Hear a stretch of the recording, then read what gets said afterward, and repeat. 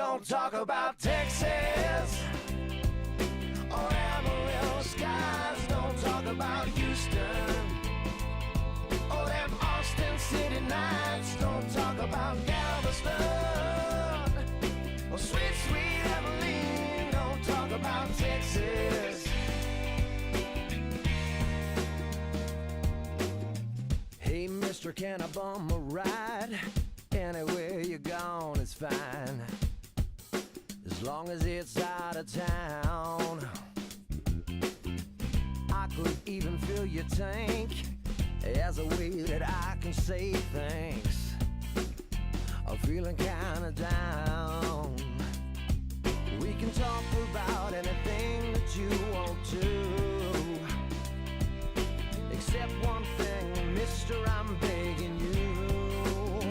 Don't talk about Texas or Amarillo skies. Don't talk about Houston or them Austin City nights. Don't talk about Galveston or sweet, sweet Abilene. Don't talk about Texas. That's where she said goodbye to me.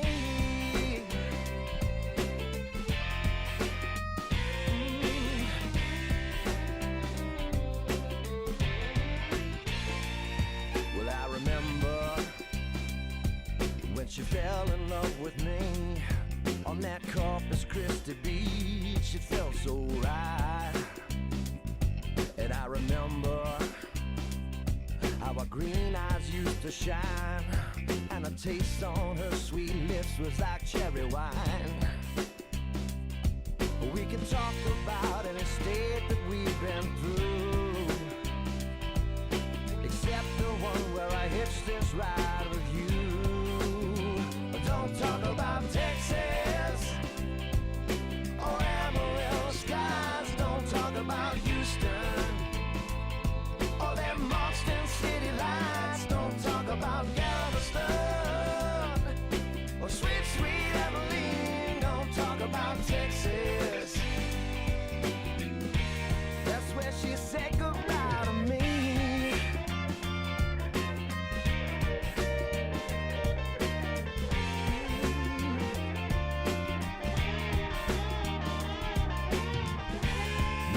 Someday I might just go back and find the best love this cowboy ever had.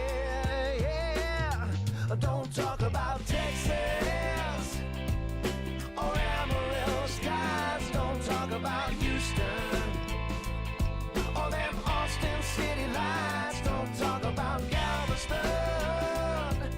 or sweet, sweet Abilene. Don't talk about Texas. So don't you talk about Texas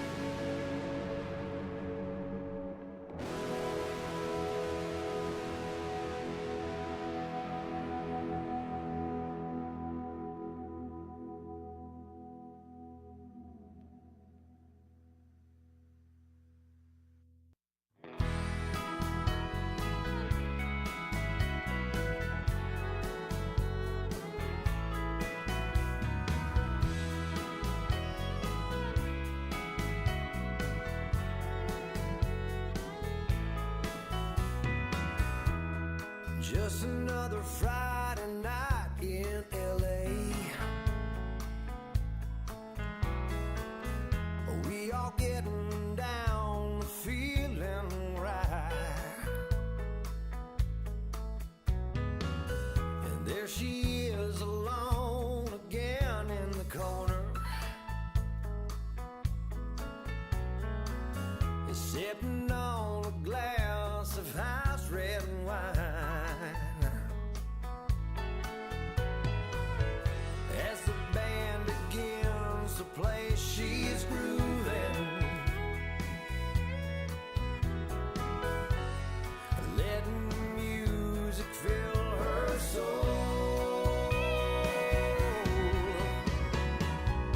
Nobody knows, nobody knows why she dances alone. No, nobody knows, nobody knows what she's running from. You can ask her to dance if you wanna, but you smile and just say no. Nobody knows why she dances alone.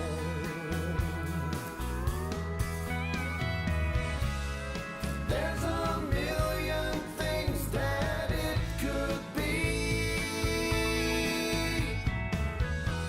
from broken hearts to broken dreams, or getting tired of being left out one more time. To tell you the truth, your guess is as good as mine. Nobody knows, nobody knows why she dances alone. No, nobody knows, nobody knows. Is there something at home? Nobody knows, nobody knows why she dances alone. No, nobody knows, nobody knows what she's running from. You can ask her to dance if you want, but you smile and just say no. Nobody knows why she dances alone. Nobody knows why she dances alone.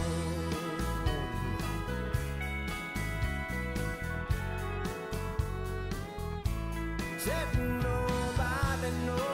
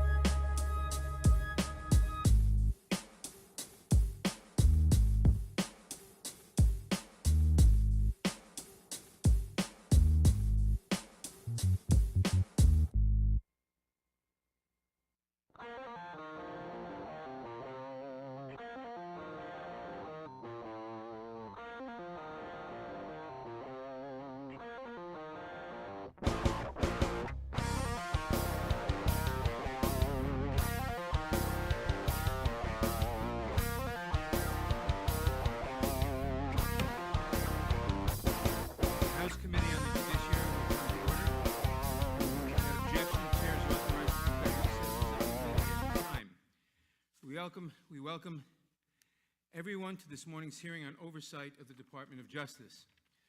I apologize for beginning the hearing late. As many of you know, I was in a minor car accident on the way in this morning. Everyone is fine, except perhaps the car, but it did cause a significant delay. I thank the Attorney General and the members for their patience and their flexibility, and we will now begin.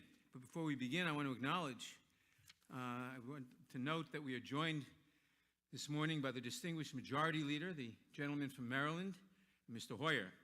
Leader Hoyer has long recognized the need for vigorous congressional oversight of the executive branch under both parties, and we appreciate his presence today as we question the Attorney General. Before we begin, I would like to remind members that we have established an email address and distribution list dedicated to circulating exhibits, motions, or other written materials that members might want to offer as part of our hearing today. If you would like to submit materials, please send them to the email address that has been previously distributed to your offices, and we will circulate the materials to members and staff as quickly as we can. I would also remind all members that guidance from the Office of it became the Department's responsibility to ensure the right to vote and to stem the tide of systemic racism. Now, not every Attorney General in the intervening 150 years has given full expression to these two goals. I am certain that every administration has fallen short of those promises in some way over time. But today, under your leadership, sir, these two objectives are more at risk than at any time in modern history. Your tenure has been marked by a persistent war against the Department's professional corps in an apparent attempt to secure favors for the President. Others have lost sight of the importance of civil rights laws. But now we see the full force of the federal government brought to bear against citizens demonstrating for the advancement of their own civil rights. There is no precedent for the Department of Justice to actively seek out conflict with American citizens under such flimsy pretext or for such petty purposes. 150 years later, we are again at a pivotal moment in our nation's history, Mr. Barr. We are confronted with a global pandemic that has killed 150,000 Americans and infected more than 16 million worldwide. We are coming to grips with a civil rights struggle long swept under the rug, if not outright ignored by our government. We are, as a nation, witnessing the federal government turn violently on its own people. And although responsibility for the government's failure to protect the health, safety, and constitutional rights of the American people belongs squarely to President Trump, he could not have done this alone. He needed help. And after he finished utterly humiliating his first Attorney General, he found you. In your time at the Department, you have aided and abetted the worst failings of the President. Let us recount just some of the decisions that have left us deeply concerned about the Department of Justice. First, under your leadership, the Department has endangered Americans and violated their constitutional rights by flooding federal law enforcement into the streets of American cities against the wishes of the state and local leaders of those cities to forcefully and unconstitutionally suppress dissent. Second, at your direction, Department officials have downplayed the effects of systemic racism and abandoned the victims of police brutality, refused to hold abusive police departments accountable for their actions, and expressed open hostility to the Black Lives Matter movement. Third, in coordination with the White House, the Department has spread disinformation about voter fraud, failed to enforce voting rights laws, and attempted to change the census rules to flaunt the plain text of the Constitution, and even defied court orders on this subject, all in the apparent attempt to assist the President's re-election. Fourth, at the President's request, the Department has amplified the President's conspiracy theories and shielded him from responsibility by blatantly misrepresenting the Mueller report and failing to hold foreign actors accountable for their attacks on our elections, undermining both national security and the Department's professional staff in the process.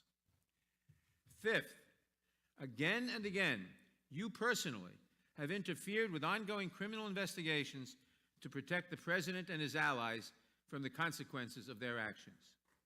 When career investigators and prosecutors resisted these brazen, unprecedented actions, you replaced them with less qualified staff who appear to be singularly beholden to you. The message these actions send is clear. In this Justice Department, the president's enemies will be punished, and his friends will be protected, no matter the cost to liberty, no matter the cost to justice.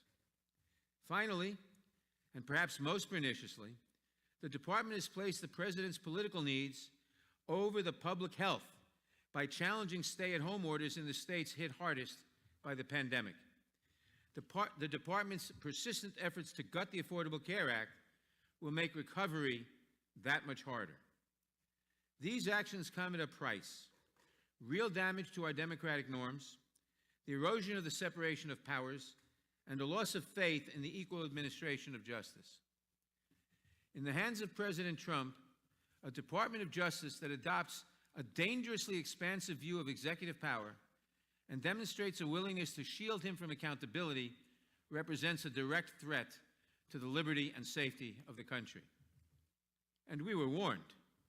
At your confirmation hearing, Professor Neil Kinkoff testified, and I quote, "Public confidence in the rule of law depends on there being an Attorney General who will not allow the President to do whatever he wants with the Justice Department. William Barr's views of presidential power are so radically mistaken that he is simply the wrong man at the wrong time to be Attorney General of the United States." Close quote. Again, this failure of leadership comes at great cost. This administration has twisted the Department of Justice into a shadow of its former self, capable of serving most Americans only after it has first served those in power.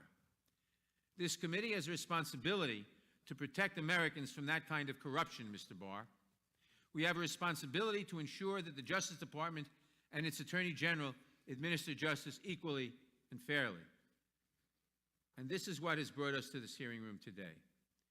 We want to give you a chance to respond to our questions to these and other matters, and we hope and expect that you will do so in a clear and forthright manner. Our members expect sincere answers today, and our country deserves no less. I now recognize the ranking member of the Judiciary Committee, the gentleman from Ohio, Mr. Jordan, for his opening statement. Spying. That one word, that's why they're after you, Mr. Attorney General. 15 months ago, April 10th, 2019, in a Senate hearing, you said this sentence, quote, "I think spying on a political campaign is a big deal." Spying on a political campaign is a big deal. It sure is. And since that day, when you had the courage to state the truth, they attack you. They've been attacking you ever since, every day, every week, for simply stating the truth that the Obama-Biden administration spied on the Trump campaign. 1 year ago, New York Times headline said this, 1 year ago, quote, "FBI sent investigator posing as assistant to meet with Trump aide in 2016. The FBI sent a young lady who used the name Rhetoric to meet Papadopoulos in September of 2016. They sent someone pretending to be someone else to meet a person associated with the Trump campaign.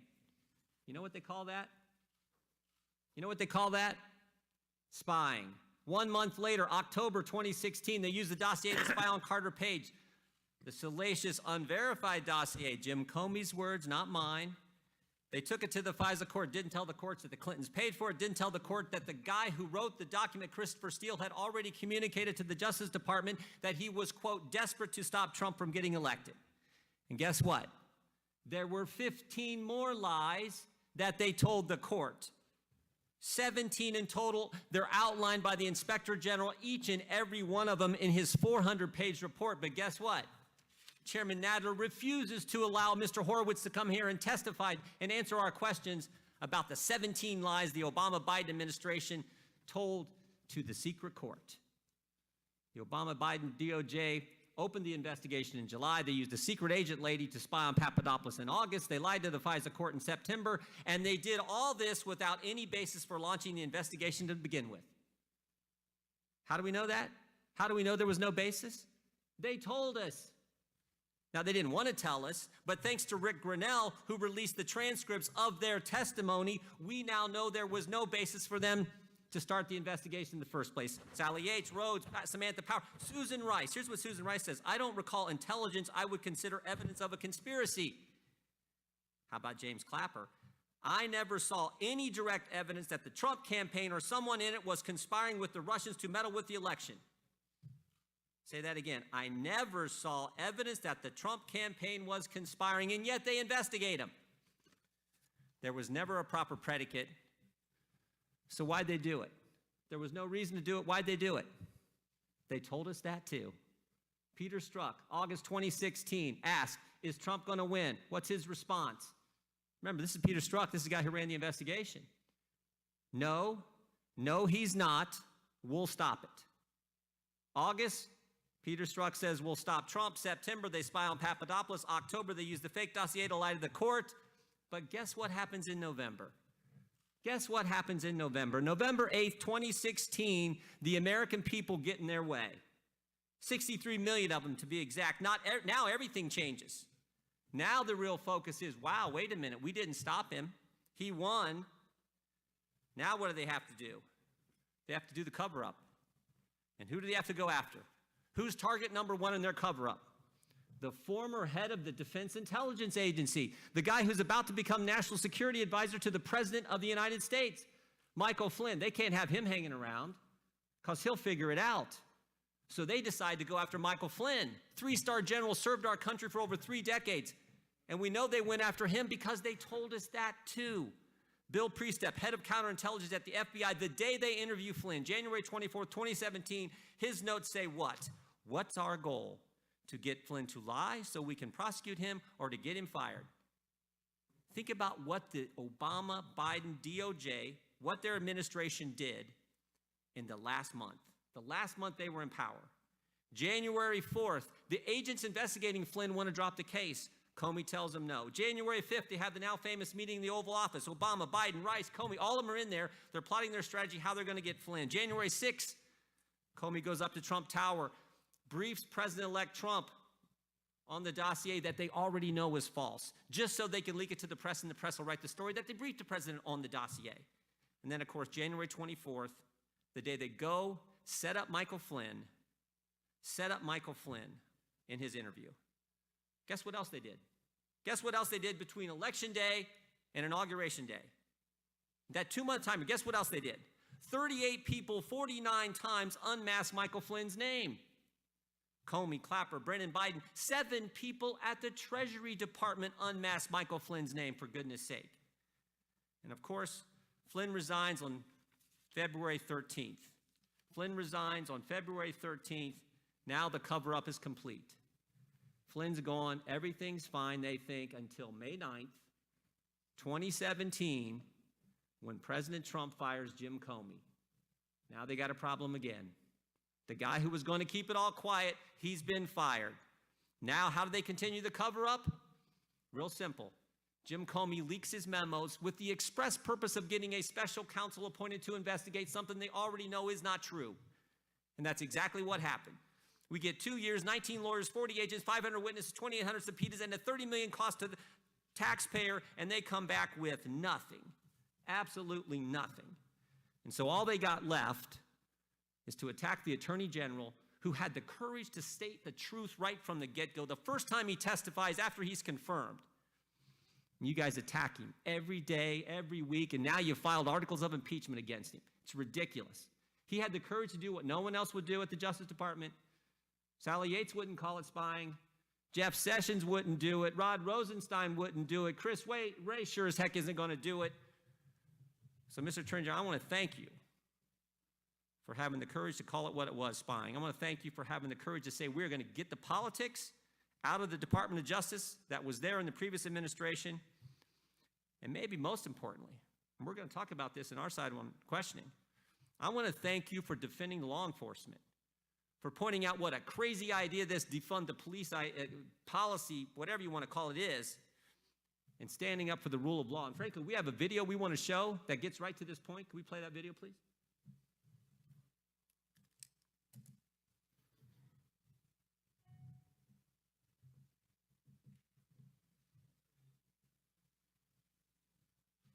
Clear in how I characterize this. This is mostly a protest. It is not generally speaking unruly. Peaceful protest. Peaceful protesters. Peaceful protest. Peaceful protest. Peaceful protest. Peaceful protest. Peaceful protest. Peaceful protest. Peaceful protest. Peaceful protest. Peaceful protest. Peaceful protest. Peaceful protest. Peaceful protest. Peaceful protest. Peaceful protests. Peaceful protesters.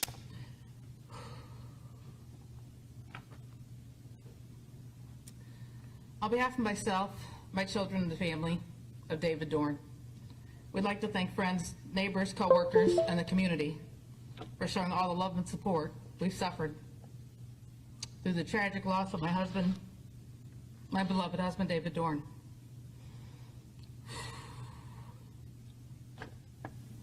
We'd also like to thank St. Louis Metropolitan Police Department for their hard work and perseverance through this investigation, as well as Circuit Attorney's Office. He dedicated his life to the city of St. Louis, retiring at the rank of captain after 38 years of distinguishable service. Then as a chief of Moline Acres for almost 6 years. During those years, he's touched so many lives as a friend, mentor, co-worker, and guardian. His life was senselessly taken from me, from us, by an opportunist who had no regards for human life or the law.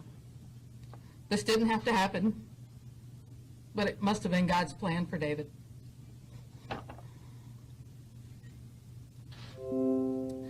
We need to come together as a community and do better. We need to teach our young people that life is very precious.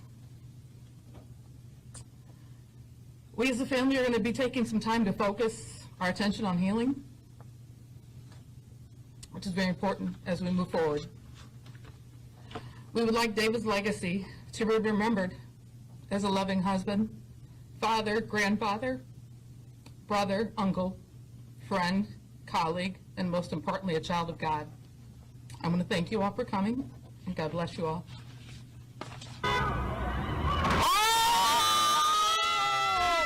That's a bomb! Oh, shit!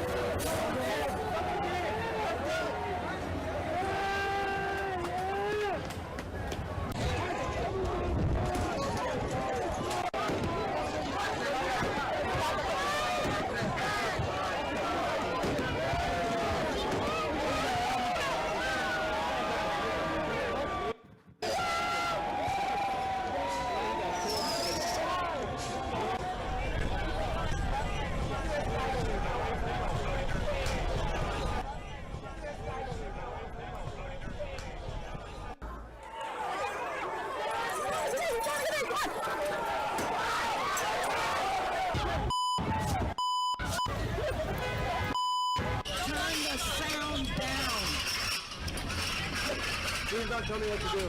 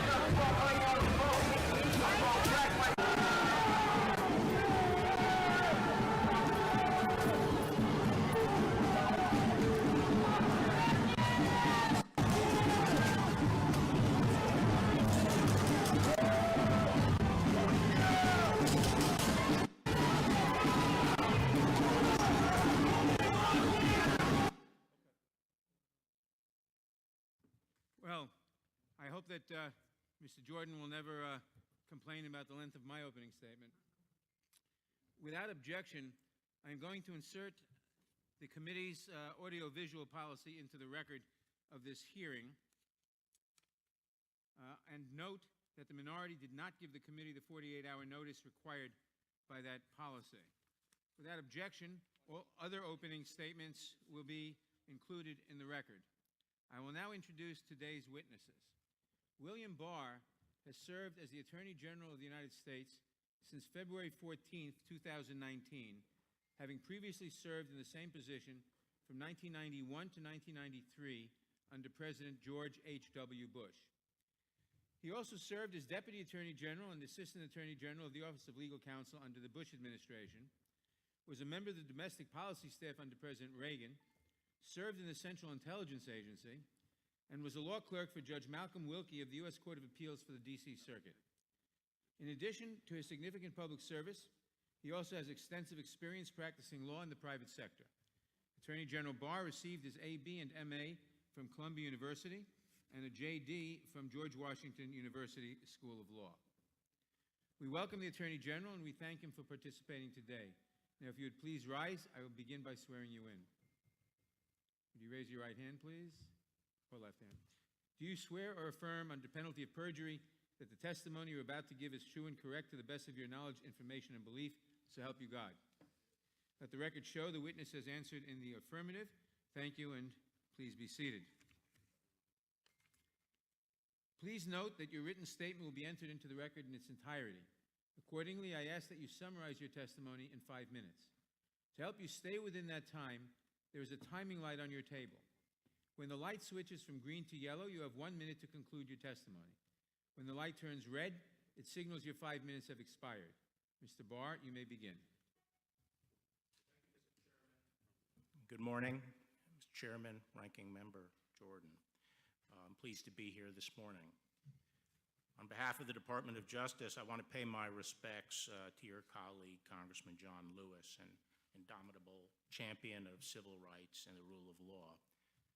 I think it is especially important to remember today that he pursued his cause passionately and successfully with unwavering commitment to nonviolence. As I said in my confirmation hearing, the Attorney General has a unique obligation. He holds in trust the fair and impartial administration of justice. He must ensure that there is one standard of justice that applies to everyone equally, and that criminal cases are handled even-handedly based on the law and the facts and without regard to political or personal considerations. And I can tell you that I've handled criminal matters that have come to me for decision in this way. The President has not attempted to interfere in these decisions.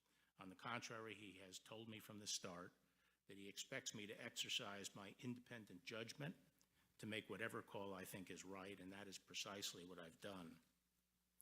Indeed, it's precisely because I feel complete freedom to do what I think is right that induced me to serve once again as Attorney General. As you just said, Mr. Chairman, I served as Attorney General under President George H.W. Bush, and after that I spent many years in the corporate world. I'm almost 70 years old. I was almost 70 years old and slipping happily into retirement. I had nothing to prove and I had no desire to return to government. I had no prior relationship with President Trump. Let me turn briefly to the several pressing issues of the day. The horrible killing of George Floyd in Minneapolis understandably jarred the whole country and forced us to reflect on longstanding issues in the nation. Those issues obviously relate to the relationship between law enforcement and the African American community. Given our history, it's understandable that among Black Americans there's at least some ambivalence and often distrust toward the police. Until just last 50 years ago or so, our laws and our institutions were explicitly racist, explicitly discriminatory. It was not until the 60s that the civil rights movement finally succeeded in tearing down the Jim Crow edifice. Our laws finally came to formally embody the guarantee of equal protection. And since then, the work of securing civil rights has rightly focused on reforming institutions to ensure they better conform to our laws and to our aspirations. That work, it's important to acknowledge, has been increasingly successful. Police forces today are far more diverse than they've ever been, and there are both more black police chiefs and more black officers in the ranks. Although the death of George Floyd at the hands of the police was a shocking event, the fact is that these events are fortunately quite rare.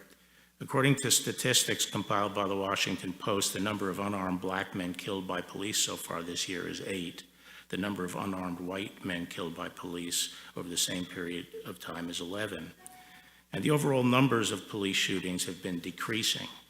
Nevertheless, every instance of excessive force is unacceptable and must be addressed appropriately through legal process, as is happening now in Minneapolis.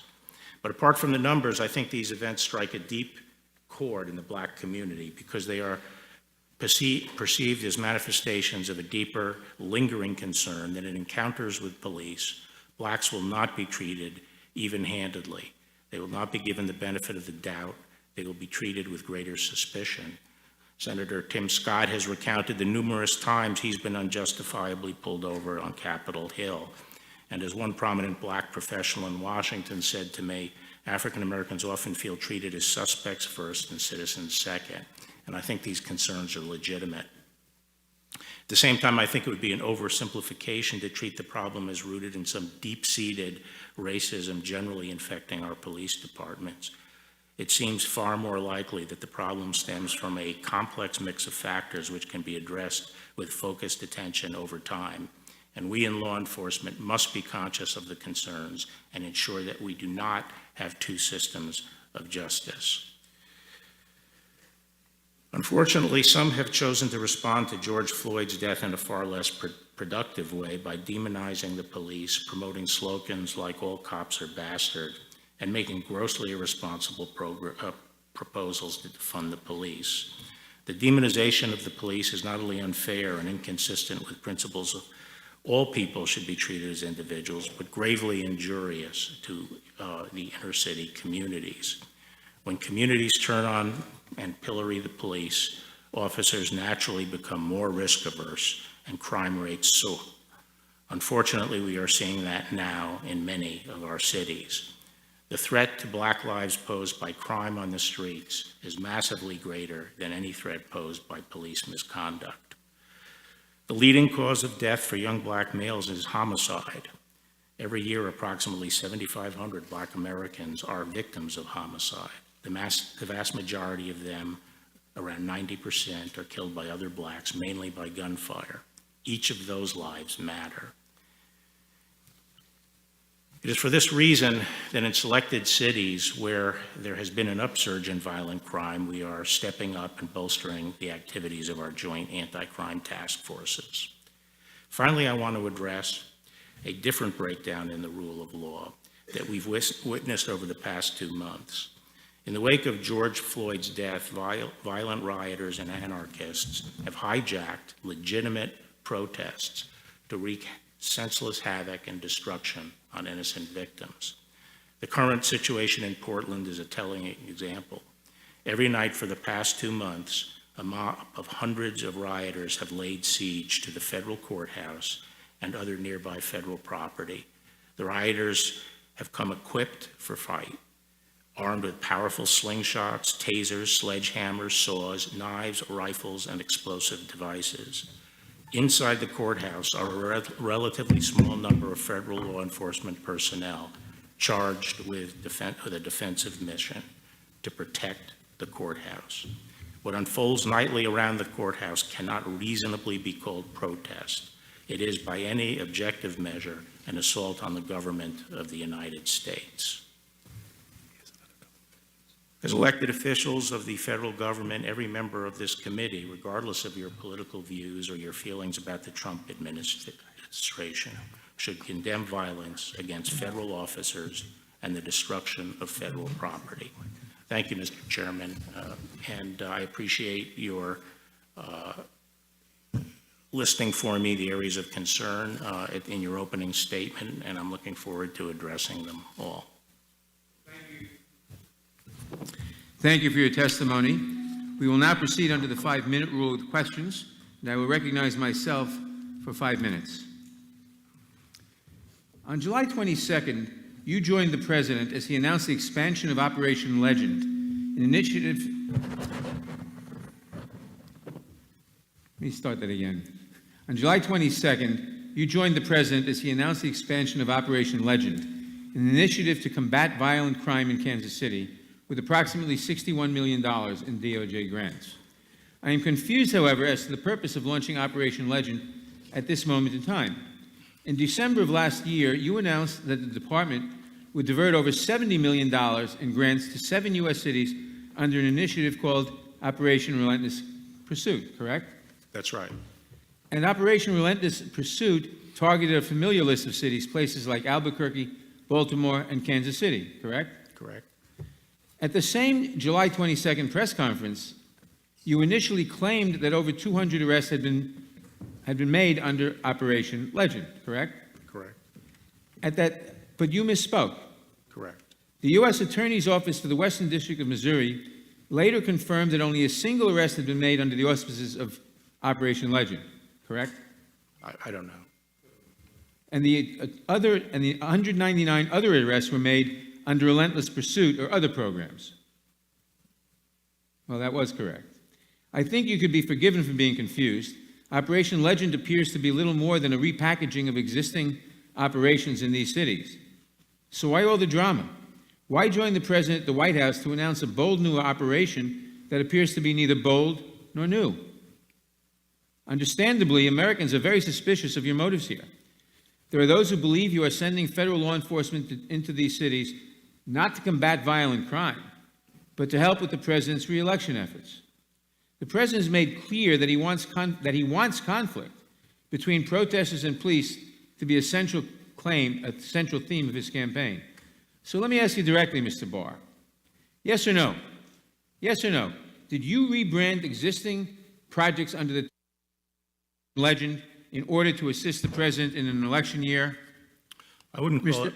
Mr. Attorney General, would you agree with me, at least on principle, that it is improper for the Department of Justice to divert resources and law enforcement personnel in an effort to assist the President's re-election campaign? No, Mr. Chairman, in the fall, we did inaugurate an anti-crime initiative because we were concerned about increasing violent crime in a number of cities, and we called that Relentless Pursuit. Unfortunately, COVID intervened, and our agents who were detailed for these assignments could not perform the operation. So the operation was squelched by COVID.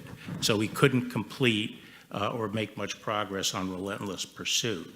However, in the intervening time, we saw violent crime continuing to rise, and a lot of that was triggered by the events after the death of George Floyd. So we did reboot the program after COVID started breaking and we could commit the law enforcement resources to actually accomplish the mission, which is to reduce violent crime. Now, I regret that COVID interrupted our law enforcement activities, but it doesn't obviate the fact that there is serious violent crime in these cities. These police departments and mayors have been asking us for help, and we have put in additional federal agents and investigators to help deal with it. Have you, now, yes or no, have you discussed the President's re-election campaign with the President or with any White House official or any surrogate of the President? Well, I'm not going to get into my discussions with the President. Well, have you discussed that topic with him, yes or no? Not in relation to this program. I didn't ask that. I asked if you discussed that with... I'm a member of the cabinet, and there's an election going on. Obviously, the topic So comes the answer up. is yes. Well, The answer the is topic comes up in cabinet meetings and other things. Okay. It shouldn't And be a as part of- surprise that the topic of the election. I didn't say I was surprised. I just asked if you'd done that. So as part of those conversations with the President or his people about the re-election campaign, have you ever discussed the current or future deployment of federal law enforcement? In connection with what? In connection with what you just said, in connection with your discussions with the President or with other people around him of his re-election campaign, have you discussed the current or future deployment of federal law Well, enforcement. as I say, I'm not going to get into my discussions with the president, but I've made it clear that I would like to pick the cities based on law enforcement need and based on neutral So, criteria. but you can't tell me whether you discussed, No, I'm not going to discuss what I discussed with the can president. you commit today that the department will not use federal law enforcement as a prop in the president's reelection campaign? We are not using I just want to federal law close enforcement. with this thought. You really can't hide behind legal fictions this time, Mr. Barr. It's all out in the open, where the people can see what you are doing for themselves. The president wants footage for his campaign ads, and you appear to be serving it up to him as ordered. In most of these cities, the protests had begun to wind down before you marched in and confronted the protesters. And the protesters aren't mobs. They are mothers and veterans and mayors. In this moment, real leadership would entail de-escalation, collaboration, and looking for ways to peaceably resolve our differences. Instead, you use pepper spray and truncheons on American citizens. You did it here in Washington. You did it at Lafayette Square. You expanded to Portland. And now you are projecting fear and violence nationwide in pursuit of obvious political objectives. Shame on you, Mr. Barr. Can I just say, Mr. Shame on you. Can I just My say, time Mr. has expired. For what purpose does Mr. Jordan seek recognition? Mr. Excuse me. Could I just What have a purpose moment? does Mr. My time has expired. For what purpose does Mr. Johnson seek recognition? Questions for the witness, and I will yield the floor to him to respond. Yeah. Mr. Chairman, you've conflated two different things. The effort, like legend, is to deal with violent crime that's committing on the streets of the city. Again, predatory violence like murder, shootings, which are soaring in some cities right now. That does not involve encountering protesters, as you refer to it.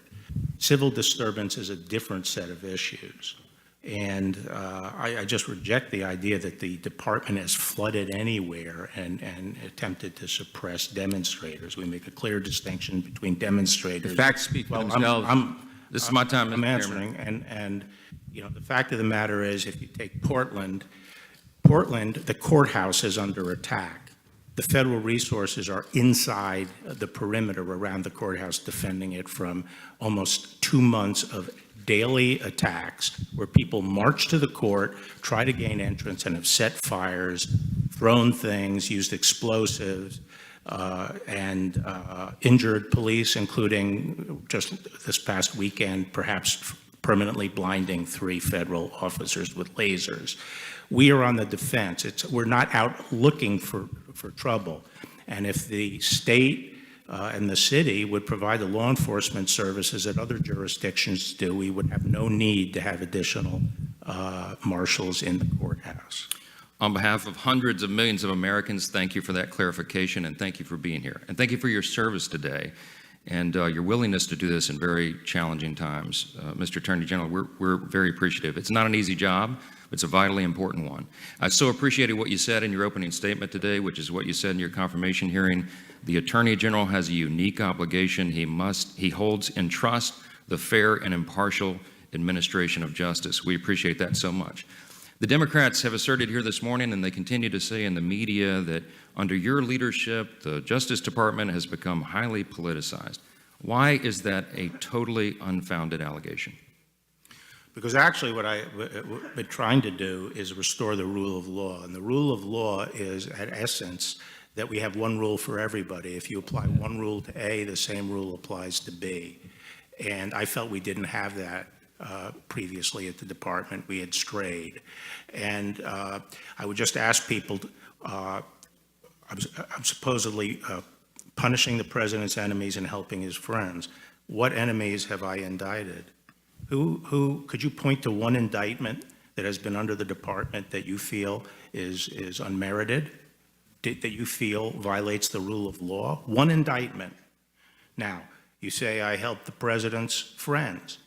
The cases that are cited, the Stone case and the Flynn case, are both cases where I determined that some intervention was necessary to rectify the rule of law, to make sure people are treated the same. I said Stone was prosecuted under me, and I said all along I thought that was a righteous prosecution. I thought he should go to jail, and I thought the judge's sentence was correct. But the line prosecutors were trying to advocate for a sentence that was more than twice anyone else in a similar position had ever served. And this is a 67-year-old man, first-time offender, no violence, and they were trying to put him in jail for 7 to 9 years. And I wasn't going to advocate that, because that is not the rule of law. I agree the president's friends don't deserve special breaks, but they also don't deserve to be treated more harshly than other people. And sometimes that's a difficult decision to make, especially when you know you're going to be castigated for it. But that is what the rule of law is, and that's what fairness to the individual ultimately comes to, being willing to do what's fair to the individual. Amen, and thank you for that. And by contrast, what the previous DOJ did under the previous administration was politicize law enforcement. The Obama-Biden administration sabotaged the Trump transition. They illegally spied on the Trump campaign. They unmasked members of the Trump campaign. They employed aggressive tactics on their campaign officials. Senior FBI officials, we all know on this committee, carried over from the Obama administration, carried on their abuses into the Trump administration and into the whole impeachment scam and all the rest. Let me ask you just one question because my time is running out. President Obama's Attorney General Eric Holder famously referred to himself as President Obama's wingman. He said in an interview, quote, "I'm still enjoying what I'm doing. There's still work to be done. I'm still the president's wingman, so I'm there with my boy." That's what he said famously. Is it the duty of the Attorney General to be the president's wingman? No, I've already described what I think the duty of the Attorney General is. And in your office, you are then free to act independently of the president. Isn't that true? That is true, particularly on criminal cases. It's required. And that's exactly what he has asked you to do. Isn't that Yes. right? Yes. Have no further time. I yield back. Thank you. It's well you have no further questions. Your time has expired. Ms. Lofgren. Thank you, Mr. Chairman. Mr. Attorney General, it's obvious what is happening here from the video played during the ranking member's opening remarks. It's clear that the president's playbook is to divert attention from his catastrophic failure in dealing with the COVID-19 situation. In Canada, our neighbor to the north, in Europe, the virus has been reduced to such a level that people can safely go out and not worry about being infected. But here in the United States, millions of Americans have been infected. Tens of thousands are dying, and the president needs to divert from that failure. And what is the playbook? The playbook is to create the impression that there is violence, that he must send in federal troops, and that the American people should be afraid of other Americans and trust the president because he's going to send in all troops to American cities. And that's how he hopes to win the election. You know, it's one thing to fight crime with joint task forces. That involves the cooperation of state and local officials. But the governor of Oregon and the mayor of Portland has asked that the federal troops leave because the reaction has actually been in reverse proportion. People are showing up because the troops are there. And I'd like to say that so many of them, I would say most of them, are nonviolent. We've all heard about the wall of moms who show up to make sure that people are safe. And here's what they say. They say they've been tear gassed night after night, left vomiting, that they've been shot at with rubber bean bags, pepper spray. So this brutality has created even more demonstrators. I'd just like to ask you this. When the president issued his executive order, they indicated your department should prioritize investigations. Has your department started any investigations pursuant to the executive order that the president issued? Which executive order, Congresswoman? The executive order that asked for the deployment of troops to protect the monuments and the federal facilities. Yes, on June 26th. Yeah, I wouldn't say it was troops, but we have initiated investigations, yes. We've made arrests of people people who have been rioting and taken down statues. But I think your characterization of Portland is completely false. I would like to, we can get into that, but I'd like to ask you a question about surveillance, if I may. We've heard reports that cell site stimulators known as stingrays or dirt boxes are being used to collect phone call location and even content of phone calls. Drones are being used that may have face recognition or cell phone interception technology, and that there is bulk collection of internet browsing history. What specific authority is the department using for these surveillance tools? I really can't speak to those instances if they in fact occurred. I'm glad to go and try to determine what you're talking about. Well, actually, I'm asking about authority, not the details. Well, I think most of our cyber activities are conducted by the FBI under their law enforcement powers to detect and prevent crime, federal crime. I think the American public should know that this surveillance technique isn't just about the people in front of the courthouse. If a husband and wife call each other and one of the spouses has a cell phone that's within range of one of these technologies, not only the location, but the actual content of that couple's conversation can be scooped up using this technology. So this really isn't just about the demonstrating. This is about the privacy of all Americans, and it's all being violated for the president's political purposes of trying to create a scene, create a reason, divert attention from the COVID failure. I think it's really very unfortunate and a disservice to the American people. Mr. Chairman, my time has expired. So Point of order. Gentlelady yields back. Mr. Chairman, point of order, real quick. Gentleman will state his point of order. Could you ask those members who choose not to come to work to silence their cell phones on the video because it's distracting to what we're doing here today? That is not a point of order. I now recognize Mr. Chabot. Mr. Attorney General, would it be accurate to say that it's this administration's responsibility, and of course you're part of the administration, to see that federal laws are upheld and that the federal property is secure and safe and protected? Is that correct? That's right, Congressman. There are sort of distinct missions. One mission is to enforce federal law.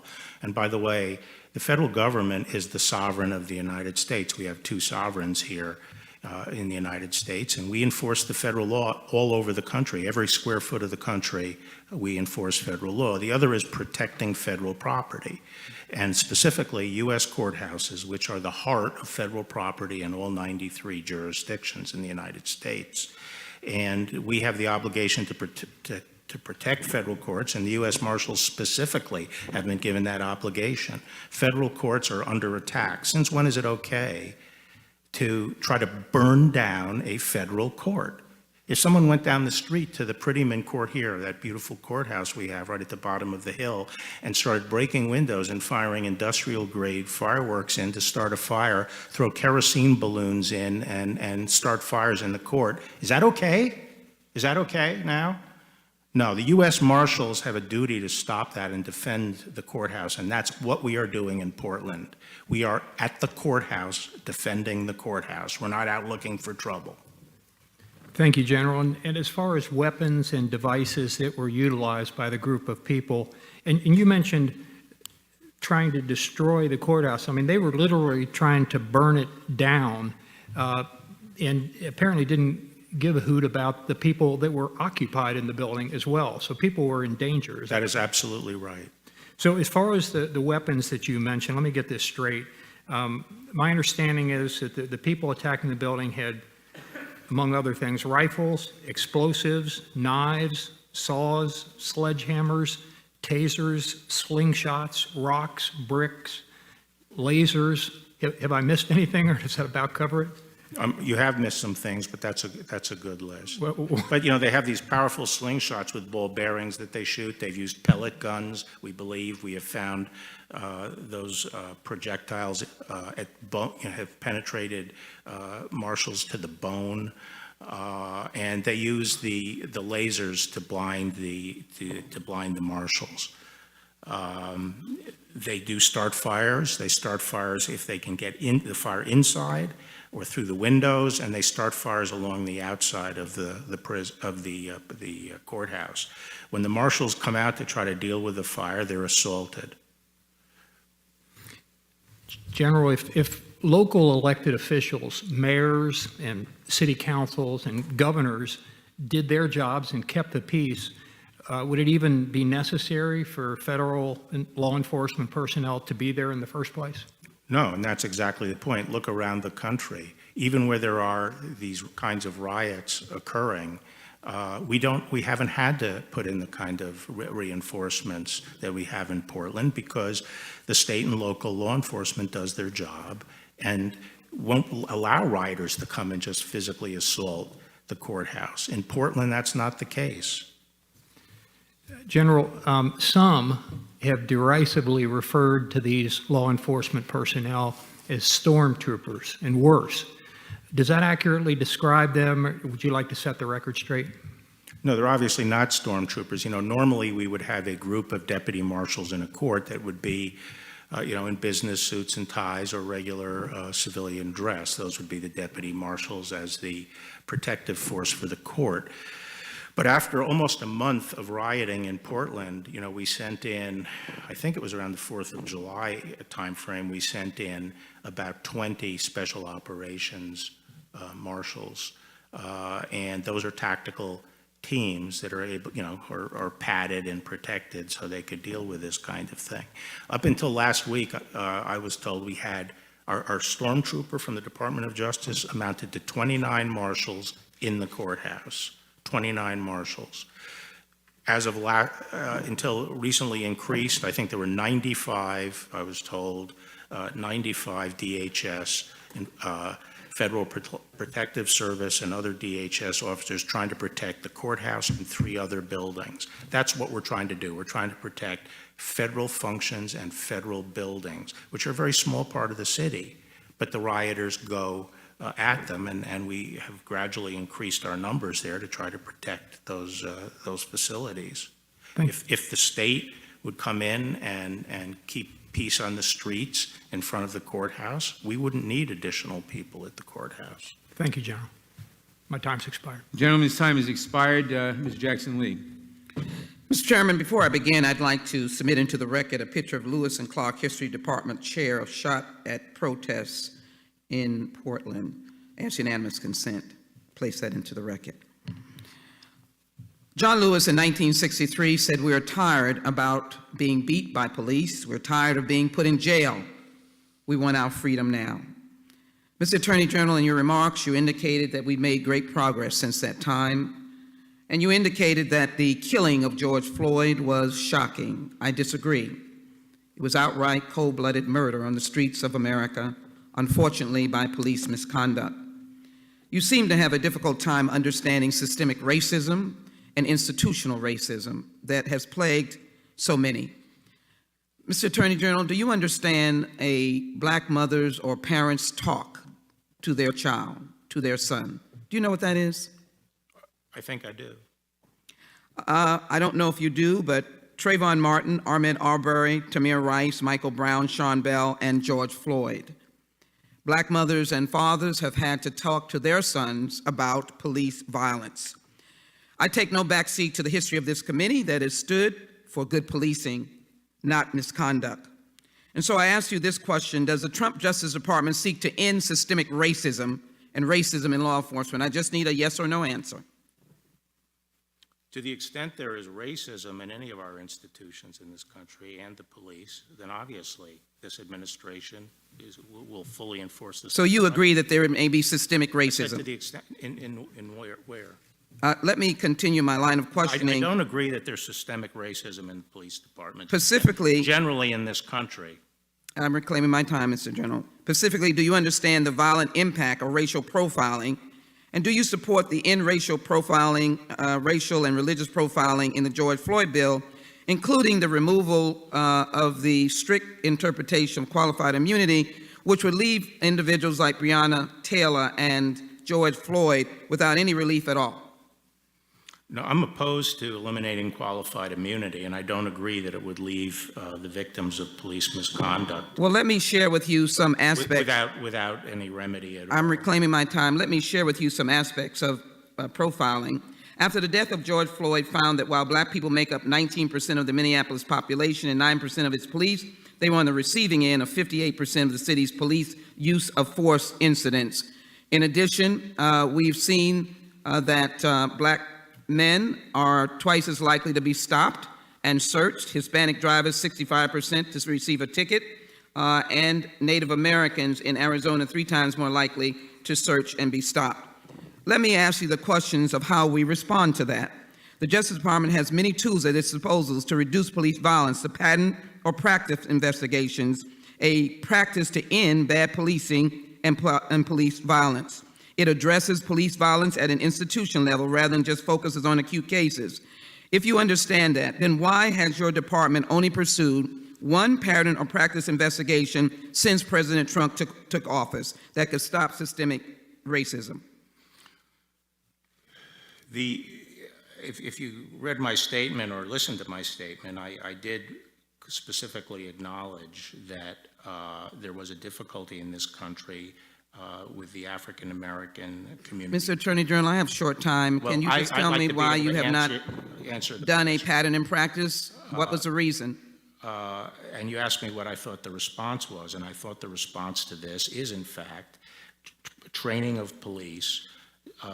And I think the police believe that that's a response. I was talking to a black Then let me chief of continue. police. Mr. Attorney General, I want to respect you, but I have a short time.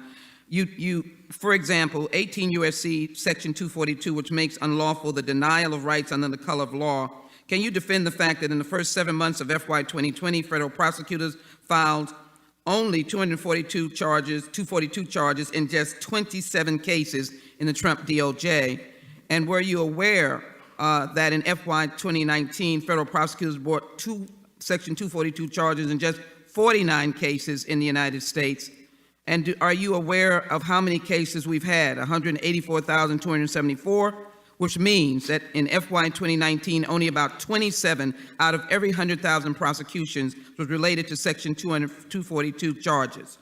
Do you have a reason for that? Yes, I do. I will get you the numbers on it. I don't know them off the top of my head, but actually our criminal prosecutions under 241 and 242 are extremely strong and are comparable to, if not exceed, prior administrations. But at the beginning of this year, most of the, very few jurisdictions had grand juries that were open. No grand juries. I think the reason is because it was really skinny. It was not your focus. Your focus was more to let out friends like Roger Stone and Paul Manafort, while Tamir Rice, whose case has not been taken up, was playing with a toy gun, was killed by police at the age of 12. Breonna Taylor was sleeping in her apartment when she was killed by police at age 26.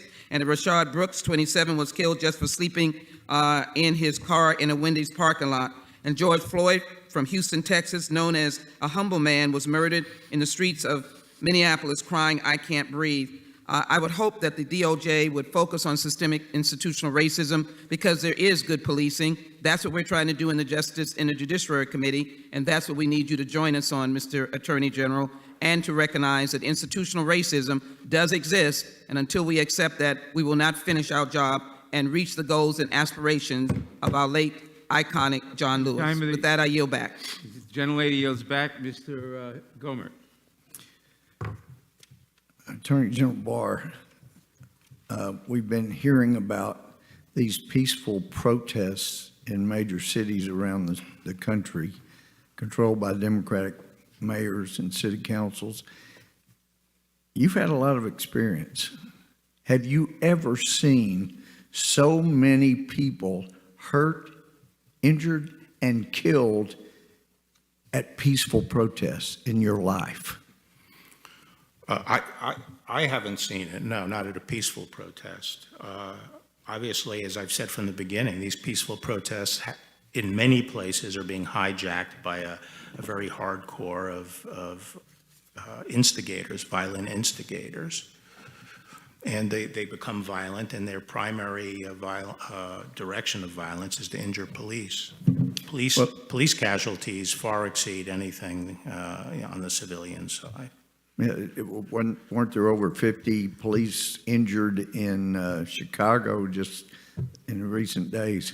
And now I'm hearing this allegation that this administration is helping spread coronavirus, COVID-19, and yet these are some of the same people that just castigated the president for shutting down travel from the location where the virus was coming from. And now some seem more interested in defending the Chinese Communist Party than they are our own country. But what occurred to me, hearing this allegation about this administration helping spread COVID, would it be a good idea then perhaps, if that's the big concern here, that maybe the federal government should shut down the protests during this COVID-19 spread so that we can satisfy our colleagues that you're doing more to stop it? Has that ever been a consideration? No, I've never considered that. Well, it would apparently stop some of the allegations being thrown here. Now, I know you know history. Going back to 1917, the Bolshevik Revolution, the Mao Revolution, some of these tactics we're seeing are not new. Trying to get, even David Horowitz, I introduced one time as a former socialist, he said, no, I was a full-blown communist. But he has pointed out that he started looking away from the group he was in because he saw they were interested in trying to provoke the police to kill somebody so that they could really create mayhem. You're familiar with that tactic by Marxists, are you not? Yes. It is a dangerous time. Well, let me ask you, I know you know that U.S. attorneys are supposed to serve at the pleasure of the president. You know, Bill Clinton fired 93 U.S. attorneys on the same day. Do you know what made U.S. Attorney Berman think that he was the exception who did not serve at the pleasure of the president? What caused him to think he owned that position? I think part of it was he seems to have had the view that because he was court appointed, and there is a provision in law for court appointment of a U.S. attorney as essentially a placeholder until the administration gets somebody, that he felt he could not be removed by the president because he was court appointed, and that's not correct. Yeah, and some judges fail to know what my constitutional law professor knew, and that is that all courts federal courts except for one owe their existence and continuation and jurisdiction to the U.S. Congress. Hopefully, Mr. Berman will figure that out at some point. Now, is Bruce Orr still working for the FBI? He works for the Department of Justice. Well, we have heard so much information about he's basically being the go-between between the DNC, the Clinton campaign, Fusion GPS, Christopher Steele, the Russian propaganda that were incorporated into his dossier. And I know Kleinsmith, Christopher Wray, indicated he had been given the chance to resign, go get a better job. I'm wondering how long Bruce Orr is going to be staying where he is. It's incredible to me that he's still there. Well, I can't talk about, individual personnel matters. Well, thank you for your service. I'm sorry for the abuse you've taken when you're just trying to do your job. Appreciate it very much. You're back. The gentleman's time has expired. The chair recognizes the gentleman from Tennessee for 5 minutes. Thank you, Madam Chair. Mr. Barr, I'm the chairman of the Subcommittee on the Constitution, Civil Rights, and Civil Liberties, so this is most pertinent hearing to me. Firstly, I'd like to ask you if you will work with us and allow the head of the Civil Rights Division, Assistant Attorney General Eric dry band to testify before this committee this fall? I'll talk to him about it. We encourage him? I'll talk to him about it. All right. I've closely watched actions taken by the federal government at Lafayette Park in June and currently in Portland, Oregon. According to a DOJ document dated June 4, received by this committee, 1,500 federal agents from 10 different agencies were deployed to confront protesters in Washington, D.C. At Lafayette Park, which has long been honored and accepted as a place of protest in our nation's capital, on the first day of June, the world watched in horror on live television as federal agents deployed by the administration, and with you present and telling him to get it done, used force to clear Lafayette Park so that the president, with you and others at your side, could walk across the park and have a photo op in front of St. John's Church. This was anathema to the bishop of the diocese and the rector of the church. It was also an affront to the Constitution and to the American people. Given the timing and the coordinated attack against the peaceful demonstrators, it strains credulity that this was not planned for use of political purposes. And just yesterday, Major DeMarco testified to another committee of Congress that the protesters were peaceful, and that's what the majority of people have said, and the response was excessive. When did you first learn that the president planned to walk through the park and go to St. John's Church? First, I'd like to respond to what you... Would you please answer my question? My time is limited. I learned sometime in the afternoon that the president might come out of the White House, and then later in the afternoon, I heard that he might go over to the church. So it was absolutely necessary the park be cleared for his walk. No, that had nothing to do with that. The plan to move... Mr. Attorney General, it was necessary that the park be cleared, and it was done, and you said, get it done. Well, I have the time. Thank you. In Portland, we've seen mothers and we've seen veterans who were peacefully protesting, not threatening the federal courthouse, beaten and gassed. Unidentified armed federal agents violently attacked demonstrators in a violation of the First Amendment's freedom of assembly and arrested citizens without individualized suspicion in a violation of the Fourth Amendment's protection against unreasonable searches and seizures and a warrant requirement. You've gone through the Fifth Amendment and due process and just negated it.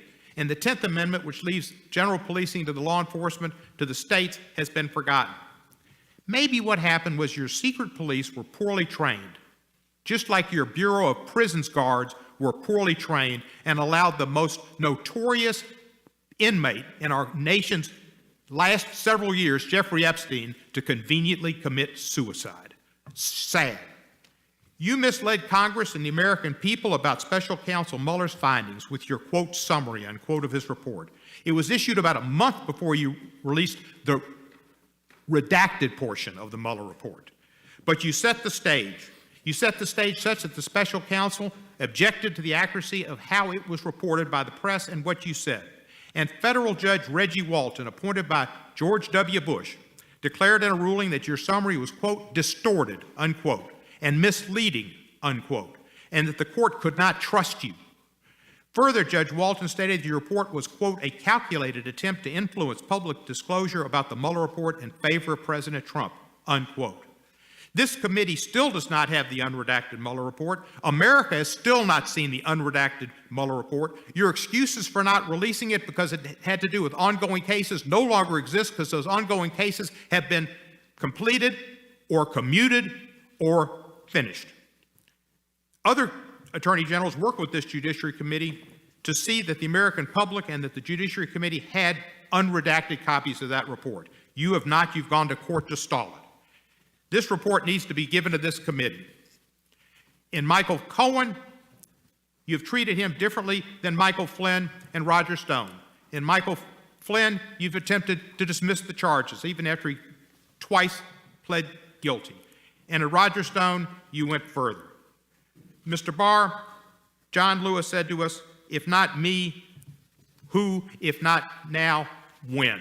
That's why I introduced H.Res. 1032, which would require this committee to investigate your conduct as Attorney General and determine whether you should be impeached. That is my constitutional duty. I yield back the balance of my time. May I respond to these? I seek recognition. I'm sorry, what did you? I would like to Chair seek recognizes Mr. Cohen. recognition for unanimous consent requests. Yes. You are Thank you. recognized. I'd like to introduce for the record a Slate article entitled Why Trump Chose Portland, which describes the racial history of the state and the Portland Police Bureau. I'd also like to introduce an op-ed from Mary McCord, who writes her words were twisted to justify the department's disingenuous position to drop charges against Michael Flynn after he had already pled guilty. I'd like to introduce an op-ed from Jonathan Kravis, describing the political interference in the Roger Stone case and why he resigned from the Department of Justice. And I'd like to introduce a statement from over 2,600 former DOJ officials calling for Attorney General Barr's resignation because of his assault on the rule of law, and a letter from the New York City Bar urging Congress to commence formal inquiries into a pattern of conduct by Attorney General Barr that threatens public confidence in the fair and impartial administration of justice. And finally, a letter from 27 of the District of Columbia's most prominent attorneys and law professors, including 4 past presidents of the D.C. Bar, calling for an ethics investigation into Mr. Barr's conduct. And With that last but not objection. least, a letter from over 80% of the George Washington University Law School faculty, your alma mater, saying his actions have posed and continue to create a clear and present danger to the even-handed administration of justice, to civil liberties, and to the constitutional order. Okay, without objection. Madam Chair, one more The- unanimous consent request on this Go side. ahead. This is the article that says Representative Jerry Nadler says Antifa violence in Portland is a myth. That's from Politico and a number of other journals. Put that Without in the record. objection. Thank you. Mr. Collins is recognized for 5 minutes. Thank you, Madam Chair. Welcome, Attorney General Barr. Wow. I'm beginning to believe, frankly, that you're probably that just hadn't come out yet, probably will in a little bit. You're probably the cause of the common cold and, and possibly even the COVID-19. I'm not sure at this point because everything's being thrown at you, including now, undoubtedly, your alma mater doesn't like you anymore. Where have we come? The chairman said something earlier today that really made me think. He said, why all the drama? That's the most ironic statement coming from this committee in the last 18 months that I've ever heard of, the drama that we're bringing up today. We're seeming to just contort ourselves to get to some way to show that you have a nefarious motive. I believe, like some of our side here, I believe the biggest problem you have is telling the truth. I believe that's the problem that they have with you. You'll tell the truth and you'll take responsibility for your actions, and I think that's why you're being attacked. But I want to continue just on this, quote, peaceful protest for a second. You made a comment just a second ago on these rights. Talking about the courthouses just down the street, what if they decided, do you think that this body right here would rise up if they decided to go tonight and paint the Capitol building? This body, I'm not sure. I think this side would, I'm not sure.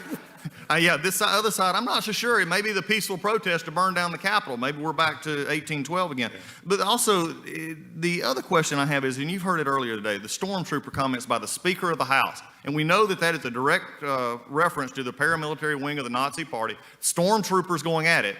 Do you believe that that actually puts our law enforcement community at a whole? As a son of a state trooper, I want to know your opinion.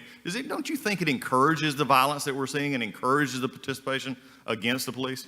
I think that's possible, and I think it's irresponsible to call these federal law enforcement officers stormtroopers. Yeah, and we're seeing that thing played out over and over. Let's switch back to something else, though, that is I think, more appealing here.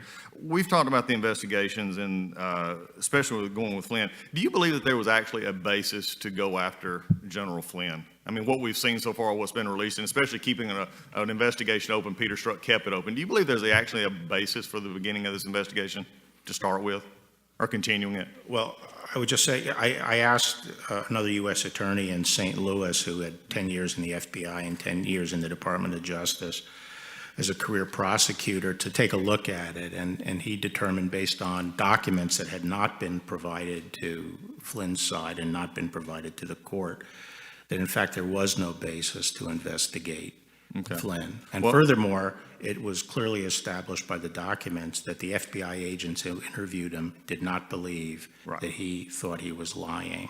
Well, there's another part of this as well that concerns what has been, given to the courts and the interviews, and that is that the facts were not disclosed to Flynn prior to the interview. That seems like a Brady violation to me. Do you believe that there's a Brady violation there in this case? No, there wasn't a Brady violation there, but I think what the counsel concluded was that the only purpose of the interview, the only purpose, was to try to catch him in saying something that they could then say was a lie. So was it entrapment? And therefore there was not a legit, the interview was untethered to any legitimate investigation. So as the law enforcement officer in this country, it is your responsibility to provide justice for both sides, not, and to call it as it should be. And I think that's what you've done there. Continuing on Durham case, and I know we're not talking specifically about the Durham investigation, which we're hopeful of, but to your knowledge, and we're seeing some released documents on the last week or two that have said, to your knowledge, has Kevin Kleinsmith or anyone else at FBI or DOJ who was previously there, attempted to redeem themselves by cooperating with the investigation? It's been slow, and I can't get into that. Okay, I understand that. I have another issue as we finish up in looking at this between the rhetoric, between the investigation. I think Durham investigation is something most of us are waited for, because we can't seem to get this committee to actually believe that the IG's report is worth having something about this committee. And there's not a Democrat or Republican on the side that can make a legitimate claim why the Inspector General has not been called before this committee to actually explain his report, except politics. And that's what this committee has become all along. But I have another problem, and I've written to you about this, and that's down with the district attorney down in Fulton County, Georgia, actually majoring felony murder charges on an officer. And the interesting part about this is what we do as prosecutors do, but were you aware that the district attorney failed to seek an indictment from a grand jury or even waited for a GBI investigation to finish before bringing those charges? Were you aware of that? Yes, I was. Okay. As an attorney, and again, looking at this with the environment we have right now with police officers constantly under attack from this committee and from others and all over the country, and especially from the Speaker of the House, as an attorney and especially a prosecutor, do you think it's appropriate to charge a law enforcement officer with a crime as severe as felony murder without giving the investigation more than a mere days and without obtaining an indictment from the grand jury, and while you announce the charges, lay out a case that is full of falsehoods? I've said that I would have preferred that he had used the grand jury and had waited till the Georgia Bureau had completed its investigation. I appreciate your help in that, and with that, I yield back. Thank you. With that, the chair recognizes Mr. Johnson from Georgia. Thank you. General Barr, your opening statement reads like it was written by Alex Jones or Roger Stone.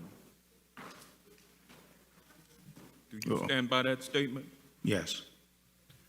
Now, I'm sure that we can agree on some things. We disagree on a whole lot, but I'm sure we can agree on the fact that President Trump is just a prolific tweeter.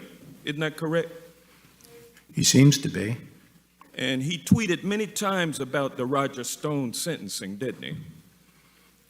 I don't know how many times he tweeted about it. Well, many times. You are aware of them because you said it hurts you from doing your job. And isn't it true that when prosecutors in the Roger Stone case filed a memo with the court recommending a sentence of 7 to 9 years in prison, a few hours later, President Trump tweeted that the sentence recommendation was, quote, a disgrace? You're aware of that? Yes. And General Barr, several hours after that, you filed a pleading with the court stating that the sentence recommendation would be changed and that you would be asking for a lighter sentence for Roger Stone. Isn't that correct? No, what is correct is that, what is corrected on February 10th, Monday, I gave instructions as to what the... Reclaiming my time. Yeah, I'm answering your question. Well, you got to let him answer. Reclaiming my time, you filed a sentencing recommendation hours after President Trump tweeted his dissatisfaction with the Stone recommendation, and you changed that recommendation. No, the night before, that is Monday night. I know your story, but I'm asking. Well, I'm telling my story. That's what I'm here to do. Well, I do. That's why I'm here. Well, I'm here to tell my story. And on the night before, on February 10th, sir, on February 10th, I directed. Reclaiming my time, sir. Reclaiming my time. And I know you don't want to answer, but the facts are clear. Sentencing recommendation made in the morning, tweet in the afternoon, you changed the sentencing recommendation that... No, tweet was not made in the afternoon. The tweet was made at, I think, 1:30 or 2 in the morning. Well, the tweet was made before and after. Tweeted about that relentlessly, and you've agreed to that. Now, when you filed your sentencing recommendation asking for a lower sentence... I didn't ask for a lower sentence. Well, you said that you were going to recommend a lower sentence. And you wasn't the sentence that was recommended by the line prosecutors according to the sentencing guideline calculations? It was within the guidelines, but it was not within Justice Department policy, in my view. General Barr, you're expecting the American people to believe that you did not do what Trump wanted you to do when you changed that sentencing recommendation and lowered it for Roger Stone. You think the American people don't understand that you were carrying out Trump's I was not. deal? I had not discussed my sentencing recommendation with anyone at the White House or Doing what anyone the president exactly or anyone doing what outside the president department. wanted you to do, and that's what you did. No. Attorney Let me ask you, do you think it's fair? Do you think it is fair for a 67-year-old man to be sent to prison for 7 to 9 years? It was in accordance with the sentencing. No, it was not. You just said that it was, and your line prosecutors will testify that it was also. Now, I'm going to move on from that. The department. During your time as Attorney It is General not the for Herbert Walker Bush, you never changed the sentencing recommendation for a friend of Herbert Walker Bush, did you? No, as I recall. All right, that's all I'm asking. No. And over the course of your time as Trump, Nothing was never elevated to me. over the course of your tenure with Trump, you've changed 2 sentencing recommendations, not 1, but 2. Correct? Which were they? Yeah, Michael Flynn. I didn't change it. Well, you indicated that you changed it because the original Flynn sentencing recommendation was for Flynn to serve 0 to 6 months. But under your authority, the Justice Department supplemented that recommendation with a pleading that stated the Department of Justice's agreement with Flynn's lawyers that probation would be a reasonable sentence and that the DOJ would not be seeking prison time for Michael Flynn. Isn't that correct? I don't think that's what it said. Well, that's what it said, sir. You go back and read it. I think both pleadings Now, sir, said that. reclaiming my time, prior to you becoming The gentleman's attorney- time has expired. Madam Chair, you can give a speech or you can ask questions. If you do the latter, you need to let the witness answer the questions. And that's the chair's obligation, I chair's believe- responsibility to allow that to happen. Mr. Buck is recognized for 5 minutes. Appearing before the committee today. General Barr, there is a disturbing pattern we've seen throughout history with totalitarian systems of government. The leaders first seek to disarm the population, then they encourage goon squads to suppress opposing voices. And finally, once they have disarmed and silenced the opposition, these authoritarian leaders institute policies that root out and crush freedom in every form. Unfortunately, the American left has been infected with this same totalitarian desire to remove firearms and silence opposing views as part of a campaign to achieve its political ends. We've seen this scenario play out in every major Democrat-run city in America. Progressive leaders push to disarm law-abiding Americans to further their influence while watching as crime rates soar. We even saw failed presidential and Senate candidate Beto O'Rourke proudly tell Americans, hell yes, we're going to take your AR-15 and your AK-47. Now the American left is actively cheering as its fascist militia Antifa rages in the streets. Antifa is a domestic terrorist organization that hijacks peaceful rallies, organizes armed riots, attacks peaceful protesters, burns buildings, loots stores, and spreads hate. Reports of Antifa-linked attacks began circulating in 2017. These thugs, often armed with sticks and pepper spray and other instruments, showed up to silence college Republican groups at Berkeley. The left was silent. Then in June 2019, Antifa jumped into the national conversation after journalist Andy Ngo was brutally attacked in Portland. No arrests were made. The left again was silent. Almost exactly 1 year ago today, the Wall Street Journal ran an op-ed stating Portland has to do something to deter political violence or the city will get more of it. Of course, the city's feckless leadership has only further encouraged Antifa's violent antics. As a result, we've seen 61 straight nights of violence in Portland. Antifa's fascist totalitarian activities are now oozing into other Democrat-run cities. Last Sunday, Antifa launched a violent assault on a peaceful pro-police demonstration in Denver, Colorado. Conservative leaders in Colorado, including Randy Corcoran, a Denver area lawyer and radio talk show host, organized a family-friendly event in honor of Law Enforcement Appreciation Day. The atmosphere was peaceful, and counter-protesters were given plenty of space to advocate their message. But as the afternoon wore on, a swarm of violent Antifa thugs infiltrated the peaceful Black Lives Matter counter-protesters and began assaulting pro-police Americans. These are 20 and 30-year-old thugs assaulting 50, 60, 70, and even 80-year-old Americans who only wanted to show their support for law enforcement. What's worse, Denver's cowardly liberal leadership ordered police to retreat once they saw members of Antifa entering the fray. A Denver police detective, Nick Rogers, apologized for this terrible decision. Detective Rogers summed it up best in a recent radio interview, quote, "I'm sorry on behalf of the rank and file. That's not us. That's not who we are. It just kills me that we let good people down." He continued, "I found out that a retreat order was given by the incident commander, and we had one lieutenant step up and say, 'We aren't leaving.' This lieutenant said, 'These people are going to get killed if we don't stay.' So he kept his people there. That's the reason this thing didn't get worse." End of quote. These are sad times in America. Free speech and the right to keep and bear arms are both being threatened by violent anarchists, and the best our chairman can do is call Antifa a myth. General Barr, this has to stop. We can't let Antifa continue terrorizing our country. Can you please tell us about the appropriate use of civil and criminal RICO statutes to address violent criminal groups like Antifa?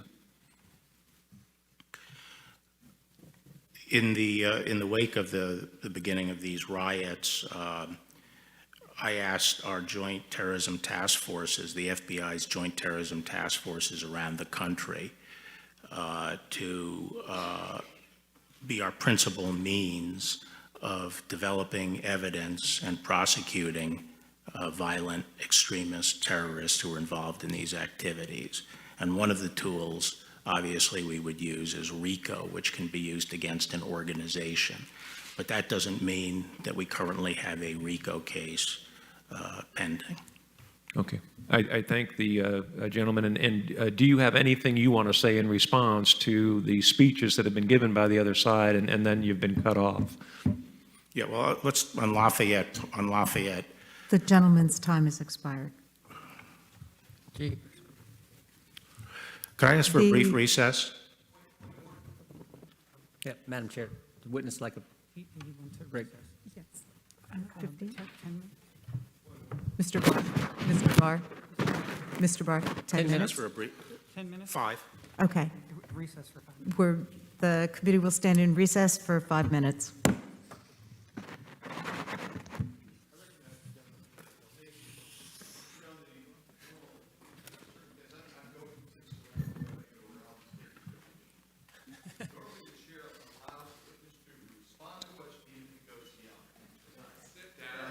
The committee's in recess, sir.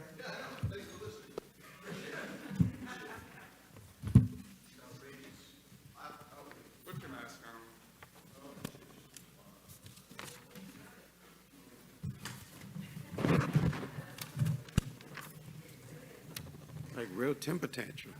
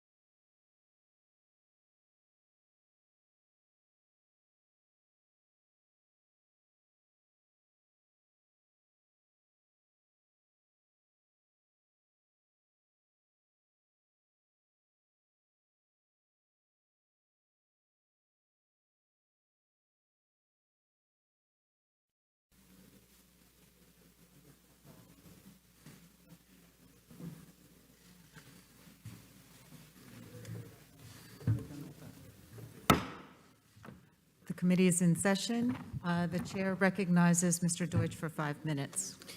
Thank you, Madam Chair.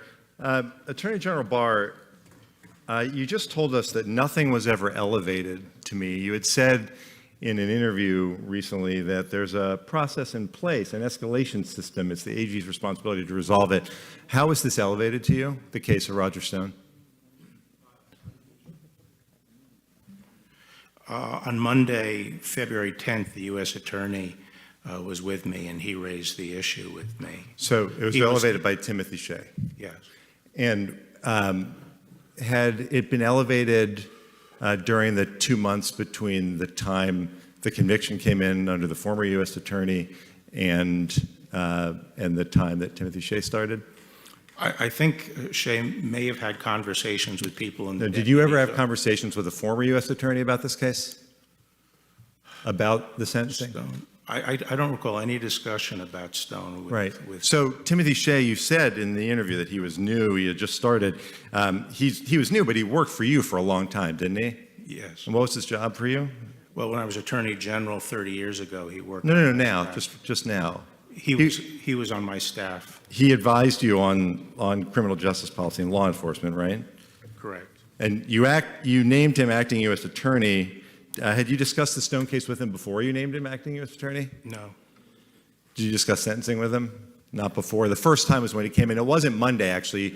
Just to refresh your recollection, in a prior interview, you said he came in the week before. He came in to see some senior staff.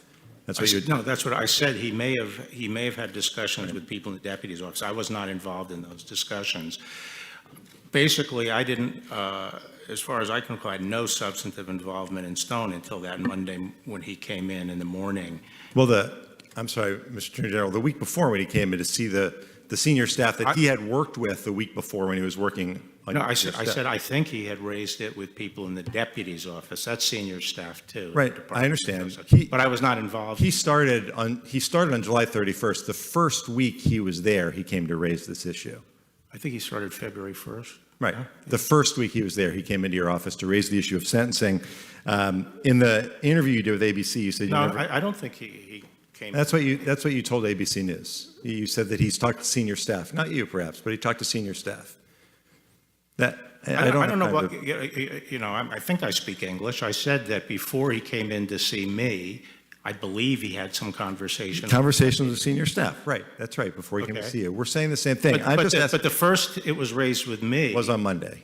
Did you talk to the senior staff after they spoke with him?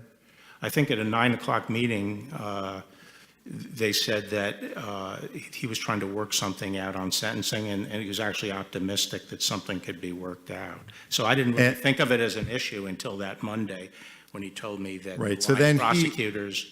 He filed the sentencing memo, and the sentencing memo called for 7 to 9 years.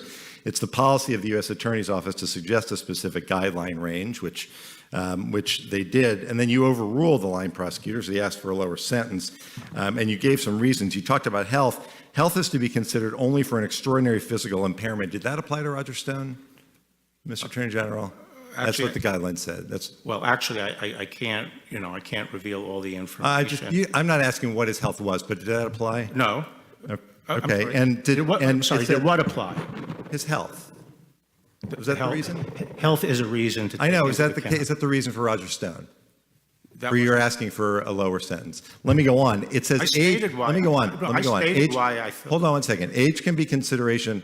It says only if it creates conditions that are of an unusual degree and distinguish the case from typical cases. He was 67. The judge agreed with me, Congressman. No, that's not what I'm asking. I'm not asking you that. The judge agreed with me. I'm not asking whether. I know you're not asking. I'm not asking you that. And the issue here is whether Roger Stone was treated differently because he was friends with the president. When you asked to reduce the sentence, you said enhancements were technically applicable. Mr. Attorney General, can you think of any other cases where the defendant threatened to kill a witness, threatened a judge, lied to a judge, where the Department of Justice claimed that those were mere technicalities? Can you think of even one? The judge agreed with our analysis. Can you think of even one? I'm not asking about the judge. I'm asking about what you did to reduce the sentence of Roger Stone. Yes. Can you think, Mr. Attorney General, he threatened the life of a witness. And the witness And said you he view didn't that feel as a threatened. technicality, Mr. Attorney General. Is witness- there another time Can I when answer that the has question? happened? Can I have just a few seconds to answer Sure, the question? I'm asking if there's Okay. another time In in this all the case, time of the Justice the Department. judge, the judge agreed You with won't our answer my question, The Mr. judge Attorney agreed General, with and our- it's unfortunate. And the appearance is that, as you said earlier, this is exactly what you want. The essence of rule of law is that we have one rule for everybody, and we don't in this case because he's a friend of the president's. I yield back. Gentleman yields back, Ms. Roby. Mr. Attorney General, thank you so much for being here with us today. I'm a member of both this committee as well as the Appropriations Committee, and I've been able to see firsthand both the funding and the operation of the department. Additionally, before I was elected to Congress, I served on the City Council in my hometown of Montgomery, Alabama. And I've witnessed the importance and the value of various Justice Department grant programs and the resources to state and local governments. For example, the Alabama Fusion Center, which is designed to combine information between federal, state, and local government, private sector entities, and the intelligence community, has been a recipient of these federal grants.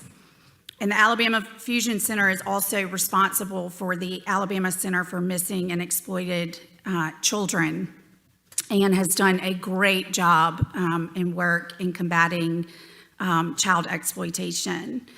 Do you believe that Congress is adequately funding programs that provide state and local agencies with the tools that they need to be effective in preventing and pursuing crimes such as child exploitation and human trafficking, particularly over the internet? I think we could always use more resources for that, Congressman, but if I could just have a moment of your time to respond to these questions here on, that were being asked about the Roger Stone sentencing. The U.S. Attorney came to me and said that the 4 aligned prosecutors were threatening to resign unless they could recommend 7 to 9 years.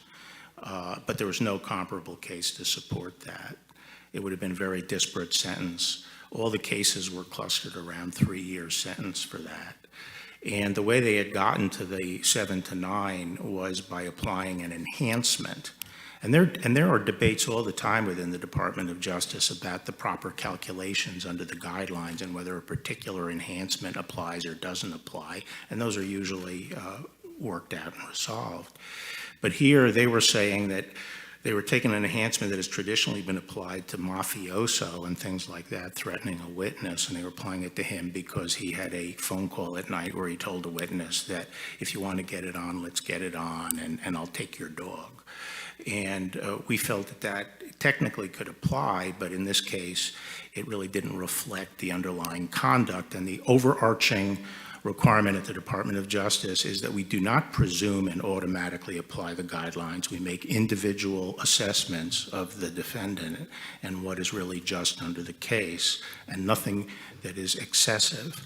And these individuals were trying to force the U.S. Attorney, who was new in the office, to adopt 7 to 9. And I made the decision, no, we are going to leave it up to the judge. And that later, when that was not done, that evening, I told people we had to go back and correct that the next morning.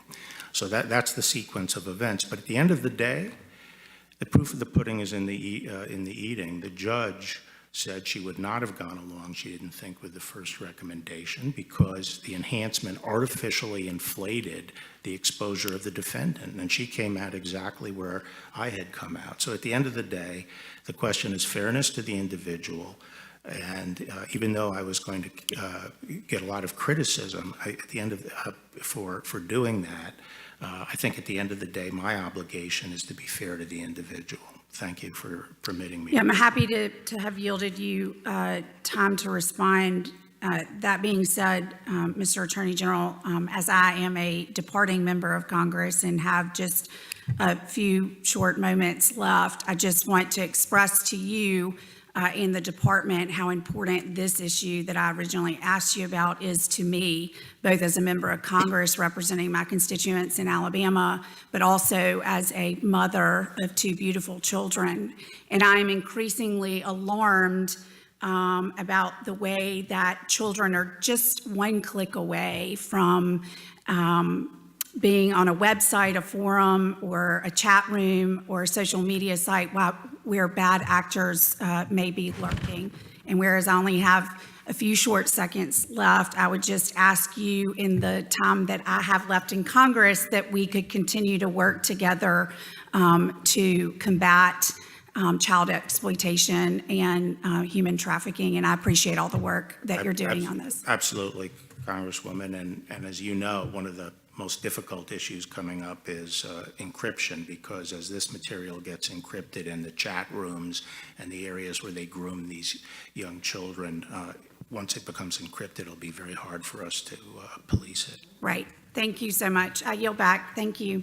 The gentlelady yields back. Ms. Bass?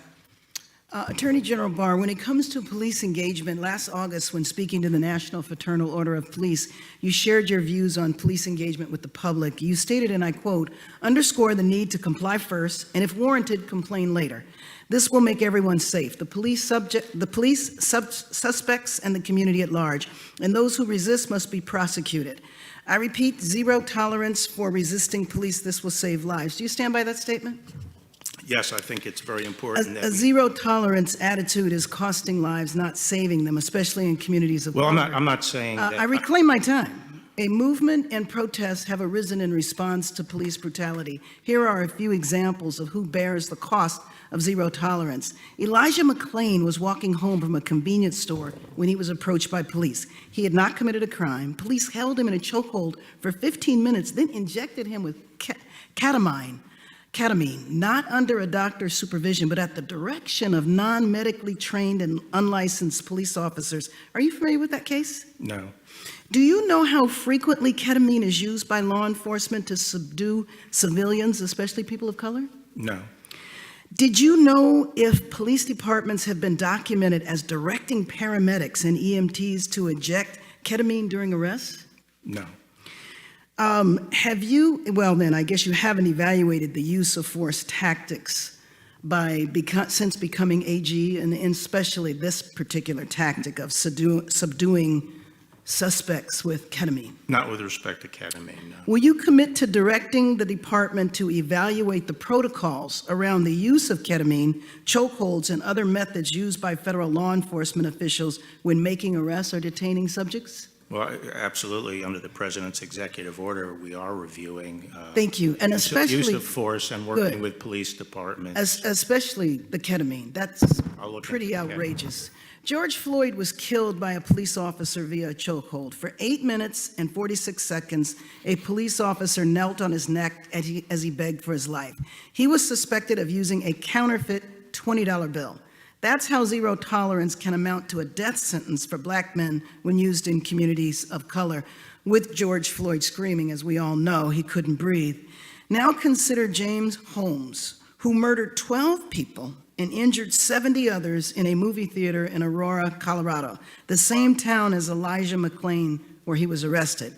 James wore body armor, had a knife, semi-automatic weapons, and an AR-15. Yet he was calmly arrested by the same police department as Elijah McClain without a chokehold or an injection of ketamine. Dylan Roof used a gun to murder 9 people and injured another at Emmanuel African Methodist Episcopal Church in South Carolina. When he was arrested, no chokeholds, no injections, he was treated so well that officers brought Dylan Roof Burger King after arresting him. Are you familiar with that case? Yes.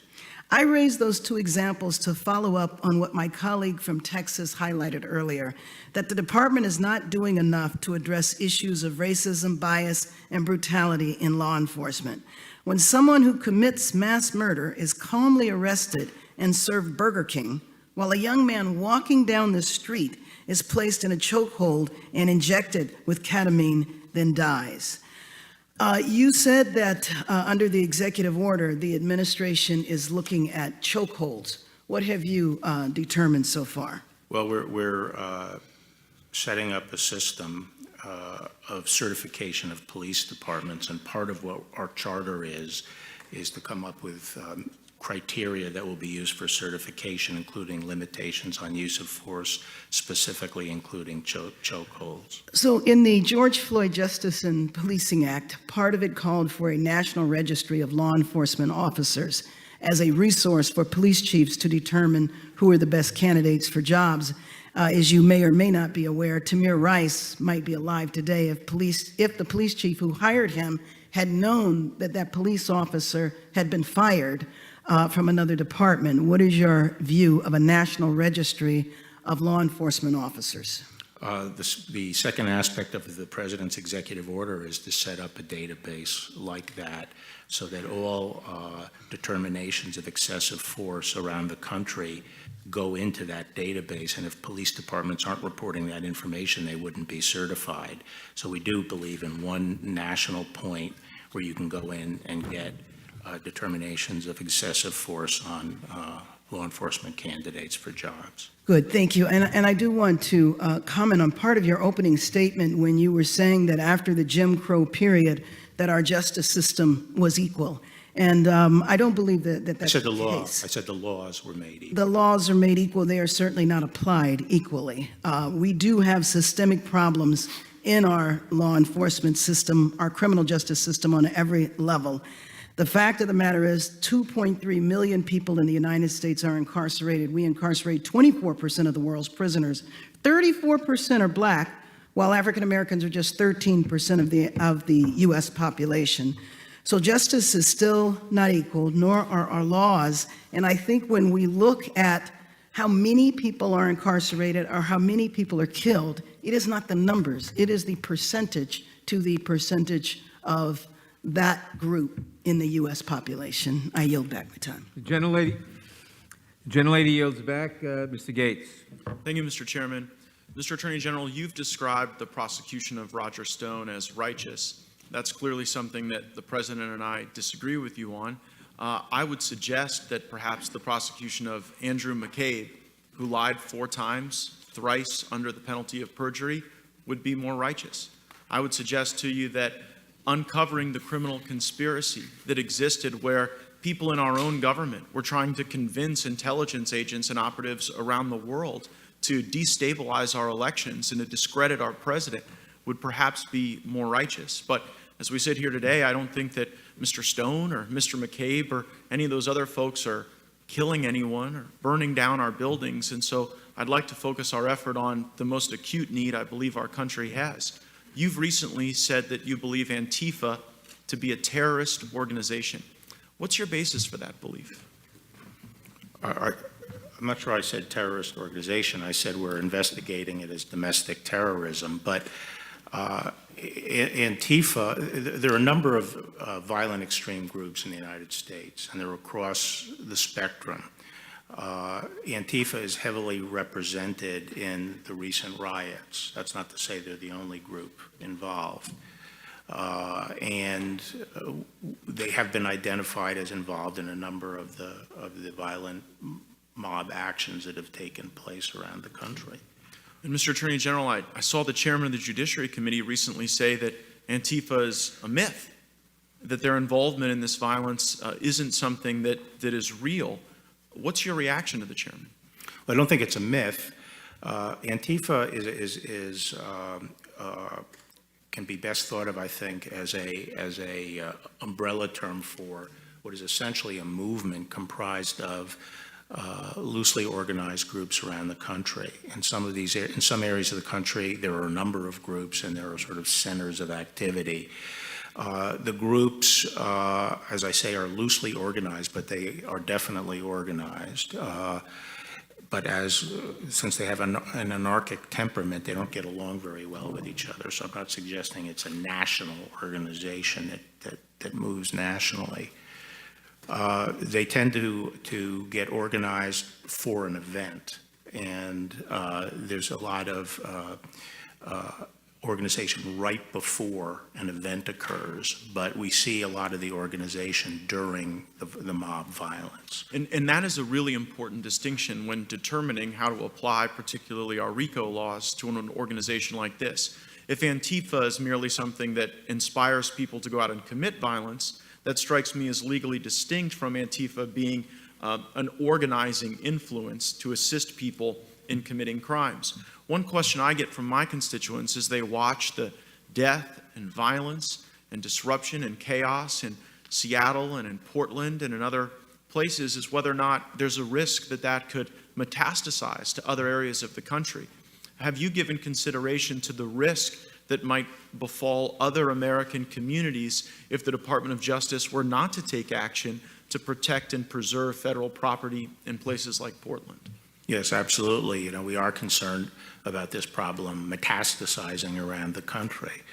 And so we feel that we have to, in a place like Portland, where even where we don't have the support of the the local government, we have to take a stand and defend this federal property. We can't get to a level where we're going to accept these kinds of violent attacks on federal courts. And if you did what my Democrat colleagues were asking, if you merely abandoned that federal property, allowed it to be overrun, allowed the people inside to be harmed, is it your view then that Antifa and other violent people engaged in these acts would simply stop, would simply accept that as their sole victory? Or is it your expert opinion, having dealt with a number of law enforcement and criminal cases in your legal career, that they wouldn't stop, that they would go to the next town, to the next community, and potentially inspire more violence? There's no doubt in my mind that it would spread. And what comfort can you give Americans in my district and around the country that you will stop this, that you will stop the burning and destruction of federal property, and that you will give confidence to regular Americans that they can go out in the streets without the risk of this terrorism? Well, as you can see in Portland, we have a relatively small number of federal officers who have been withstanding this for almost 2 months. It's a great strain, but we cannot just stand aside and allow the federal court to be destroyed. Thank you for your service and for your great work. I yield back. Gentleman yields back. Mr. Richmond. Thank you, Mr. Chairman. Attorney General Barr, you started your testimony with eloquent words about the life and legacy of John Lewis, fighting systematic racism, voter intimidation, civil rights. The one thing that you have in common with your two predecessors, both Attorney General Sessions and Attorney General Whitaker, is that when you all came here and brought your top staff, you brought no black people. That, sir, is systematic racism. That is exactly what John Lewis spent his life fighting. And so I would just suggest that actions speak louder than words, and you really should keep the name of the Honorable John Lewis out of the Department of Justice's mouth. Let me also say, you mentioned bogus Russiagate. In your opinion, as the Attorney General of the United States of America, did Russia interfere or attempt to interfere in the 2016 election? Yes. In your position as the Attorney General of the United States, is Russia attempting to interfere in the 2020 presidential election? I think we have to assume that they are. Thank you, sir. Now, let's talk about the integrity of the election, which is also something Congressman Lewis fought for. Jared Kushner implied that the president could move the election day. Can a sitting U.S. president move an election day? Actually, I haven't looked into that question under the Constitution. Well, 2 U.S. Code Section 7 says federal election day is the Tuesday after the first Monday in November. So if you take that as a correct statute, is there any executive action by a president? I've never been asked the question before. I've never looked into it. As Attorney General of the United States, do you believe that this 2020 presidential election will be rigged? I have no reason to think it will be. President Trump tweeted that the election will be rigged, but he also tweeted that when he was losing to Hillary Clinton, and he tweeted a day after Fox showed that he was losing to Trump. But I don't want to be too political. Do you believe, as the Attorney General of the United States, that mail-in voting will lead to massive voter fraud? I think there's a high risk that it will. Do you ever vote by mail-in ballot?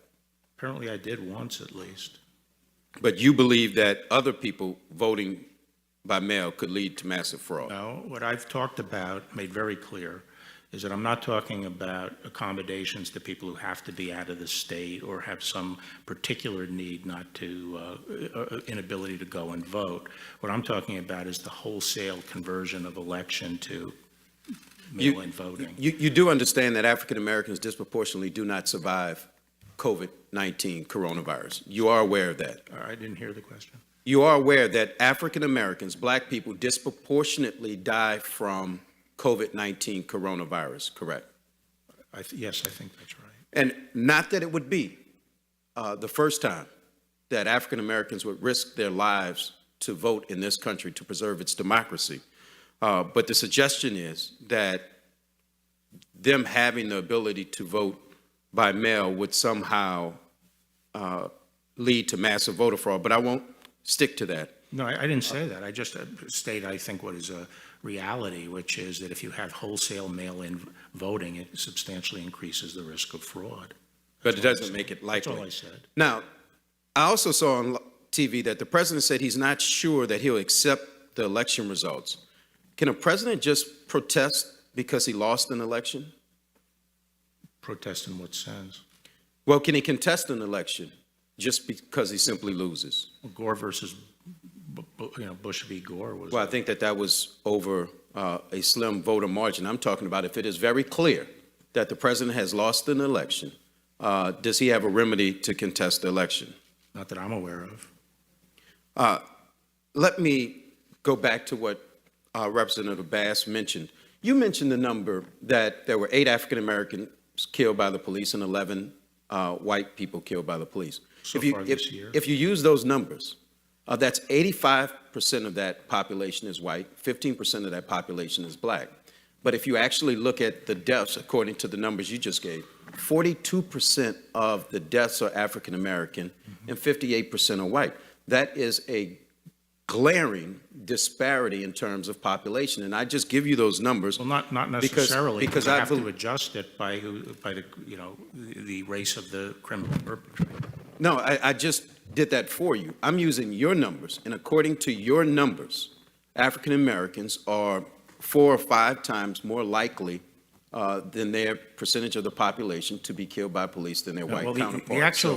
I just wanted to give you that based on your numbers. Actually, the studies I've seen have suggested 2 things. One, that in fact, police are less likely to shoot at a black suspect, a little bit more likely to shoot at white. However, that police are more inclined to use non-lethal force in a contact with an African American suspect. So those are in terms of the statistics, that's what it looks like to me. Any data that you have that shows that African Americans are less likely to die at the hands of police or be shot or shot at, to me is a incorrect analysis. But I am interested in seeing it. So if you have it, please see it. I won't call it any names. But if that data exists, I would be more than happy to see it. And since you're sending me that data, can you send me the data of African Americans within the Department of Justice? How many you have in leadership ranks all the way down? Thank you, and I yield back. The gentleman yields back. I would remind Mr. Jordan, Mr. Biggs, and Mr. Johnson to stop violating the rules of the committee, to stop violating the safety of the members of the committee, to stop holding themselves out as not caring by refusing to wear their masks. Can we get the picture? Is it permissible to drink a sip of coffee? It is not permississible. Not to drink. We can't drink I'm getting coffee ready to ask in the questions now. I'm getting ready to ask questions. And I will. Mr. Gates is recognized. No, he's No, already went. he went, and that's why I took off my mask, my Mr. turn. Chairman. It's my turn. I'm going to go. Okay. Mr. Jordan is recognized.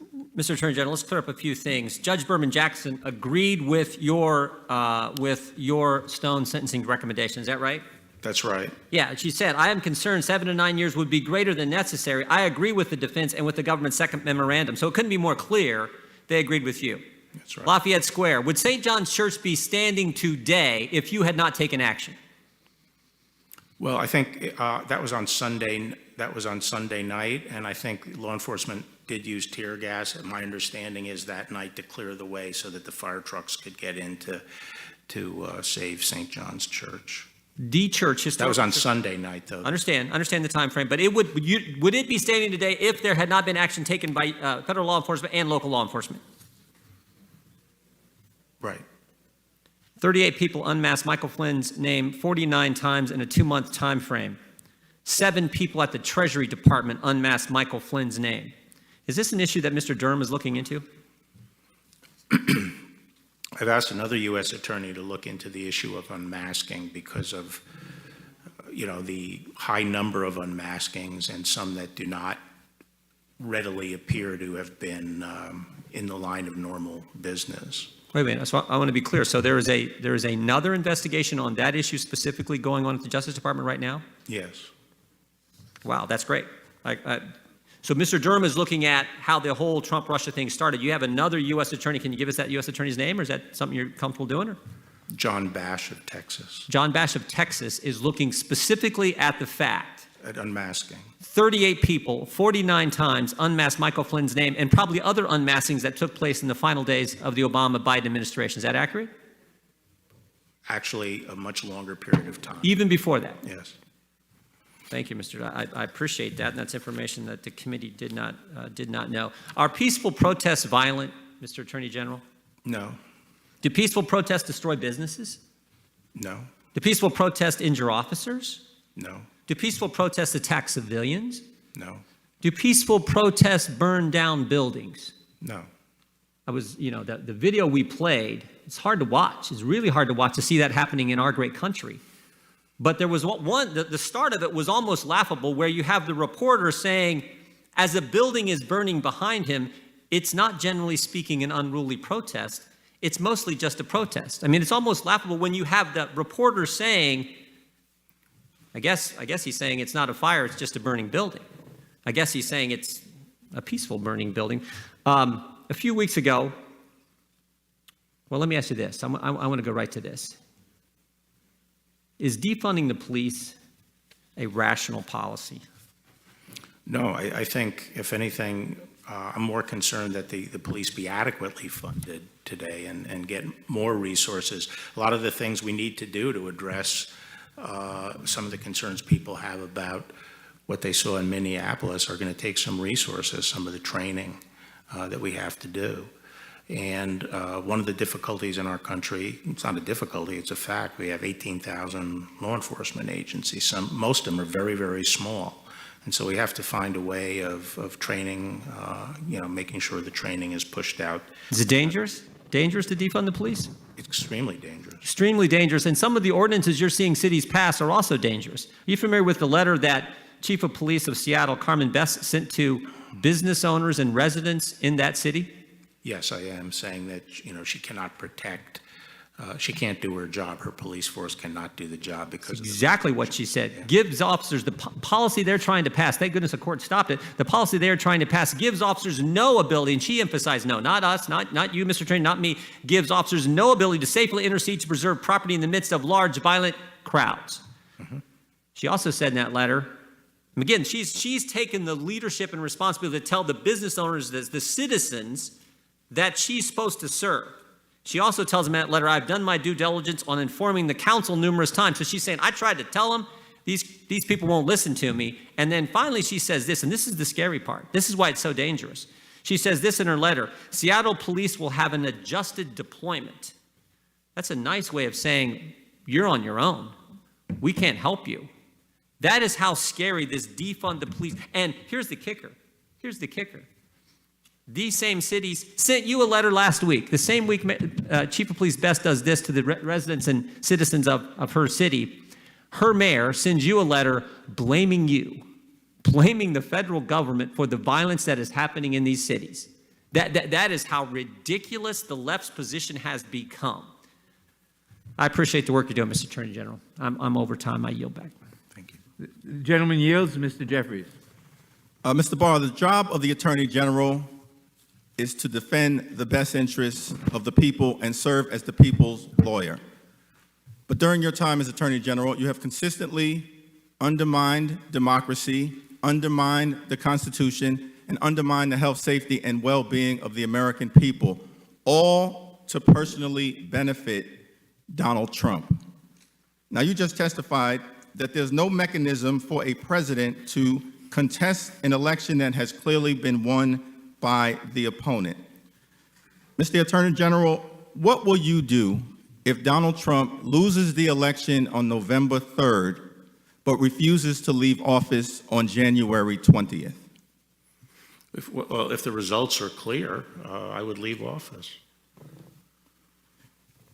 Do you believe that there is any basis or legitimacy to Donald Trump's recent claim that he can't provide an answer as to whether he would leave office? I really am not familiar with these comments or the context in which they occurred, so I'm not going to give commentary on them. Okay, thank you. He just stated that publicly about a week ago to Fox News. Mr. Barr, during a radio interview this spring with Hugh Hewitt, you praised President Trump's coronavirus response as superb, correct? Who did? You did. Okay. Over 150,000 Americans have died. More than 4 million Americans have been infected. More than 5 million Americans have lost their health care. Over 100,000 small businesses have permanently closed. More than 50 million Americans are out of work. This is not the outcome of superb leadership. What we've gotten from Donald Trump is exactly the opposite. Well, Let's explore. Well, I disagree with that.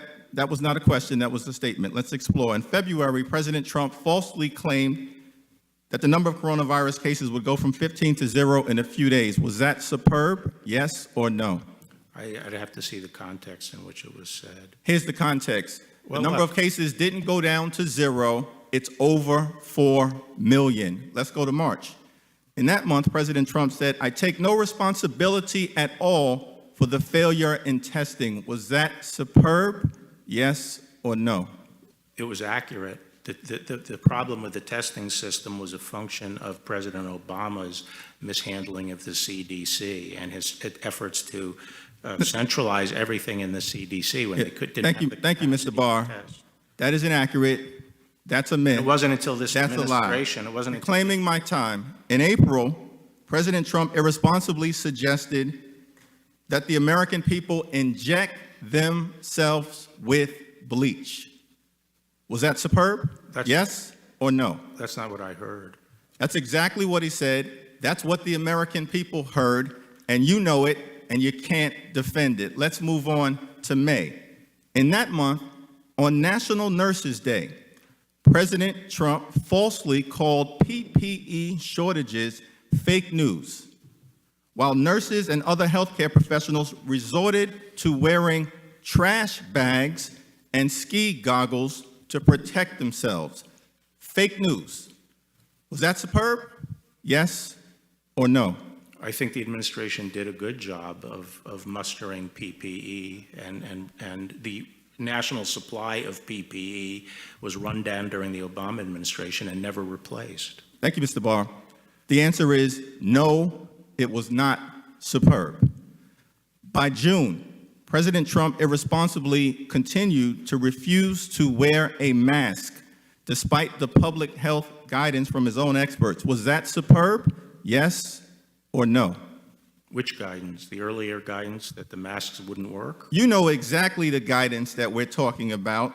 The CDC and Dr. Fauci in April recommended that the American people wear a mask, but Donald Trump has become the poster boy for the anti-mask movement. Donald Trump has probably tested more than any other human being on the face of the earth. Mr. Barr, the answer is the refusal to wear a mask is not superb. Last question. In July, President Trump falsely claimed that 99% of COVID-19 cases are, quote, totally harmless. Was that superb? Yes or no? I think essentially what he was saying is that the fatality rate relatively is very low, very low. The answer is 150,000 Americans are dead. It has been a failure of epic proportions. In fact, Donald Trump's response to the coronavirus pandemic has been the worst failure of any president in American history. And the American people have paid the price. I yield back. Gentleman yields back. Who seeks recognition? Well, I guess I do. I think it's my turn to speak and ask questions. Is that correct, Mr. Chairman? Then I seek recognition, sir. Gentleman is recognized. Oh, bless your heart. Thank you.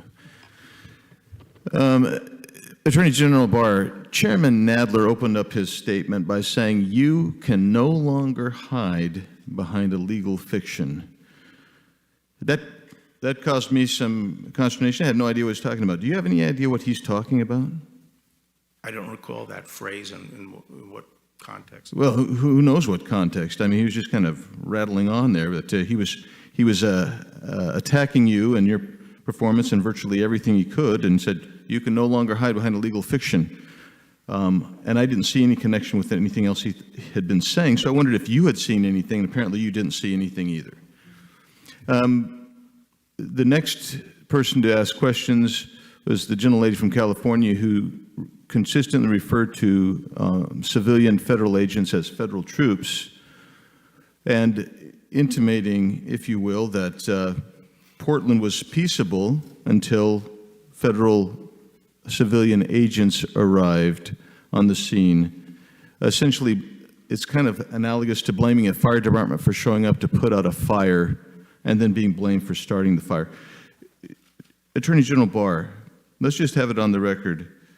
Was there violence and attempts to burn down, vandalize the building, and attack civilian employees of the federal government prior to any other federal agents or the reinforcements being sent in of federal agents? Yeah, my recollection is our main effort to reinforce was around the 4th of July period, and it had been going on for quite a while before that. Let's talk about Lafayette Square for a second. Leading up to June 1st, you had violent mobs disobeying the 11 p.m. curfew. They set fire to parked cars, demolished coffee shops and banks, burned American flags, and even intentionally set fire to St. John's Episcopal Church near Lafayette Square. Secret Service and Park Police appropriate use of safe restorative force actually cleared that up. In total, however, 51 U.S. Park Police officers were injured during the weekend leading up to the perimeter expansion. Do you want to expand on the actions regarding Lafayette Park? Right, so for the 29th, 30th, and 31st, there was unprecedented rioting right around the White House, very violent. During that time, as you say, about 50 Park Police and a comparable number, is my recollection, of Secret Service. So we had about around 90 officers injured. I'm talking about things like concussions, one was operated on, and so forth. We had the president, it was so bad that, as it's been reported, the Secret Service recommended the president go down to the shelter. We had a breach of the Treasury Department. The historical building on Lafayette Park was burned down, the lodge. St. John's was set on fire. Bricks were thrown at the police repeatedly. They took crowbars and pried up the pavers on Lafayette Park and threw those at the police. Balloons of caustic liquid were thrown on the police. And it was clear when I arrived at the White House on Monday, there was total consensus that we couldn't allow that to happen so close to the White House, that kind of rioting. And therefore, we had to move the perimeter out one block and push it up toward I Street. And there was already a plan in being at that point that the Park Police and the Secret Service had worked out the night before, which was to put the perimeter further away and then give them time to put a non-scalable fence across the northern part of the park. During Monday, the factors that led to the timing of it were that movement was going to be made as soon as there were enough units in place to actually perform it, and units were very slow in getting into place throughout the day, much to my frustration because I wanted it moved before there was a big buildup of demonstrators. And also the fencing had to be delivered. And when those things were accomplished, the tactical commander in charge of the Park Police proceeded with the movement of pushing the the perimeter.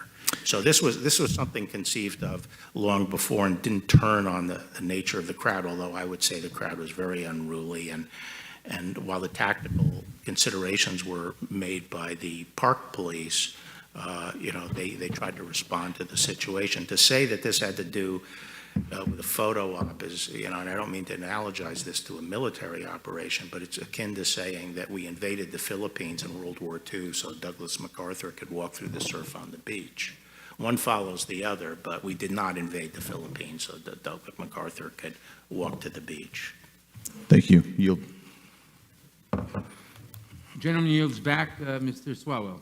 Mr. Barr, have you ever intervened other than to help the president's friend get a reduced prison sentence for any other case where a prosecutor had filed a sentencing recommendation with the court? A sentencing recommendation? Yeah. Have you ever intervened other than that case with the president's friend? Not that I recall, if you're talking. Does that seem like something you'd recall, where you would? Well, I'm saying I can't really remember my first, if you let me finish the question, I can't a big remember. deal. 30 years ago, I was Attorney General. As Attorney General now. No, I didn't, but that's because issues come up to the Attorney General within a dispute, and I've never heard of a dispute. I've never heard of a dispute in the department where line prosecutors threaten to quit. Well, it's a pretty big deal, and they withdrew because of a Mr. Barr, discussion over sentencing. Americans akin from to both this. parties are concerned that in Donald Trump's America, there's two systems of justice. One for Mr. Trump and his cronies, and another for the rest of us. But that can only happen if you enable it. At your confirmation hearing, you were asked, do you believe a president could lawfully issue a pardon in exchange for the recipient's promise to not incriminate him? You said, no. Not to what? That would be a crime. You were asked, could a president issue a pardon in exchange for the recipient's promise to not incriminate him? And you responded, no, that would be a crime. Is that right? Yes, I said that. You said a crime. You didn't say it'd be wrong. You didn't say it'd be unlawful. You said it would be a crime. And when you said that a president swapping a pardon to silence a witness would be a crime, you were promising the American people that if you saw that, you would do something about it. Is that right? That's right. Now, Mr. Barr, are you investigating Donald Trump for commuting the prison sentence of his longtime friend and political advisor, Roger Stone? No. Why not? Why should I? Well, let's talk about that. Mr. Stone was convicted by a jury on 7 counts of lying in the Russia investigation. He bragged that he lied to save Trump's butt. But why would he lie? Your prosecutors, Mr. Barr, told a jury that Stone lied because the truth looked bad for Donald Trump. And what truth is that? Well, Donald Trump denied in written answers to the Russia investigators that he talked to Roger Stone during the time Roger Stone was in contact with agents of a Russian influence operation. There's evidence that Trump and Stone indeed did talk during that time. You would agree that it's a federal crime to lie under oath. Is that right? Yes. It's a crime for you, it's a crime for me, and it's certainly a crime for the President of the United States. Is that right? Yes. So if Donald Trump lied to the Mueller investigators, which you agree would be a crime, then Roger Stone was in a position to expose Donald Trump's lies. Are you familiar with the December 3rd, 2018 tweet where Donald Trump said Roger Stone had shown guts by not testifying against him? No, I'm not familiar with that. You don't read the president's tweets? No. Well, there's a lot of evidence in the president's tweets, Mr. Attorney General. I think you should start reading them because he said Mr. Stone showed guts, but on July 10 of this year, Roger Stone declared to a reporter, I had 29 or 30 conversations with Trump during the campaign period. Trump knows I was under enormous pressure to turn on him. It would have eased my situation considerably, but I didn't. The prosecutors wanted me to play Judas. I refused. Are you familiar with that Stone statement? Actually, I'm not. So how can you sit here and tell us, why should I investigate the President of the United States if you're not even aware of the facts concerning the President using the pardon or commutation power to swap the silence of a witness? Because we require, a reliable predicate before we open a criminal investigation. And I just gave to you, sir. I don't consider it. I consider it a very Rube Goldberg theory that you have. Well, it sounds like you're hearing this And by the way, if I applied this standard, there'd be General, a lot more people under investigation. Mr. Attorney General, the very same day that Roger Stone said that, Donald Trump, That's one of the, no surprise, the true commuted two his standards of justice were really So- during the tail end of the Obama administration. Mr. Attorney General, let's turn to the Michael Cohen case. Are you aware, sir, that Michael Cohen, after being released from prison, was asked to not engage with the media, including to write a book? Were you aware that that was going to be asked of him? Was I aware? Yes. No. Do you know if anyone else in your department was aware? Maybe I should tell you what happened. Why don't you tell us what happened? Okay. He was furloughed from the Bureau of Prisons. No. Why don't you tell us why he was asked? I will to sign tell an you, agreement not because something that people don't seem to understand is that his home confinement was not being supervised by the Bureau of Prisons. Now, the Bureau of Prisons- It was being supervised by the probation office, which is part of the U.S. court system. And it Are was you the aware- U.S. court system that had the requirements about And not yes, writing. that U.S. court system called your actions retaliatory. Do you agree with that?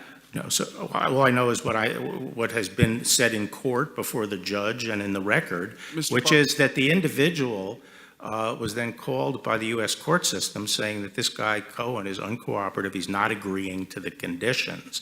And at that point, a Bureau of Prisons person made the decision that he was no longer eligible for home confinement. Conditions that a federal judge said no other inmate had ever been asked of in his experience. Mr. Barr, you told ABC News that the president's tweets sometimes make your job impossible. But sir, your job is only impossible if you enable the president's corrupt schemes. And I yield back. Thank you, Mr. Chairman. Mr. Attorney General, the Constitution says the president shall have the power to grant reprieves and pardons for offenses against the United States, except in cases of impeachment. Do you note any other limitations in the Constitution on the president's power to pardon? No, Has the president exceeded that power? no. My colleague from Georgia, Mr. Johnson, implied that in challenging the sentencing recommendation of Roger Stone, you were doing the bidding of the president. He didn't want to hear your response. I would. Well, no, I was, Roger Stone, I never discussed our sentencing recommendation with anyone outside the Department of Justice. And it was a very condensed period of time. I first heard, I made the decision that we shouldn't take a position as to the precise sentence, but should leave it up to the judge. And we should not affirmatively advocate for 7 to 9 years. And I made that on Monday, the 10th. And that night, the department filed, and it didn't reflect what I had decided. So that night, I told people we had to fix it first thing in the morning. So we did. As soon as I got in, we went forward with a plan to file. At that point, I learned about the president's tweet because I don't monitor the president's tweets. And I hesitated because I knew that I would be attacked for doing it, and people would argue that I did it because of the tweet. But I felt at the end of the day, I really had to go forward with our filing because it was the right thing to do, and I'm glad the judge agreed with it. We're learning more and more about the targeting and prosecution and extortion of Michael Flynn by partisan officials at the FBI. No one has been held accountable for this grotesque abuse of power. Knowing that agents with a political agenda can take anything that someone says, edit it, misrepresent it, prosecute it, and then extort confessions by threatening family members, and to do so with impunity, why would anyone in his right mind ever want to talk to an FBI agent again? Well, I don't, I haven't reached judgments, and I'm not suggesting that all those facts you set forth are true, and we have not, at this point, challenged the actions I've defended the actions of the prosecutors in this case in court. The order of business right now is, knowing what we know now, we don't think any of the U.S. attorneys in the department would have prosecuted this case, partly because of the behavior of the FBI, but also because the evidence is not there to prove it beyond a reasonable doubt. And part of what I'm trying to establish is that we will use the same standards for everybody before we indict anybody. And this goes for both sides. We won't prosecute anybody unless there's proof beyond a reasonable doubt that they committed a crime. And not some kind of esoteric made-up crime, but a meat and potatoes crime. For more than 3 years, the most powerful agencies in our government took information that was fabricated by agents of a political campaign that they knew was fraudulent, used it as justification to launch an investigation alleging treason against a presidential candidate, then leaked the existence of that investigation in a manner that was clearly calculated to affect the outcome of the election, and then failing that, used it in a largely successful attempt to obstruct the duly elected president. Are you going to be able to right this wrong before it becomes a precedent for future election interference by corrupt officials in our justice and intelligence agencies? You know, I really can't predict that. I think, as you know, John Durham is looking at all these matters. COVID did delay that action for a while, but he's working very diligently. And, you know, justice is not something you order up on a schedule like you're ordering a pizza. Well, there are many of us who are concerned that if you were succeeded by someone like Keith Ellison as Attorney General, that this will become an institutionalized practice and the investigation of Mr. Durham will simply go away. I understand your concern. One more thing, a term we keep hearing from the left is, oh, these are mostly peaceful protests, mostly peaceful. It seems to me that you either are or you're not. Calling what's happening in our cities mostly peaceful protests is a lot like calling Scott Peterson a mostly faithful husband or Al Capone a mostly law-abiding businessman. There is a constitutional right to peaceably assemble. Where does that right stop? When it becomes violence, criminal activity. You know, and that's the challenge here. I mean, you have a lot of people who are out protesting and demonstrating, and that's important First Amendment activity that we believe strongly in and try to protect. The particular violent opportunists that are involved here get into those crowds and then start engaging in very violent activity and hijack it. And a lot of protesters have been telling law enforcement and providing information to us about these people who are not with them, they're not demonstrators, but they're coming in. And a lot of the demonstrators leave when that happens because they see what's happening themselves. Would you call that violence a myth? Gentleman's time? No. The gentleman's time has expired. Mr. Liu. Thank you, Mr. Chair. Thank you, Mr. Barr, for being here today. I'd like to ask you some questions about the legal standard for seizing and arresting protesters. Under the Fourth Amendment, it requires probable cause before you can seize and arrest a protester, correct? Yes. Yes. Okay, and the probable cause has to be particularized to a particular person. So if a protester was merely standing around in a crowd in the vicinity of someone else suspected of criminal activity, you cannot arrest that peaceful protester. In other words, there's no such thing as probable cause by mere association, correct? Well, not strictly, but I'll say that, you know, you do need particularized probable cause. Okay, and if there's no probable cause, if someone jumps into a getaway car correct? and there are 3 or 4 people in there, that might be enough to give you probable cause, just those circumstances. You don't need it on each individual. Reclaiming my time, Mr. Attorney General. If there's no probable cause, you can't arrest a protester, correct? I said at the beginning, arrest has to be predicated on probable cause. All right. Now, an arrest can also occur whether or not the federal official says it's an arrest. So, for example, if a federal officer takes a protester into custody, transport that protester, let's say, to a federal building, detains a person for questioning, that will constitute an arrest whether or not the federal official says the person's under arrest, correct? Well, that would require a very intensive review of all the specifics involved. Actually, it wouldn't. In the case of Dunaway versus New York, which is black letter law for over 40 years, the question was whether the police violated the 4th and 15th Amendments when, without probable cause to arrest, they took petitioners into custody, transported him to a police station, and detained him for questioning. The answer is yes, that would constitute an arrest. No, the answer is that, you know, Fourth Amendment is ultimately governed by reasonableness, and there can be circumstances. The question sometimes is, when does something actually become custody? Reclaiming my time, this is not a trick question, Mr. Barr. I'm just citing you what the Supreme Court said. So here's the problem. Under this standard black letter law, which has been in effect for over 40 years, what the federal forces in Portland did was unconstitutional. Federal forces in full combat gear, in the dark of night, grabbed a protester who was peacefully standing there, forced him into an unmarked van, drove him to a separate location, searched him, detained him, and questioned him. That is what police states do. That's what authoritarian regimes do. But I don't think those were the facts. That's not, I haven't asked you a question yet, Mr. Barr. Okay. What the federal officials did was illegal because they didn't have probable cause. And how do we know that? Because Deputy Director of the Federal Protective Service, Chris Klein, admitted it on national TV.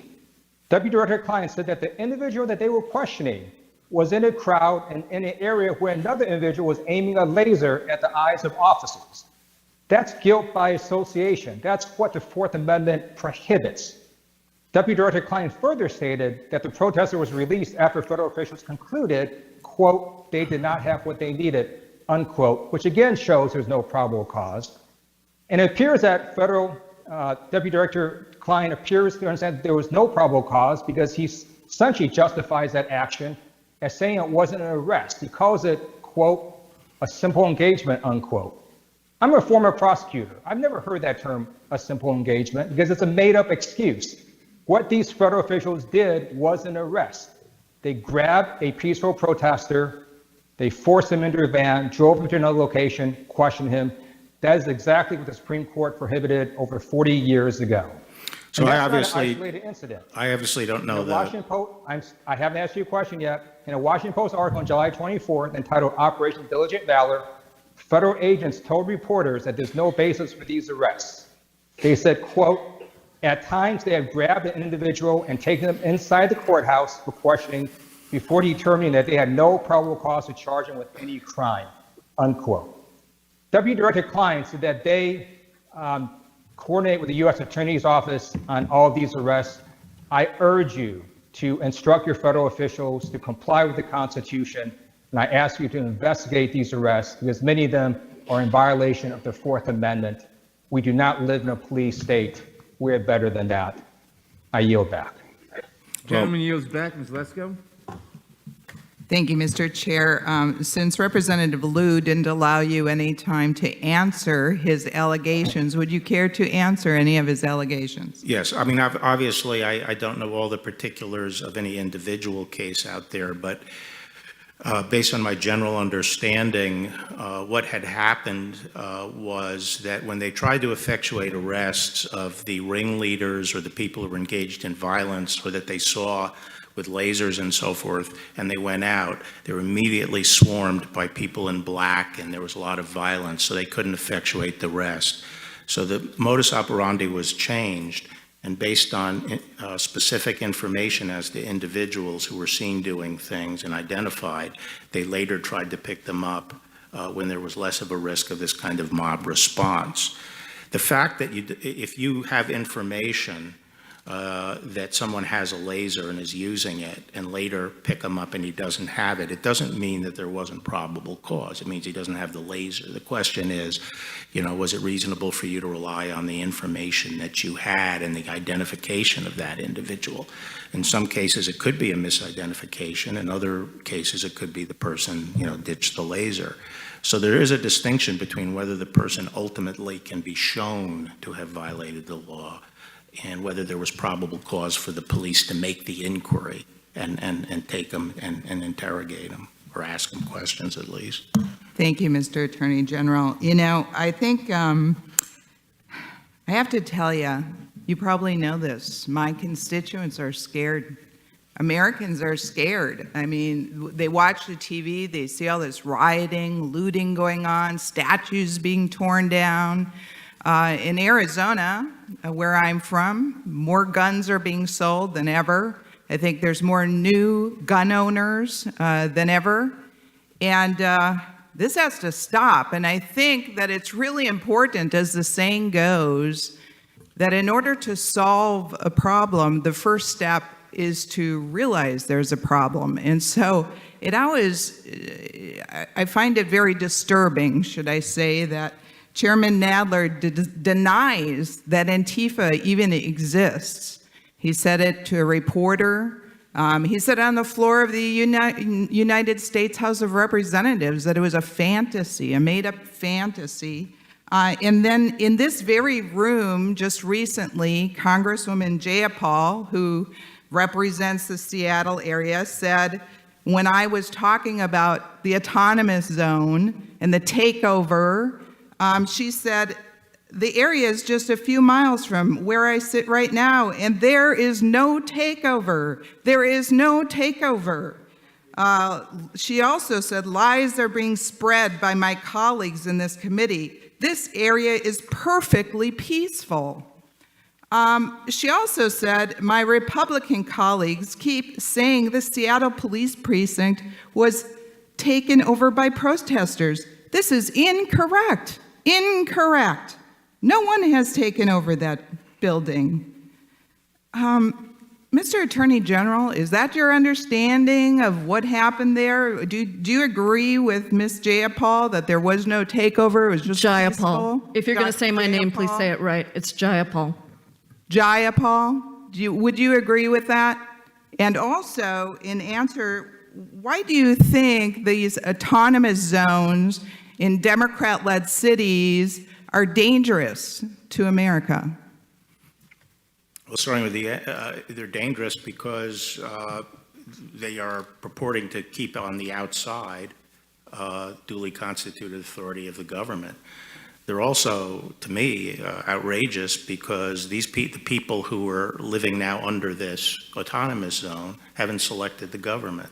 They've selected the duly authorized government of the city and the state. So it's quite an outrage that people would use force to take over an area. What makes me concerned for the country is this is the first time in my memory that the leaders of one of our great two political parties, the Democratic Party, are not coming out and condemning mob violence and the attack on federal courts. Why can't we just say, the violence against federal courts has to stop? Could we hear something like that? Mr. Attorney General, I totally agree. I support what you're doing, and I support what President Trump is doing for law and order in our country, and I yield back. The gentlelady yields back. The committee will stand in recess for 5 minutes.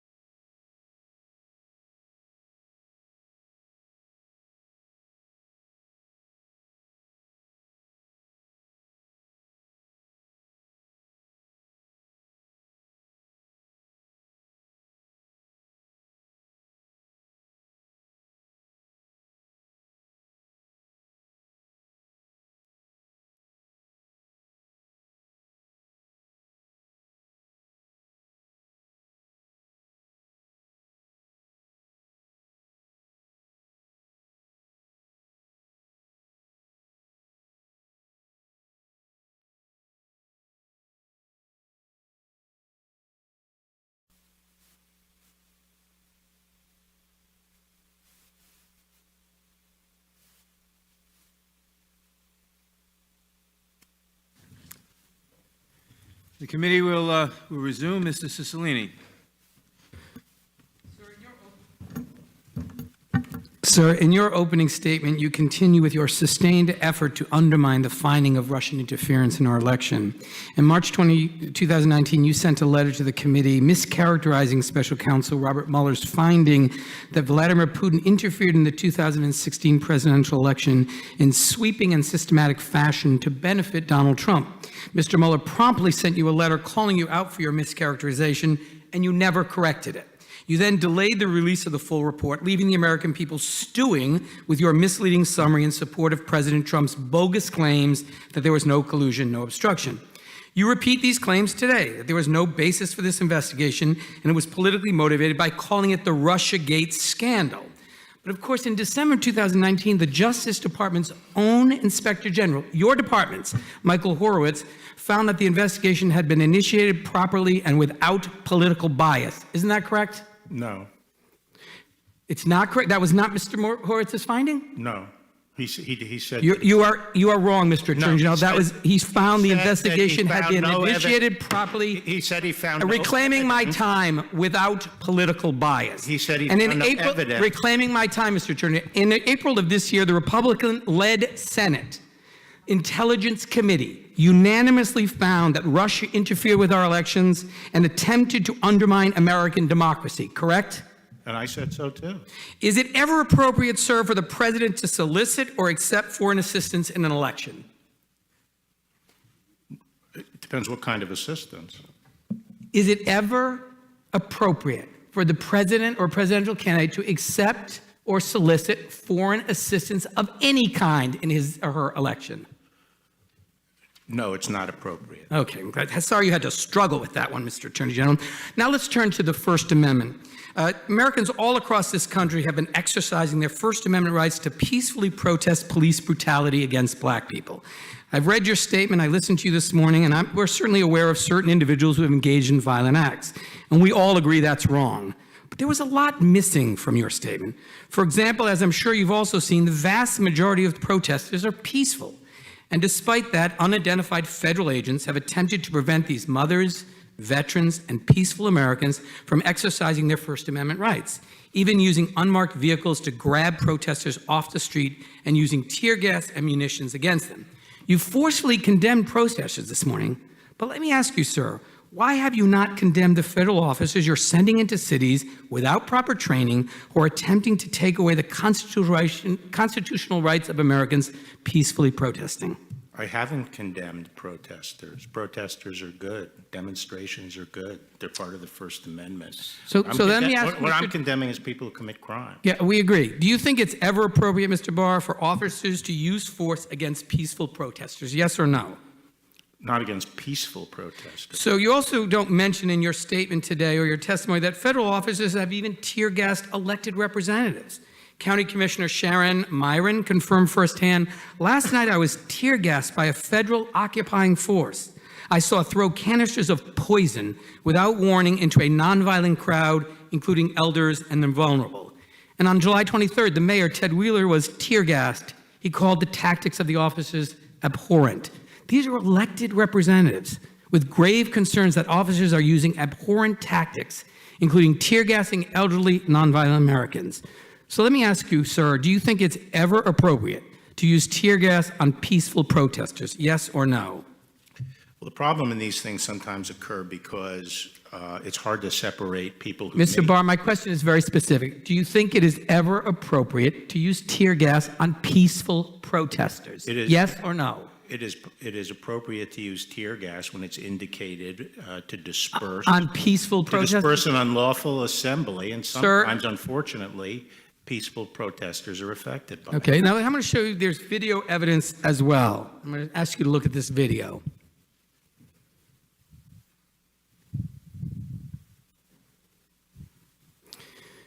Just so you know, this is the video that's capturing the nation's attention this weekend, shot by Tribune reporter. that video is of Christopher David, a Navy veteran, being beaten and tear gassed by the officers. Do you think that was appropriate? Well, I didn't see him tear gas. Seems to be gas in the area. I don't know what kind of gas it was, and I don't know whether it was directed at him. Do you The think what happened to Inspector Mr. David was Inspector- appropriate, Mr. Barr? The Inspector General's reviewing that particular Well, incident. do you think he deserved to get pepper sprayed and beaten to the point of broken bones? As I say, the Inspector General is going to review the incident. So as the top law enforcement official in our country, do you think Americans who show up to peacefully protest should expect to be beaten and pepper sprayed and have their bones broken by federal officers? Well, I don't think that what was happening immediately around the courthouse was a peaceful protest. That's not my question, Mr. Barr. Well, that's where that. My question is, that- do you that think is where as the that- chief, that's where the reclaiming my video is time, from. That's where the reclaiming my video is time, from. Mr. Barr, my question is, do you think as the top law enforcement official in this country that Americans who show up to peacefully protest should expect to be beaten, pepper sprayed, and have their bones broken by federal officials? Yes or no? I don't think peaceful protesters should face that. And that's One of the correct. And reasons- isn't protecting the First Amendment freedom of Americans at least as important as protecting a building from vandalism? I think that- We've fought for, I've not posed a question. We've fought for a democracy, for the right to speak freely, and you are attempting to take that away. And what's worse, you're doing it for the sole purpose of furthering the president's political agenda and generating footage for Trump campaign commercials.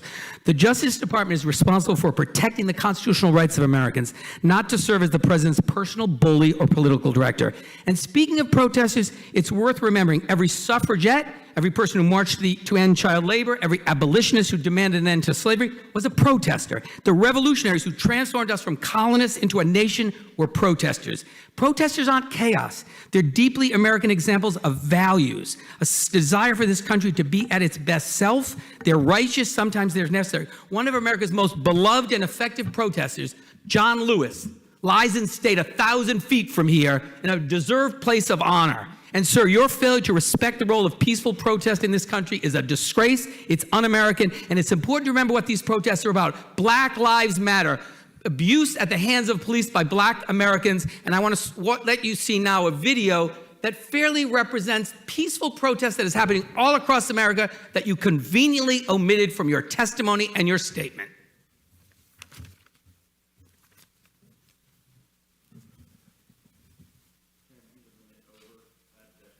There was a 9-minute video shown by the other side, so I expect Not all the same 9, courtesy. only part of it.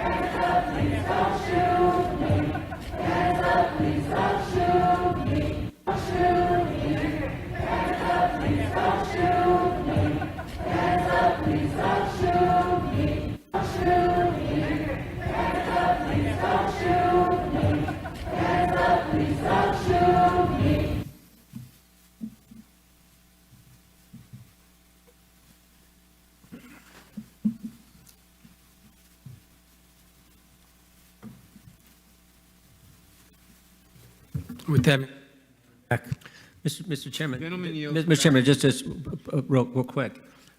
I don't think we've ever had a hearing where the witness wasn't allowed to respond to points made, questions asked, and attacks made. Not just in this hearing, not just in this committee, but every committee I've been on. So particularly when you think about the fact we got the Attorney General of the United States here. Gentleman does not have the time. I don't want the time. I want the Attorney General to be able to have enough time to respond to accusations and questions asked him, and you guys not cut him off. What you want is irrelevant. What is irrelevant are the rules. Mr. Stubbe is recognized. Mr. Chairman, am I going to get an additional 2.5 minutes that Mr. Cicilline had? The gentleman is recognized. General Barr, thank you for your service to our country and your continued service to ensure that our country is safe. I encourage you to ignore the mob, these attacks from Democrats and the left-wing biased mainstream media. Be strong and courageous, for the mass majority of the country supports you and supports you rooting out corruption in the FBI and keeping our country safe from rioters, looters, and anarchists. I, for one, am very happy that you're at the helm of the DOJ and actually supporting the rule of law and fighting for justice. I want to touch on something that Mr. Jordan spoke about in his opening remarks. I want to focus on the Inspector General's December 9th FISA report on the FBI's unlawful surveillance of Trump campaign associate Carter Page. Isn't it true the Inspector General found the FBI under the Obama-Biden administration made 17 significant errors in FISA applications to surveil candidate Trump's campaign associate Carter Page? I think that's right. How many errors are acceptable when the FBI is targeting Americans? Well, none are acceptable.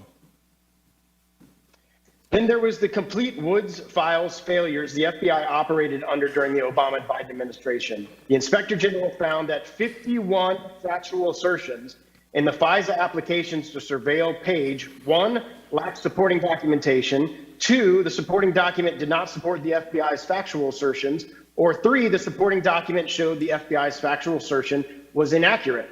The Inspector General testified there should not have even been one error, yet he found 51 errors.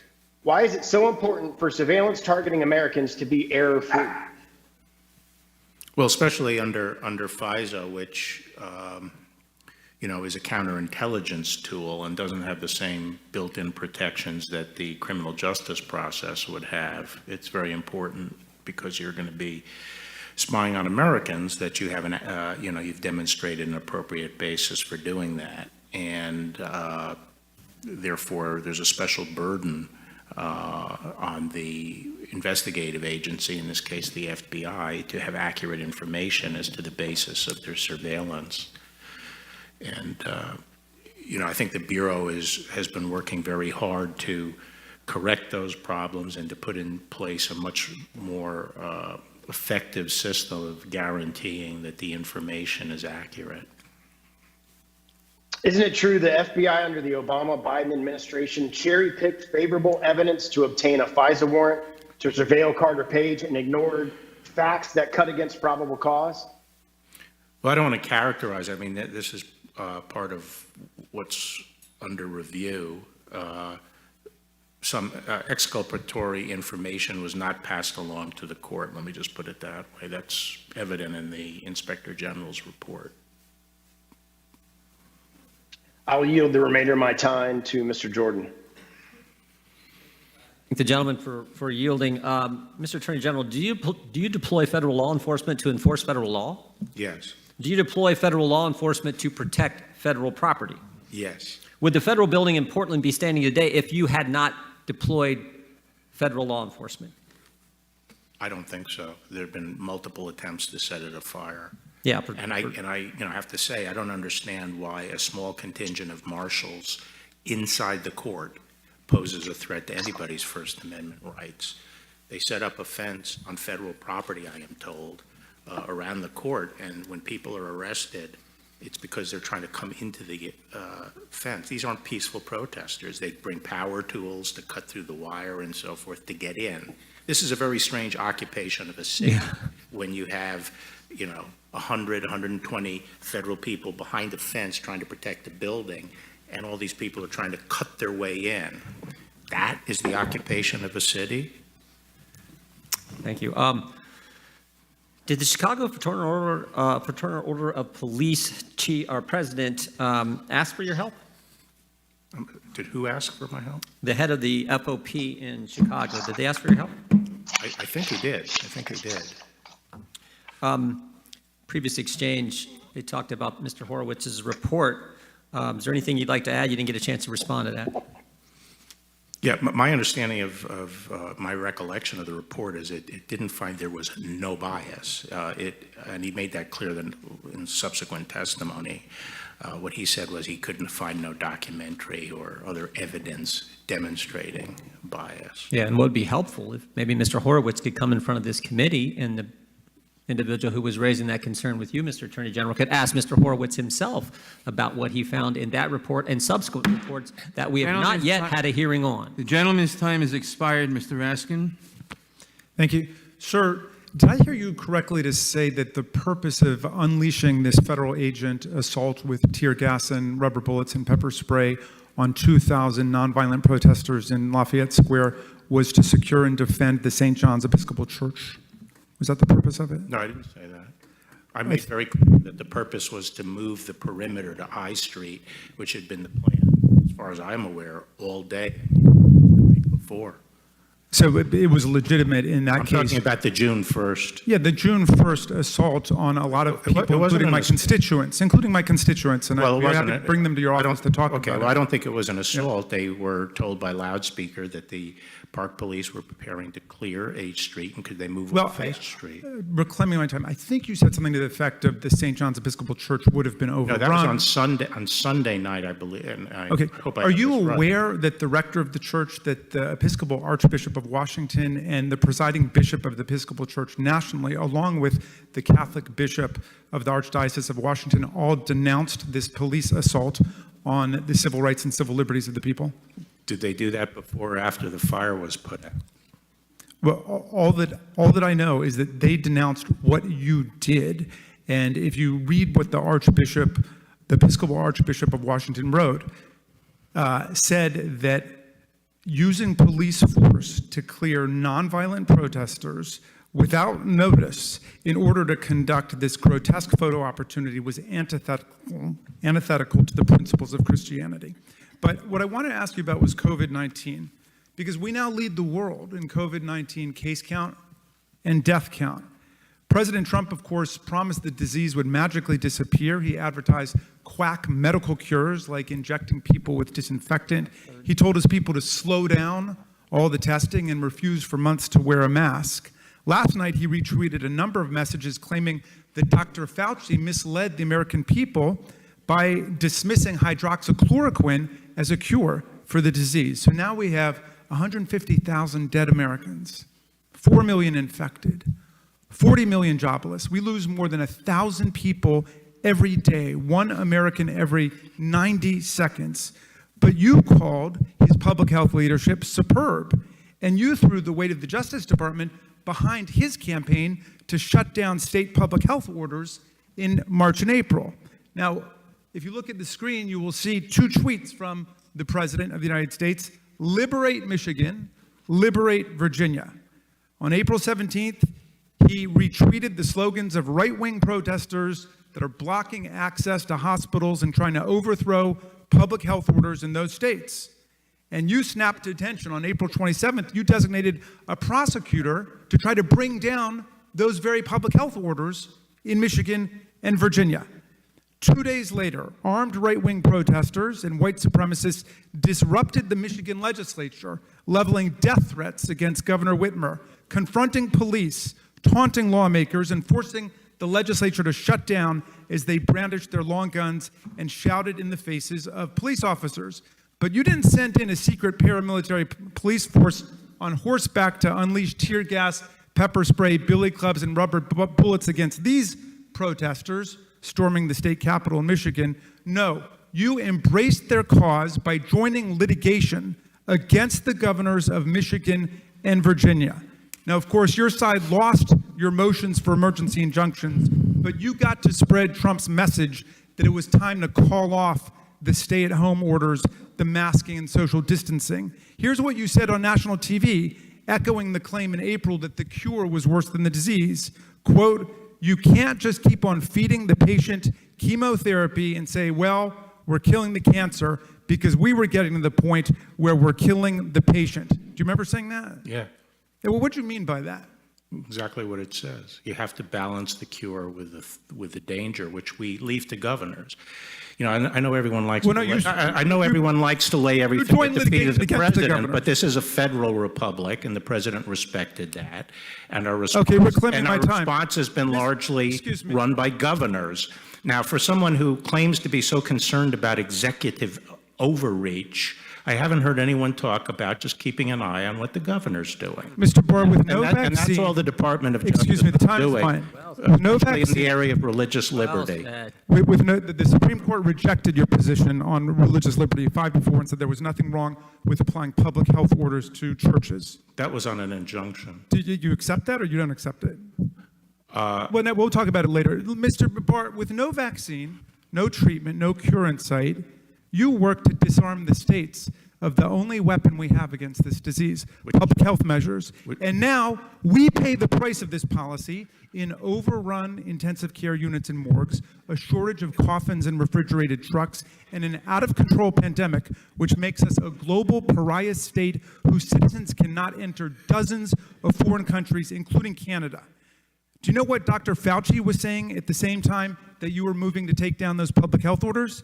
Here's what Dr. Fauci was warning us about 3 months ago about the premature abandonment of health orders. If only you had listened. He said, I feel if that occurs, there is a real risk you will trigger an outbreak and you may not be able to control it, which in fact paradoxically... We were not taking down public health orders. We were making narrow... The gentleman's time is We were calling attention to the fact... Will you restore my time because this witness is speaking over my You time? went over time. Let the You were witness over your respond. He's trying to. Gentleman's time is expired. Who seeks recognition?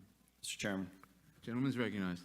Thank you, Mr. Chairman. We do have a governor in Virginia who is engaged in overreach, particularly regarding the civil rights of Virginians and their expression of their religious faith. So I want to give the Attorney General the opportunity to respond to the gentleman from Maryland. We adopted a very narrow approach of calling to the attention, usually by letter, not by lawsuit, of situations where they were treating religion worse than they were other kinds of organizations and gatherings, and the Constitution requires that it be treated the same.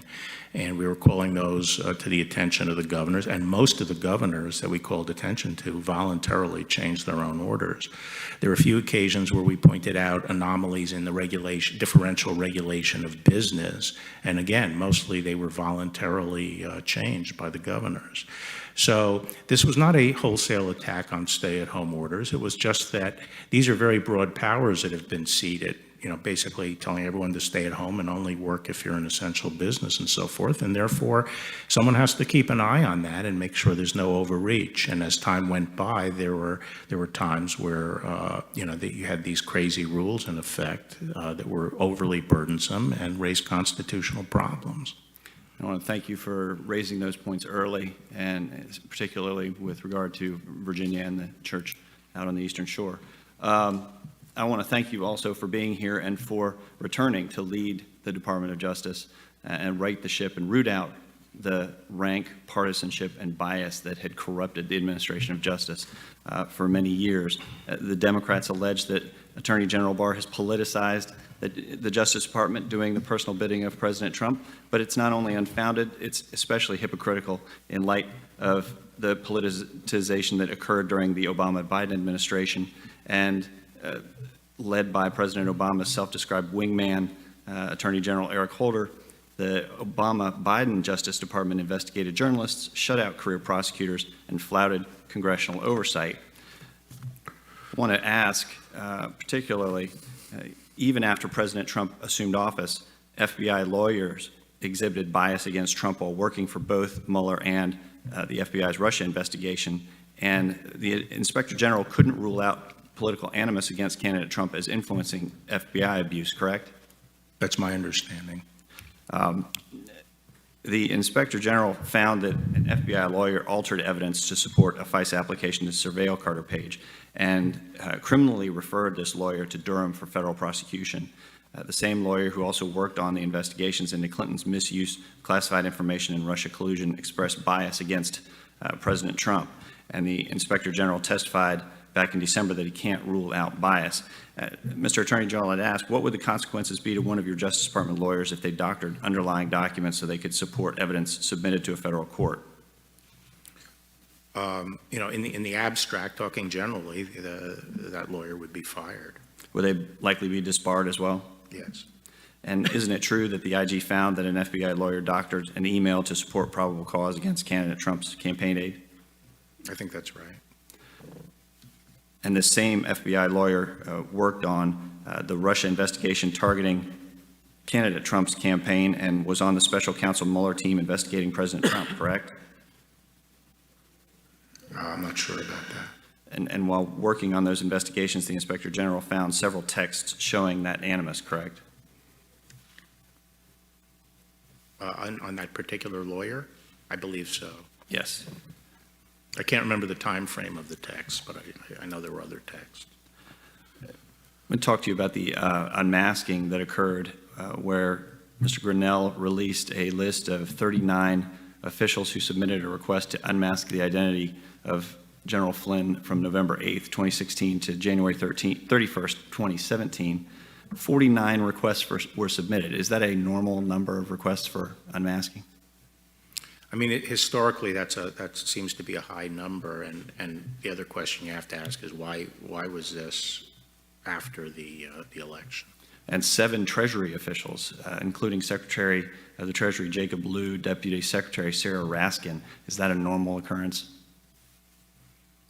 You know, there are times where high-level officials can do it. I don't know enough about the specifics to get. Yield the remainder of my time to Mr. Jordan.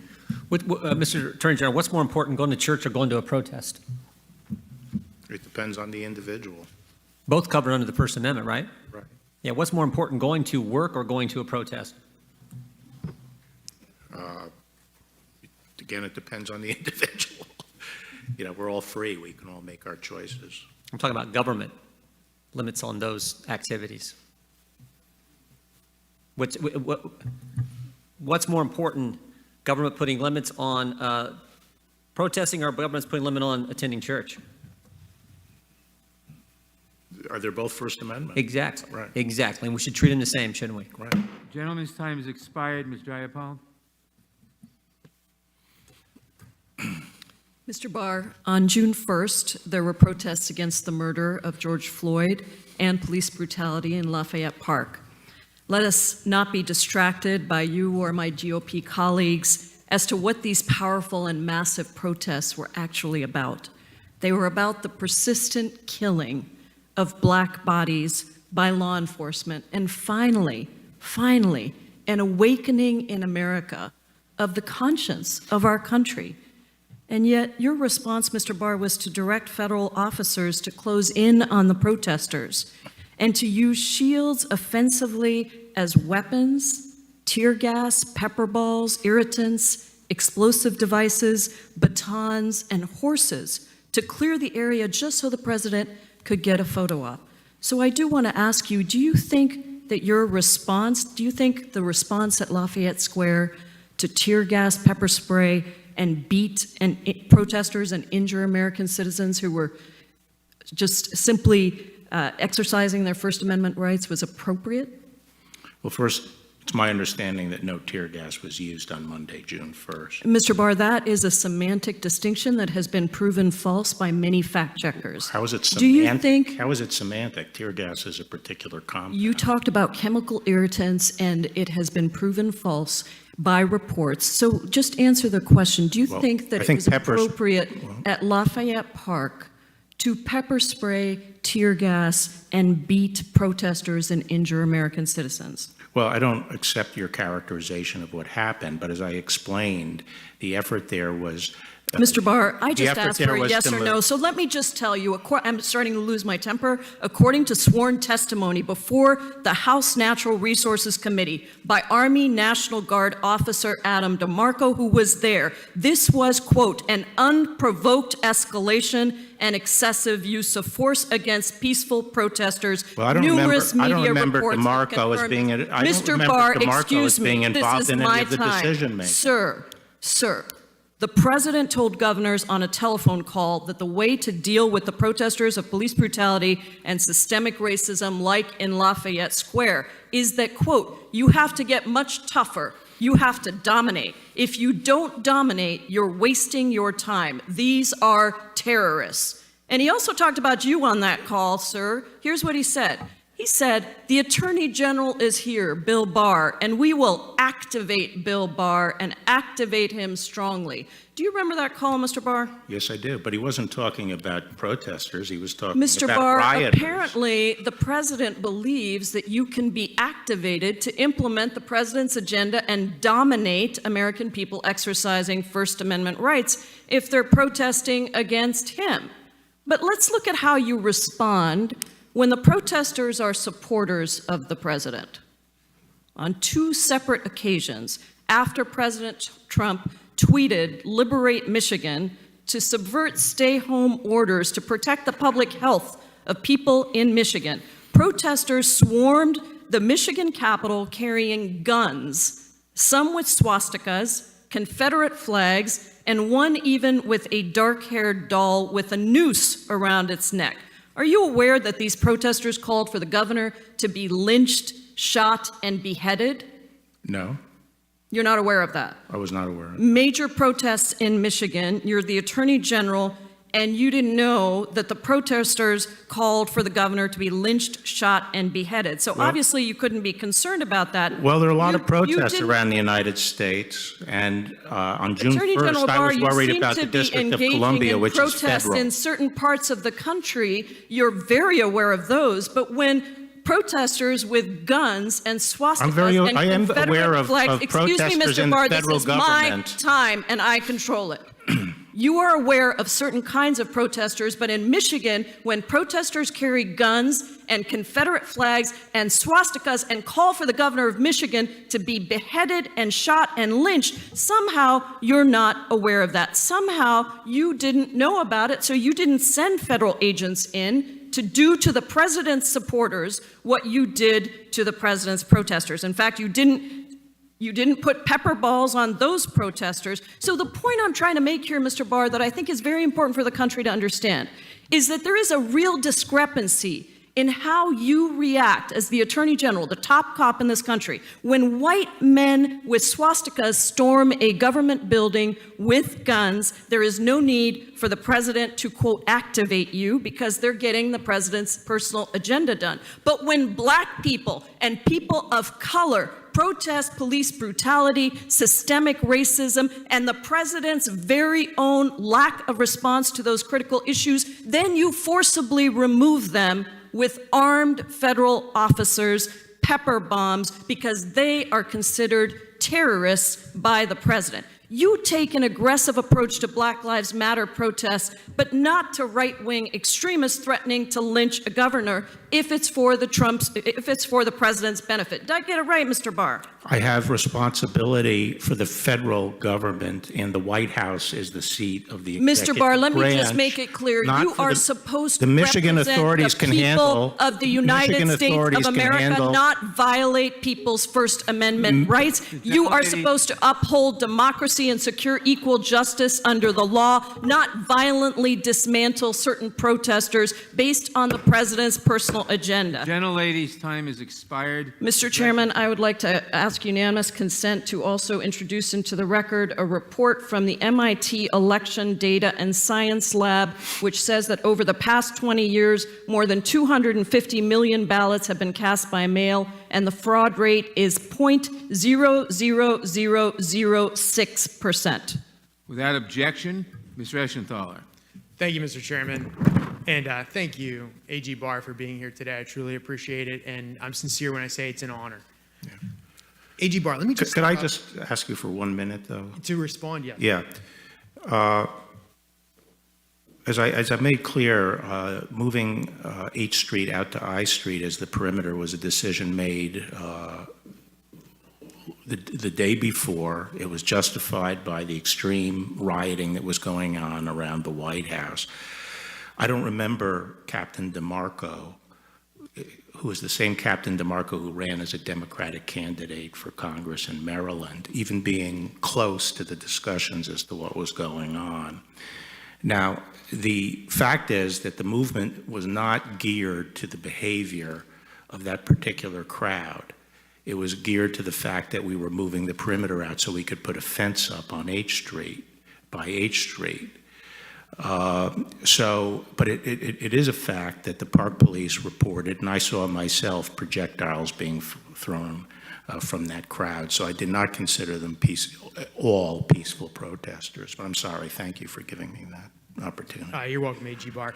AG Barr, I'd like to also talk about the violent protests that are being seen in Seattle, specifically Chaz, and also Portland, Oregon. As you know, over the course of June and early July, several shootings occurred inside Seattle's police-free zone, including the tragic murders of a 16-year-old and a 19-year-old. There were numerous reports of robberies, assaults, and property destruction as well. Sexual assaults as well. Yes, and despite all this chaos, all this violence, it took The Seattle mayor literally weeks to declare this an unlawful gathering, and took weeks before the police were allowed to clear that area. In similar circumstances, let's talk about Portland, Oregon. It's been going through 8 weeks of violent rioting in the streets as well. Rioters continue, in fact, to fire projectiles and mortar-style fireworks at federal law enforcement officers, and are using dangerous lasers, which have already permanently blinded at least 3 federal officers. Yet our own Chairman Jerry Nadler, told a reporter on Sunday that the anarchy and violence going on in Portland, and I quote the chairman, is a myth that is spread only in Washington, D.C., end quote. Attorney General Barr, is it in fact a myth that there's anarchy and anarchist groups engaging in violence in Portland? I think there are anarchist and far left groups that are involved in the violence in Portland. I actually think that the chairman's comment was about Antifa. I don't know exactly what he said, but I thought he was referring to Antifa. Do you think it's a myth that Antifa is involved in this anarchy? No, I think Antifa is involved in Portland. So either way, the chairman's comments were not correct, were not accurate. I didn't consider them accurate. What about the autonomous zone in Seattle? Congresswoman Jayapal has said, and I quote, that it's a peaceful protest zone. Is it a peaceful protest zone? No, as I already said, it's outrageous that people set themselves up and over a piece of territory where the people in there have not selected them as the government and try to exercise sovereign authority. That's an outrage, and we saw people handing out guns to people to quote keep the peace and so forth. It was anarchy there. Your office has already charged several violent protesters with federal crimes. Can you just briefly elaborate on those crimes? Well, they're the whole gamut. I think we've had 224. They run the gamut from throwing Molotov cocktails to assaulting a police officer, that kind of thing. Thank you, AG Barr. I just want to say that I think, and I don't know if you agree, that Chaz and Portland are really like political experiments. They really show us what would happen if we fully embrace the radical ideology of the social justice Democrats. And now, according to Democrats, it's the summer of love. According to the Congresswoman that represents Seattle, it's a peaceful protest zone. Attorney General Barr, in reality, these cities are experiencing violence, chaos, and frankly, just anarchy. So I think this political experiment has showed us that the liberal, social justice, Democrat-style government has failed. Would you like to comment on that, Attorney General Barr? Well, when I was first going through confirmation, I expressed concern about violence getting into our political system, and we'd seen this intolerance and attacking people, and I was very worried about that. And now we've seen it sweeping through the country like this, and I hope the Democratic Party takes a stand against the violence. Thank you, and I yield my time. The gentleman yields back. Ms. Demings. Thank you so much, Mr. Chairman. Mr. Barr, during your, over here. I'm sorry. Over here in the corner. Earlier during your testimony, you talked about gun violence, and you asked the question, what about those lives? And yes, Mr. Barr, those lives do matter. But do you believe that police officers should be held or held to a higher standard? Yes, and someone mentioned my comment about we shouldn't permit resistance. We shouldn't take that as a matter of course, but I never suggest that just because someone resists, that justifies whatever's done. Thank you so much for that, because good police officers also believe that they're held to a higher standard. So I'm glad to hear you say that. As a former police detective, I've solved many cases based on patterns of behavior, and there is an alarming pattern, I believe, that's developing. It appears, Mr. Barr, every time a U.S. attorney investigates the president or those close to him, he or she is removed and replaced by one of your friends. You have removed U.S. attorneys in the Eastern District of New York, the District of Columbia, and the Eastern District of Texas. On June 19th, you announced Mr. Berman would be stepping down. Now, let me just be clear. When you told America that Mr. Berman was stepping down, Did Mr. Berman tell you he was stepping down? No. Okay. But On stepping June- down is the language that I'm told. He didn't, okay, he did not tell you that. No. Okay, But it's the language we usually use to leave flexibility as to whether the person is doing it on On the low. June 20th, when asked about the basis for Mr. Berman's removal, on the very day you announced he was being fired, stepping down, the president's personal attorney, Mr. Giuliani, suggested that, and I quote, "The reason may lie in the fact that Berman's office got involved in what Giuliani described as baseless investigations." Sir, if that wasn't true, if you didn't remove Mr. Berman because he was overseeing investigations of the president and those close to him, why would the president's personal attorney think that? I'm sorry, what did he say and when? I didn't hear the quote. Mr. Giuliani suggests that When? June 20th, that he may have been fired because he was investigating baseless investigations. Well, if he said that, that's nonsense. Number one, anyone familiar with the Department of Justice would say that removing a component head is not going to have any effect on any pending investigation. Okay, and I know you're aware of reports that Berman's office was in fact investigating the president's former personal attorney, Mr. Cohen, his current personal attorney, Mr. Giuliani, his current personal attorney's associates, and his presidential inauguration. Well, Mr. Barr. I don't mean to suggest just by my silence that I'm confirming that. That seems to be your opinion. Okay, all right. Have you in any way attempted to influence or interfere with any investigation in the Southern District, including the investigations I just mentioned?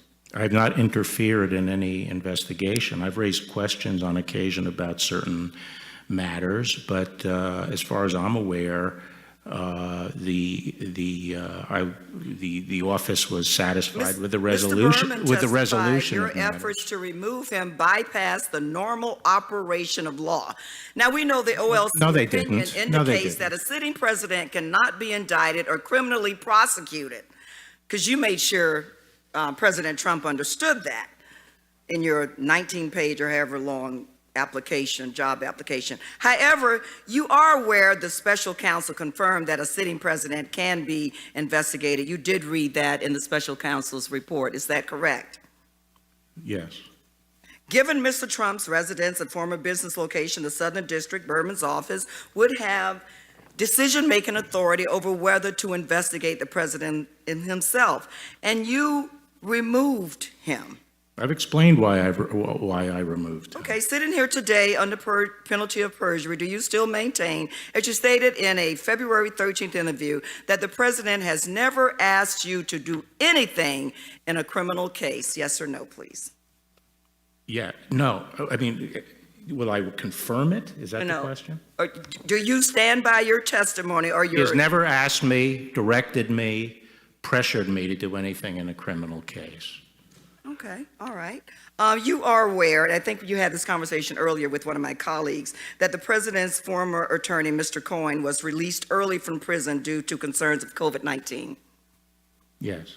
Okay, and why did you support the decision to send Mr. Cohen back to prison? I didn't even know the decision to send it back. Did you support it based after you? Well, I haven't looked into it enough, but my understanding of why it happened was... Mr. Barr, as a former The gentlewoman's time has expired. the president has made a mockery of the Department of Justice, and I believe as the nation's top cop, no one should care more about that than you. The Bureau of Prisons... Mr. Armstrong is recognized for 5 minutes. Thank you, Madam Chair. 10 years ago this summer, in July, in my hometown, it was a beautiful day. People were golfing, kids were swimming, everybody was playing baseball, just a perfect, gorgeous, sunny summer day in Dickinson, North Dakota. And in the span of 8 minutes, a tornado came through and caused unbelievable economic devastation. I don't think anybody woke up the next morning and said it was a mostly peaceful day. And I want us to talk specifically about what's going on in Portland with you, Mr. Attorney General, because for 61 nights, the federal courthouse is under siege. But not just the courthouse. Federal agents are under siege. You have men and women there protecting that courthouse. Now, I have no doubt if they were there, that courthouse would not be standing right now. Would you agree with that? Absolutely. And I think one of our problems is how we talk about this and how it's covered versus what is actually going on every single night in Portland at that courthouse. Can you explain what your officers and your agents are going through over there? Yes. I'm talking about the U.S. Marshals who were in the courthouse. They have initially tried to contain themselves in the courthouse. There have been efforts to push through in the main door. When people have succeeded in breaching the courthouse, they have thrown kerosene and fireworks and started fires. So then the effort was to make sure that they cannot breach. There still have been breaches into the courthouse.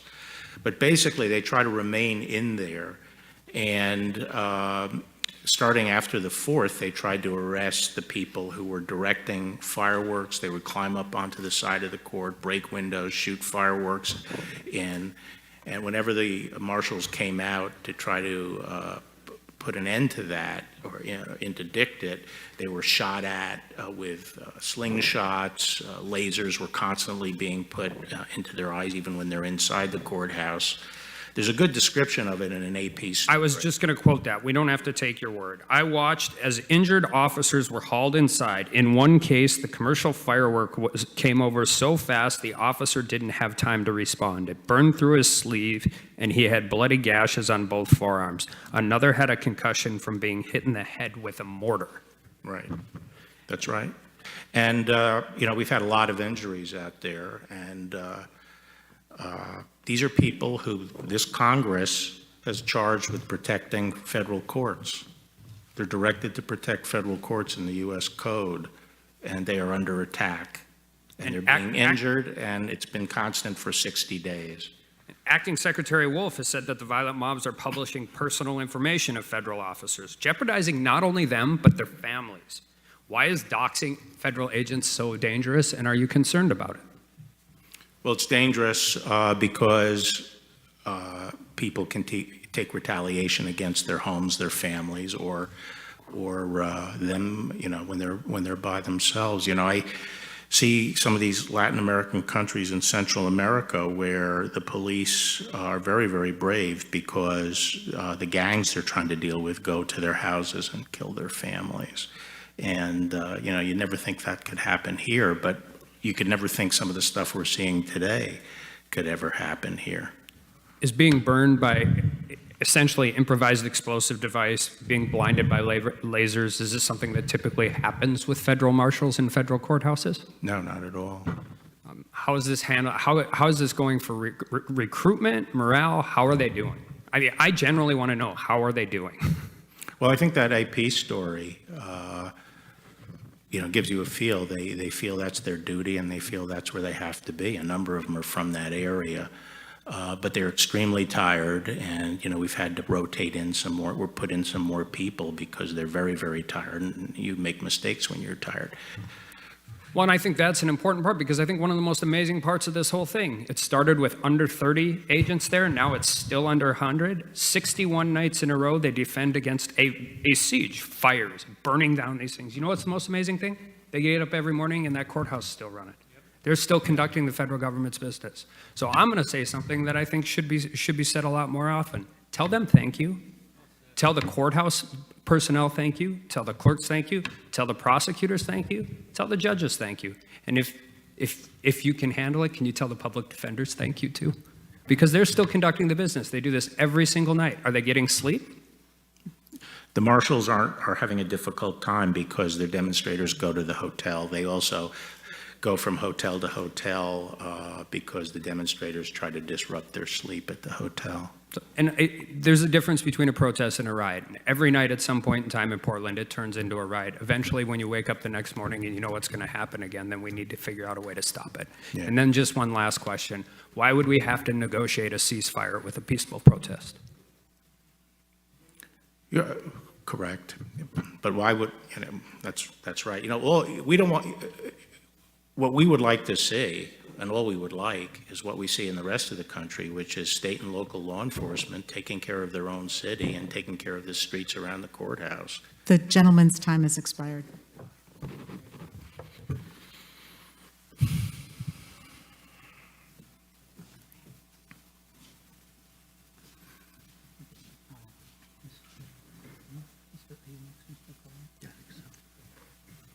Mr. Correa is recognized. Thank you, Mr. Chairman, and Mr. Barr, welcome. Let's talk a little bit about the census, if we can. As you know, that's the process where every 10 years we decide how many congressional seats each state gets, how much funding for schools, healthcare, other issues each region gets. Let's talk about the president's memo directing the Commerce Secretary to exclude undocumented immigrants from the apportionment count of the 2020 census count. Mr. Barr, President is essentially saying something, trying to do that, something that's unconstitutional and illegal. 14th Amendment, and I quote, representatives shall be apportioned among several states according to their respective numbers, counting whole numbers of persons in each state. And then federal law, as you know, 2 U.S.C. subsection 2A, and I quote, the president shall transmit to the Congress a statement showing the whole number of persons in each state. Did I read those correctly, sir, more or less? Yes. Do you agree that the president's memo essentially violates the Constitution? No.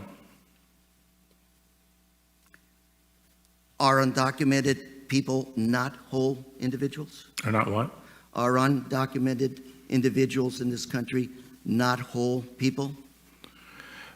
They are obviously people, but the legal issue there was the terminology of the Constitution. Well, if I may, it reflects the decision at the time of the Constitution that they count inhabitants. I may reclaim my time, sir.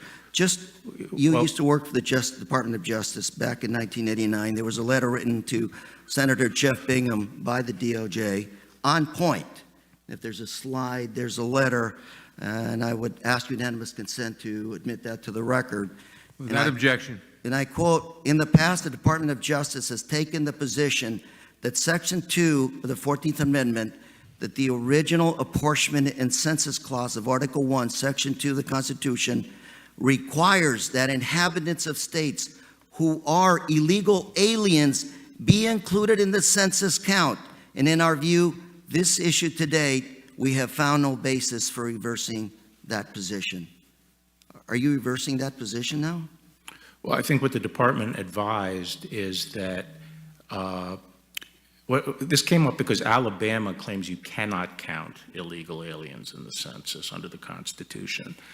The department looked at it and advised that Congress can determine the meaning of inhabitant for this purpose, that it is not a self-defining term as they only got 2 minutes, sir. That they recognized. Mr. Barr, if I may. Yeah, but this is a hearing. I thought I was the one that was supposed to be heard. Well, and I'm going to get there. The current dispute, you talked back when the Supreme Court struck down the president's attempt to put a citizenship question on the census. At that time, the president announced an executive order to collect citizenship information by other means. And at that time, you made reference to a current dispute over whether illegal aliens can be included in the apportionment purposes. Is that what you're referring to now, sir? I think that I could have been referring to the Alabama case. So I can't remember. Is the DOJ studying this issue? Have you concluded? Yes. Can you provide this committee with discussions, any research, any concluding memos on that issue? I'll look into it. But we have considered it, and as I said, our advice has been that Congress does have the power to define the term inhabitant to either include or exclude illegal aliens. But we're talking about the president's executive orders. Well, sir. Congress has delegated that power to the Commerce Secretary. So as the law stands now, we think the Commerce Secretary, as the delegate of congressional power, can define that term. That's a reasonable argument to make. Mr. Attorney General, in the last few seconds I have, President has to be within the law. Nobody is above the law in this country, including the President of the United States. My concern is he goes around doing tweets, memos, dictums that are clearly unconstitutional. My district, sir, is a working class, hard-working community. Immigrants, the greatest generation. All we want is equity based on the census. We want to make sure we get our federal dollars like everybody else around the country.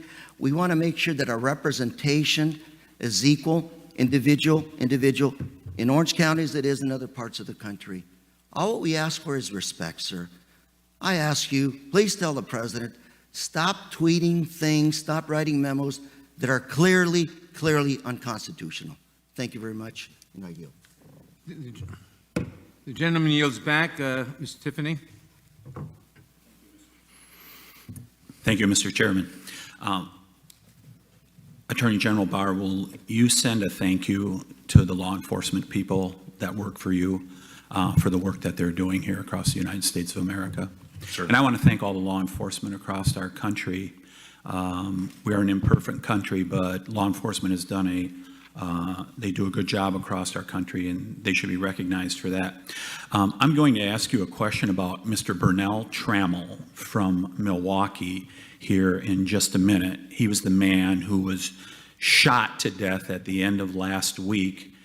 He's the African-American man who was wearing a sign, and he's regularly known around Milwaukee for carrying a Trump for President sign. But I want to share with you what happened in Madison, Wisconsin, so we all understand that this is not a myth about Antifa. So when the riots hit Minneapolis and then extended around the country, they hit Madison, Wisconsin also. And I don't know if you've ever visited Madison, Wisconsin. There's an iconic street there called State Street. Starts at the Capitol and runs all the way down to the University of Wisconsin-Madison.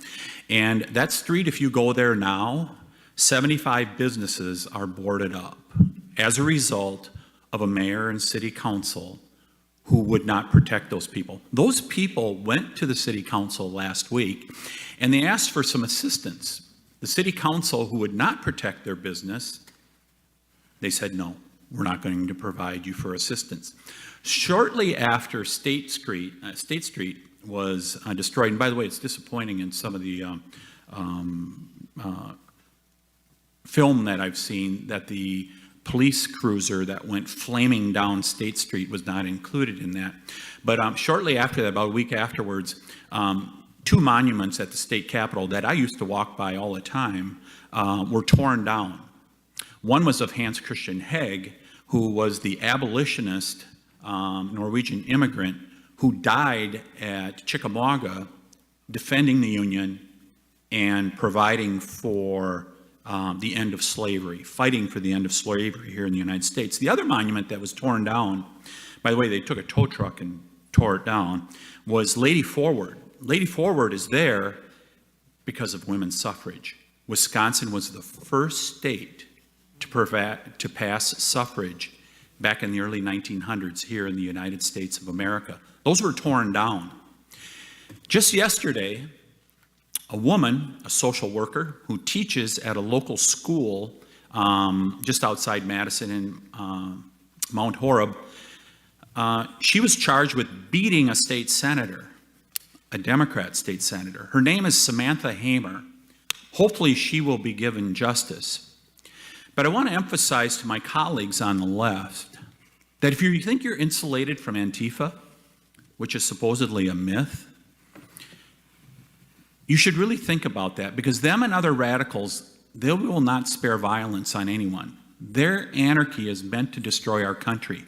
And I would ask you to, if you want to contact a former colleague of mine, State Senator Tim Carpenter, a Democrat, he'll tell you he was beat to a pulp on that night at midnight when they were tearing down those statues.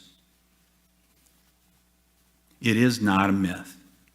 So, Mr. Attorney General, I would ask Mr. Burnell Trammell, I don't know if our Attorney General Call in Wisconsin or the mayor of Milwaukee are going to pursue what appears to perhaps be a political execution. Are you familiar with that situation in Milwaukee? You mean the shooting of that gentleman? Yes. I've read about it. If the Attorney General and other law enforcement in Wisconsin do not act, will the federal government study this situation and bring justice for Mr. Trammell and his family? Yes, we'll certainly study that situation.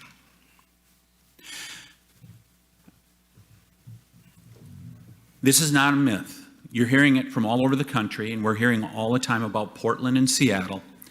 This happened in Madison, Wisconsin also, where a mayor, a far leftist mayor, proudly carries that banner, sat on a street, actually not a street, a highway with protesters and shut down traffic.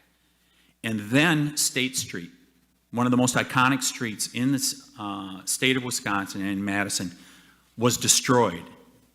And I'm not so sure that those businesses are going to get their businesses back. It is not a myth, folks. What's happening is real across our country, and we need to stop the riots. These are not peaceful protests. These are riots that are happening, and we need to call an end to it. And I hope you, Mr. Attorney General, will work towards that end. Thank you. The gentleman yields back. Ms. Scanlon. Attorney General Barr, I wanted to follow up on some questions from one of my colleagues. You testified earlier that you have at times voted by mail. Is that correct? I remember, I think, once voting by mail. So if public records show you voted by mail in 2012 and 2019, you'd agree with that? I think, you know, I can't really remember the details. Okay. I think on one occasion I had to go to a station and Okay, vote but you did at before the least election. once And vote I by think in mail. another one I voted by mail. I'm reclaiming my time, sir. Yeah. I raise this because in May of this year, 800 public health experts from across the nation sent a letter urging Congress to, quote, prepare for a presidential election by mail to allow Americans to vote from home and assure their health and safety. You're aware that health experts have emphasized that voting by mail is critical to protect public health in this upcoming election, correct? When was that?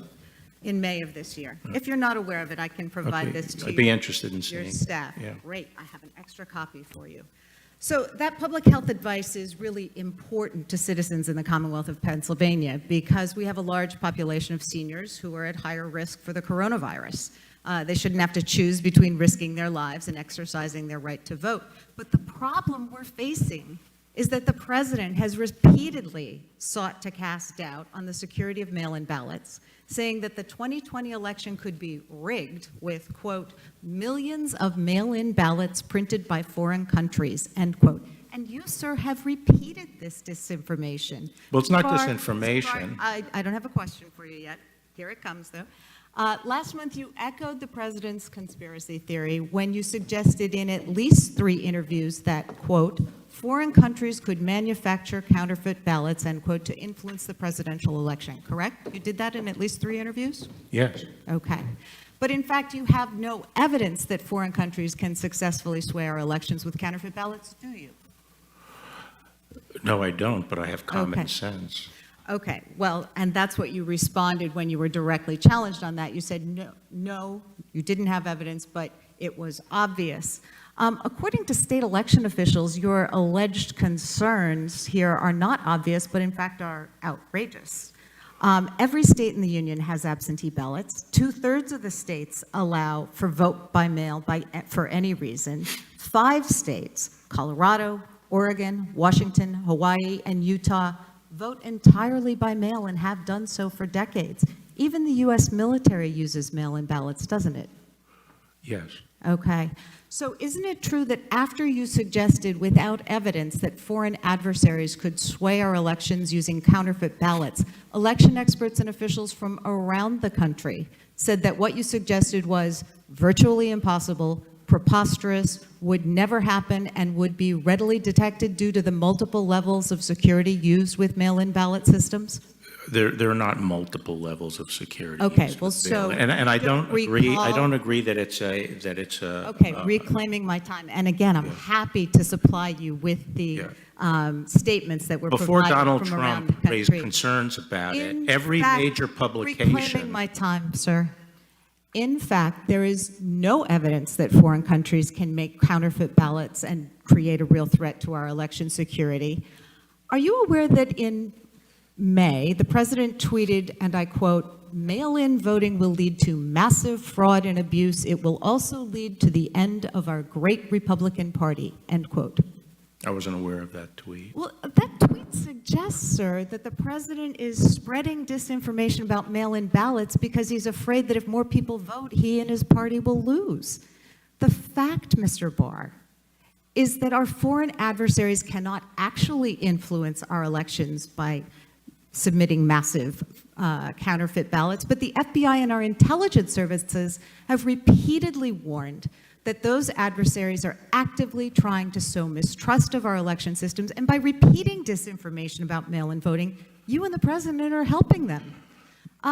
Just switching gears, you would agree. Well, I'd like the opportunity to respond to You would agree that that. prosecutors who make political contributions are identifying fairly strongly with a political party, wouldn't you? Who makes contributions? You said in 2017 that prosecutors who make political contributions are identifying fairly strongly with a political party, Yes, correct? yes. And in fact, you and your wife have donated over $730,000 to Republican and conservative candidates, including donations of $58,000 to Republican senators and Senate candidates in the 4 months preceding your confirmation. That's correct, Are you isn't it? surprised I'm a Republican? Is that correct that you made those donations? Over a long period of time. Including just before?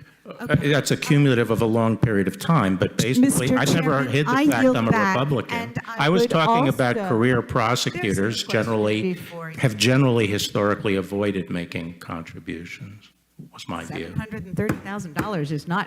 Time of the gentlelady has expired. Ms. Garcia? Mr. Chairman, I would seek unanimous consent to introduce the 800, the public health expert letter signed by 800 individuals, the Attorney General's repeated interviews in which he suggested that our elections could be undermined, the overwhelming reaction from election officials around the country, and the articles concerning his campaign donations.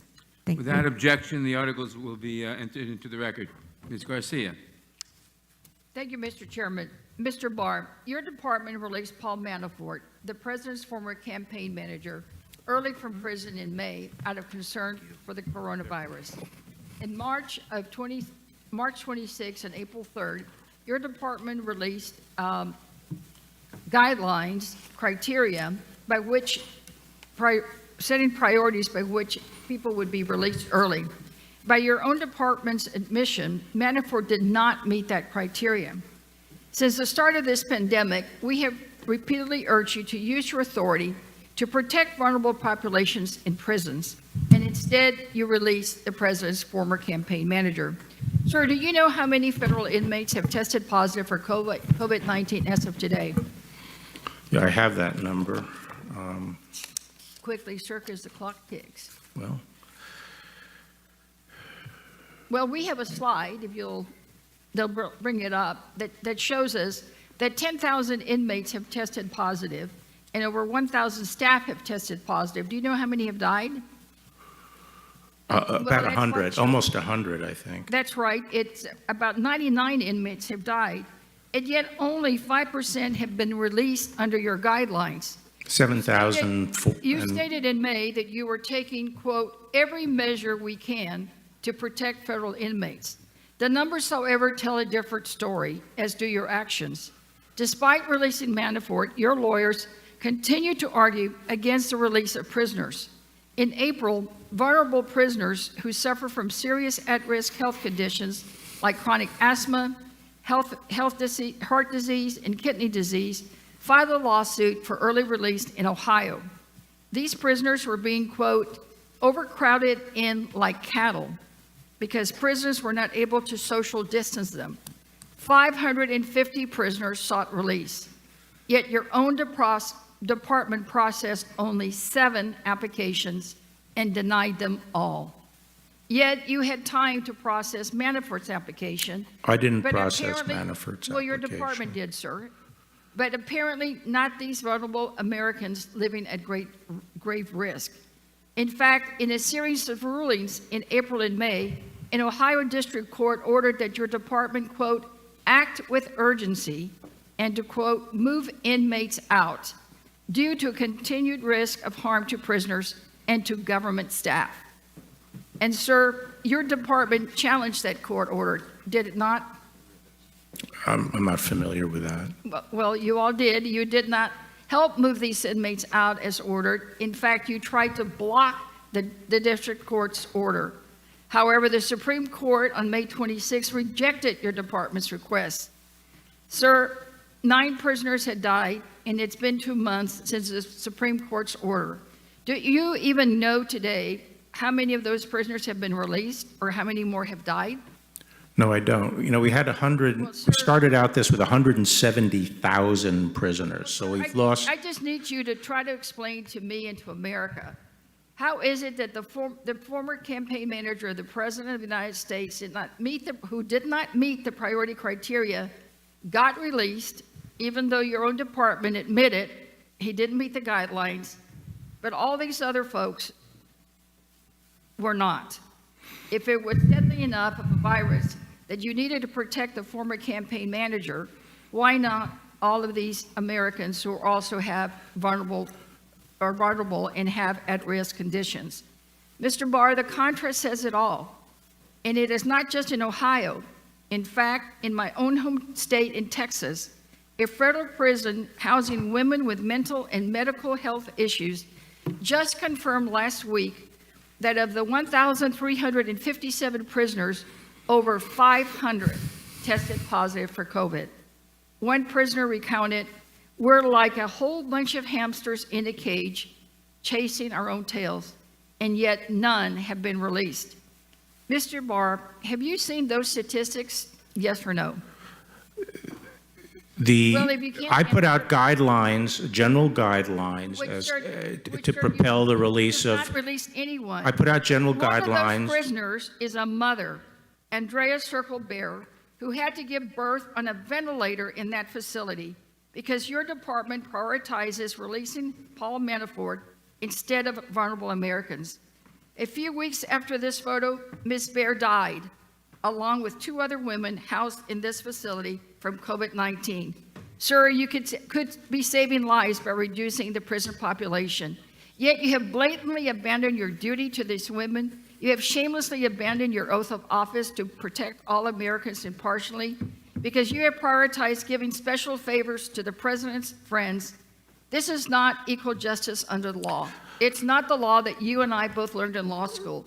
It is 2 simple systems of justice, one for the president's friends and one for everyone else. The director of the BOP. It is flat wrong. Yeah, the Thank direct- you, and I yield back. Yeah, the director of the BOP Gentlelady- testified under oath that no one Gentlelady- from Justice Department was involved. Gentlelady yields back. Yeah, but the gentleman Neguse. has not been given an opportunity to respond, and that's Ms. been a Neguse. consistent problem. Mr. Neguse is recognized. Thank you, Mr. Chairman. Good afternoon, Mr. Attorney General. I want to go through a couple of your prior statements. On April 18th of 2019, you stated, quote, that the White House fully cooperated with the special counsel's investigation. You're aware of that? Mhm. Today, yes or no, Mr. Barr, under the penalty of perjury, do you testify that that statement was true at the time you made it? I thought it to be true at the time I made it. On Why isn't it true? June 9th, I'll get to that, Mr. I Barr. mean, does it have to Mr. do Barr, with I will quibbling get over? to that. Reclaiming my time, you answered the question. Okay. I have another question for you. On June 19th of No, 2020. actually, I need to answer that question. Mr. Attorney General, you did answer the question. No, you I'll said give under an opportunity- penalty of perjury. I'm going to answer the damn question. You okay? said the answer And- was and- yes, is what you said. Well- Are you saying no? I think what I was referring to, and I'd have to see the context of it, was the supplying of documents. No, Mr. Attorney General, this statement was not limited to the supply of documents. You stated think at a that's press, what- Mr. Attorney I General, think reclaiming that's my what I was time. talking about. Reclaiming my time. I You think that's stated what at I a was press talking conference on about. April 19th of 2019 that the White House fully cooperated with the special counsel's investigation. You knew when you made that statement that the president had not agreed to be interviewed by the special counsel. Now, on June I 18th think I of this year, subsequently Mr. said Attorney that General, I was referring to on the June 18th, production of documents. Mr. Attorney General, on June 18th of this year, the Department of Justice issued a statement saying that Mr. Berman, the former U.S. Attorney for the Southern District of New York, had, quote, stepped down. You're aware of that statement being released by the department, correct? Yes. And do you testify today that that statement was true at the time the department issued it? He may not have known it, but he just- was stepping down. He may not have known that he was stepping down. That's your testimony today? He was being removed. Mr. Attorney General, the statement did not say that he was being removed. It did not say that he was being fired. It said that he was stepping down. And apparently your testimony today is that that was in fact accurate when Mr. Berman has testified under oath to this committee that it in fact was not. Now I want to talk about No, he was removed. He was removed, and I wanted an opportunity to offer him another job. I understand your rationalization for your answer, but the American people not a will let your rationalization. answer speak for itself. Now, Mr. Attorney General, earlier this year, President Trump stated that he had planned to make what he described as Vice President's, quote, Ukraine dealings an issue on the campaign trail. Earlier this year, on February 10th, you stated that you had set up a, quote, intake process for submission of information, intake process, end quote, for submission of information relating to the Ukraine to the Justice Department, and that included, quote, these are your words, anything Mr. Giuliani might provide. Do you recall making those comments? Something along those lines. You'd concede there isn't anything standard about the Attorney General creating a special process for information related to advancing. I disagree. You disagree? And I also made it clear that that is a vetting process that's available to anybody. Is that right? Which U.S. attorney have you assigned to receive information from Vice President Biden's personal lawyers regarding President Trump? Well, maybe if they had vetted the dossier, there's no. Maybe if they vetted the dossier, we wouldn't have the whole Mr. Attorney Russiagate General, there's problem. no U.S. attorney, of course, that you've appointed to do that because What are what you you have talking about? done with respect to this process is unprecedented. Now, It my was understanding- cautionary so that we do not pollute the General- criminal investigative process with Ukrainian I will give disinformation. you an opportunity to explain this intake process. My understanding is that you have directed. the You are gonna Eastern- give me an the U- opportunity? I intend to right Okay. now. The Eastern District of New York, the U.S. attorney responsible for that district, my understanding is that you have asked that U.S. attorney to be responsible for the intake process. Is that right? No. That's wrong? The U.S. attorney? The U.S. Attorney in the Eastern District was given oversight of all Ukrainian-related cases, any new cases involving Ukraine. Correct. We face a problem with Ukraine, which is unreliable information coming in. I appreciate There's a lot you of noting that. corruption there. It's I a hall of appreciate you- mirrors. Mr. Attorney General, And I I wanted to make appreciate you sure noting that before we got into criminal proceedings, and this was to everyone's benefit, particularly Vice President Mr. Attorney Biden, General, that the information was scrubbed I appreciate in conjunction you noting with that, the and that is intelligence consistent community. with the memo that you issued, which said, any and all new matters relating to Ukraine shall be directed exclusively to the Eastern District of New York for investigation and appropriate handling, just as you've described right now. Now, of course, the U.S. attorney responsible in the Eastern District of New York was recently changed. My understanding is a few weeks ago, you announced that Seth Ducharme would be taking over to replace Rich Donahue. Mr. Ducharme, prior to serving Pittsburgh is in this charge role- of the vetting. Mr. Attorney General, prior to taking this position, Mr. Ducharme worked at Maine Department of Justice. Is that correct? Yes, he was a counselor to me. He was a counselor And then to he you. was the principal assistant deputy attorney general. That's right. And rather than having the acting U.S. attorney, the deputy U.S. attorney, rather, in that district They wanted serve, to swap jobs. you now have appointed your prior counsel to oversee that very same process. With that, I yield back my time, Mr. Chairman. Mr. Chairman, The gentleman yields back. Ms. McBath. Mr. Chairman, before we go to Ms. McBath, could I enter a couple of documents ask for unanimous consent to enter 4 documents? The 2 memos I referred to, setting the guidelines for who gets released, a Washington Post article about Paul Manafort's release, and a testimony from the Council of Prison Locals 333 for the record. Without objection, Ms. McBath is now recognized.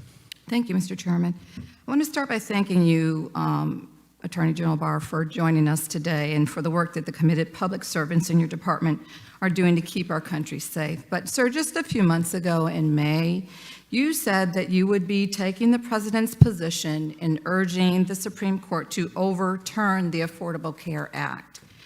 When asked if you will still take that position, even if it means, and I quote, stripping millions of Americans of their health care in the middle of a pandemic, you stated that the case would not be argued until October, and that the president expects to fix and replace Obamacare with a better system. Attorney General Barr, let's be very, very clear. As public health officials and data have shown us, this pandemic is simply not going away. Just last week, it was reported that one hospital was planning to send coronavirus patients home to die. due to limited resources to treat them. So we're still facing an extremely critical and extremely serious situation. And even if you expect the president to figure out a new plan by October, the president has not yet put in place another system, nor is there any guarantee that he will do so by October, as you, quote, expect. So when you say you expect the president to figure out a new plan, you are taking a risk with millions of Americans' lives. You are risking the lives of millions, people who will not be covered for pre-existing conditions if the Supreme Court agrees with your position. Civil servants in your own department have disagreed with you on this matter. In fact, I'm introducing a statement by one of the lead attorneys on the ACA case, Joel McElvain, who resigned in protest when your department refused to defend the law as it is required. In my district, the 6th District of Georgia, Congressional District, there are over 300,000 people that have pre-existing conditions, and I, sir, am one of them, a 2-time breast cancer survivor. Our state is continuing to battle hard against a resurgence in COVID-19 cases. So I'm asking you, sir, not to gamble with American lives, not to gamble with my life. And I'd like you to confirm that if the president has no other plan in place by October, you will reverse course and drop your position that, I quote you directly, the entire ACA must fall. I have 2 children who are cancer survivors, so I feel very strongly about this issue as a matter of policy, and I believe that the president's made clear that he will ensure that Sir, there will... please answer my question. Will you stop playing politics with Americans' health care in the middle of a pandemic? I'm not playing politics. I'm the lawyer. I'm not in charge of health care policy. Will you reverse your course and make sure that millions of Americans like me that depend on health care and treatment to stay alive, will you reverse your course to make sure that we have the ability to be able to live in this country freely with quality health care? People will have the health care protection, and that will be accomplished either if I lose, Okay, if the sir, government, if the government loses the no. case, I if the take this Supreme as a Court no. strikes it down, then I think... take this as a no. Sir, I No, want that to based on briefly go history, on. there will be... Sir, I'd like to go on. I'd like to briefly mention my concerns relating to gun violence, because that's actually how I got here relating to to what? Washington. What? I want to briefly go on to another concern that I have relating to gun violence. That is Okay. actually how I got here. Okay. During the coronavirus outbreak, the nation has seen a dramatic increase in firearm sales and skyrocketing numbers of sales blocked by failed background checks.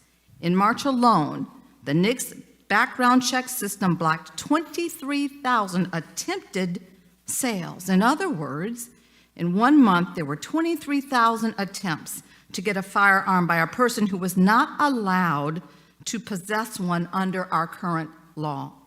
And it is a federal crime for anyone to lie in an attempt to get a firearm, which is what I suspect most people try to do.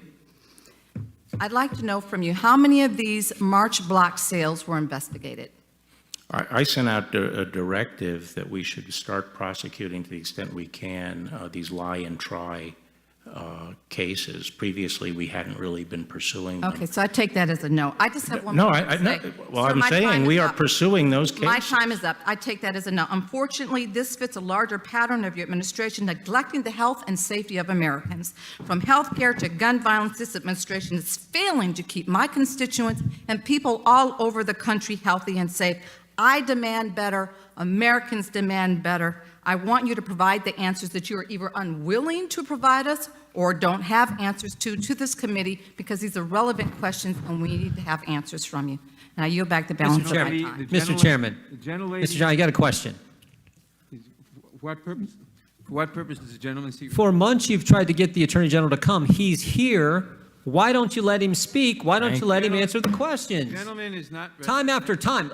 If you want the Attorney General to come, at least let him answer the questions and the accusations made against him. The gentleman's rudeness is not recognized. Rudeness. Rudeness is on the other side. Mr. Stanton is Time isn't a after hearing. time, you refuse to let the Stanton Attorney is General of the United States answer the questions posed to him. Mr. Stanton is recognized. Well, maybe the last few witnesses will actually let the Attorney General Mr. speak. Attorney General, Mr. Stanton is recognized. thank you very much, Mr. Chair. Mr. Attorney General, thank you very much for being here. Since the passing of the Voting Rights Act in 1965, those who have sought to suppress the minority vote concealed their intentions. The suppressors suggest that they were really out to advance some altruistic goals such as election security. But history has proven that those allegations and those rationalizations were lies designed only to fend off legal challenges. It was a dirty little secret, and those who aimed to suppress the minority vote never dared to say it out loud. But not Donald Trump. He didn't even try to keep it a secret. He just blurted it out. He said he will lose the 2020 election if more Americans are able to vote. That's one reason why this president needed a fixer at the Department of Justice. From letting Russia off the hook to rewarding Roger Stone. Mr. Barr, you've proven not only very willing, but I have to admit, very able. More than a year ago, this committee heard testimony about a resurgence of discriminatory voting practices, certain states making it more difficult to vote. These practices include unnecessarily strict photo ID requirements and the abuse of signature match requirements to reject absentee ballots. Despite that, your department has a lax approach to enforcing Voting Rights Act. During your tenure, you filed just one case to do so. But the DOJ has done nothing to block the suppression practices we heard about over a year ago before this committee. And to your credit, Mr. Barr, you warned us. You told the New York Times Magazine earlier this spring that the DOJ's role in protecting the right to vote would be limited this year and that it would be up to the states to police themselves. Isn't that right? Yes or no? I don't recall saying that, but if you say it's in the article. It's in the New York Times article from just last month. In that same news story, you said it would be up to the voters to referee the election. Is that right? Yes or no? I don't remember the context of that, frankly. Was I talking about foreign influence? No, sir. I'll submit it for the record. You'll have a chance to review it and submit additional testimony if you desire to. Someday, when we have more time, you'll have to explain to me how a person whose right to vote is denied by a discriminatory practice can referee an election. That doesn't sound But I digress. It troubles me that you have not been consistent in your approach. As the Attorney General, you have stood down on discrimination and allowed states to make it harder to vote. But you have used the DOJ as a sword when attempts have been made to make it easier to vote. Voting rights advocates in South Carolina and Alabama sought to prevent Americans from choosing between voting and risking their health by making it easier and safer to complete an absentee ballot during the pandemic. But your DOJ intervened to try to block that accommodation. Mr. Barr, did you discuss either of those cases with the president? Yes or no? No. The American people. I don't even know. What two cases are you talking about? Cases in which... Tell me the name of the cases. I don't have the name of the cases. Where South were they? Carolina and Alabama. You'll have a chance to comment after your testimony is done here today. The American people have good reason to believe that you will continue to use your authority to carry out the president's wishes to suppress the vote. And there are fears that you and the president are laying the foundation to interfere with the upcoming election, specifically with vote by mail, as my colleagues have previously noted, because both of you have advanced false conspiracy theories about mail-in voting. And I hope we can put some of those fears to rest here today. Mr. Barr, can you commit to the American people that you will not interfere with the decisions of state and local authorities to use vote by mail and absentee ballots in the 2020 elections? That's a yes or no question.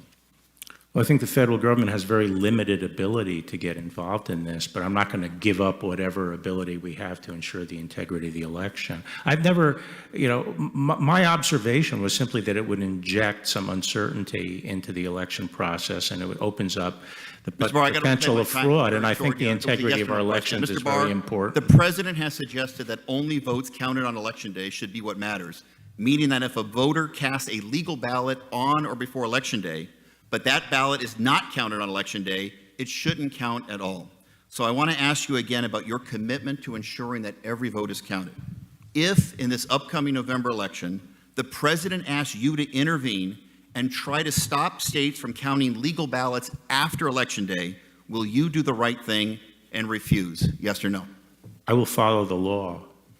You won't say no, sir? I'll follow the law. It's very disappointing. If a state has a law that says it has to be cast on election day, that's the law.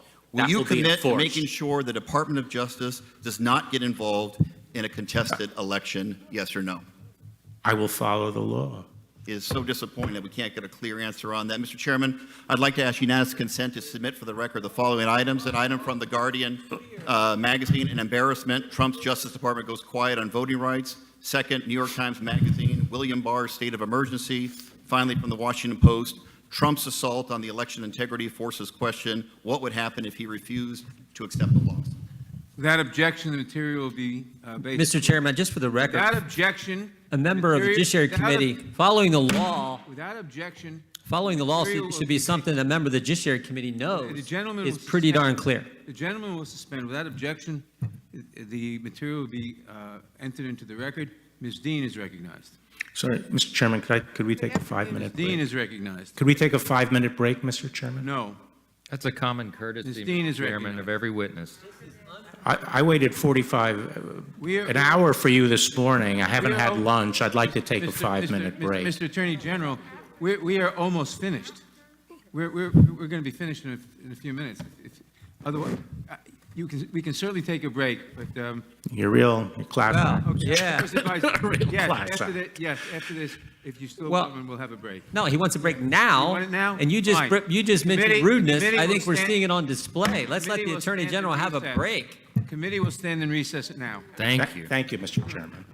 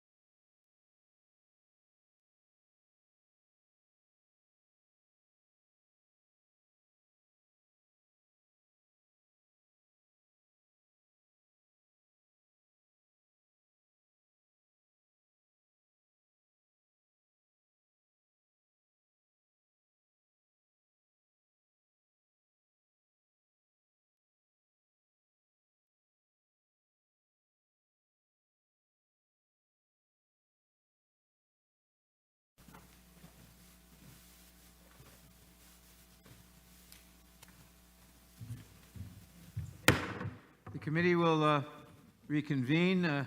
Ms. Dean is recognized. Thank you, Mr. Chairman. Good afternoon, Attorney General Barr. I'd like to return and discuss some different issues regarding June 1st and Lafayette Square, where, as you know, peaceful protesters had gathered over days and hours to discuss civil rights, to discuss the heinous murder of George Floyd, and to call for equality and justice. When asked about the use of force displayed in the video against the protesters at Lafayette Square, you stated that your attitude was, quote, "Get it done." Let's look at what you got done. If you'll take a look at the timeline we have compiled, we see that you were spotted in Lafayette Square at 6:10 p.m. that Monday evening. The president was scheduled to speak in the Rose Garden at 6:15. The park police began to disperse protesters at roughly 6:33. President Trump started his speech at 6:43 and finished at 6:50. So by 7:01, when the president was ready to walk across the street to take a photo in front of St. John's Church, the square was cleared and ready for him to go. Am I correct? Yes. The timing is clear. Multiple local officials also confirmed the point of clearing the square. One safety official said it was as if the park police's plan to move the perimeter had been, quote, hurried up when the president needed to walk to church. And just today, Congress heard testimony from Adam DeMarco, a National Guard officer deployed at Lafayette Square, confirming that he expected the square to be cleared after the curfew, after 7 p.m. I'm sorry, who was that? Adam DeMarco, National Guard. In Well- the afternoon, I didn't have a question for you, sir. In the afternoon, you told us that you learned of the president's interest in crossing the square to go to the church. Is it your opinion, Mr. Barr, that clearing protesters from Lafayette Square, which local officials were told to hurry up moments before the president's photo op with a borrowed Bible in front of a church, was coincidence? Is this timing coincidence? I believe it is, yes. It's not post hoc ergo propter hoc, is that what you're Familiar saying? with the Latin. In a related matter, when asked about the use of pepper bombs fired... It wasn't a coincidence in this set, if you would permit me, Congresswoman. Okay? As I said, I used the analogy of MacArthur at Leyte Golf. We heard Okay? that. Thank you. Yeah? I'll reclaim Okay, it. so Mr. Attorney General, he couldn't have you walked... said coincidence. Fine. We'll assume that that was all coincidence. In a related matter, I've already when asked explained that about- it had been planned all Mr. day. Attorney General, the time is mine. We've waited a long time for you to come here. The time is mine. You waited to talk to me like this? You didn't need to wait so When asked long. about the use of pepper bombs fired at Americans in Lafayette Square, you said, quote, "No, there were no chemical irritants. Pepper spray is not a chemical irritant. It's not chemical," quote. Well, everything is chemical. I was referring to a dichotomy, Actually, a dichotomy in these kinds of things between Mr. chemical Attorney General- compounds and naturally occurring Mr. substances. Attorney General, reclaiming my time. There are rules by which we operate here. I would ask you to respect them. Take a look at the screen. I've placed on this screen for reference, as you are aware, how your department describes pepper balls used on Americans in Lafayette Square. A 2009 Justice report noted that the pepper ball, quote, "system's accuracy and accompanying blunt trauma impact made it an ideal chemical dispensing system." So while you, in a quote, said it's not chemical, you today confirm it is chemical, and you're aware of your department's policy, are you not? What policy? The one I've just provided to you. What does it say? Finally, whether or not you authorized it at the time, perhaps you weren't listening. I didn't see the policy. What was the policy Clearly in you weren't there? listening. Fine. Whether or not you authorized the use of pepper balls. What?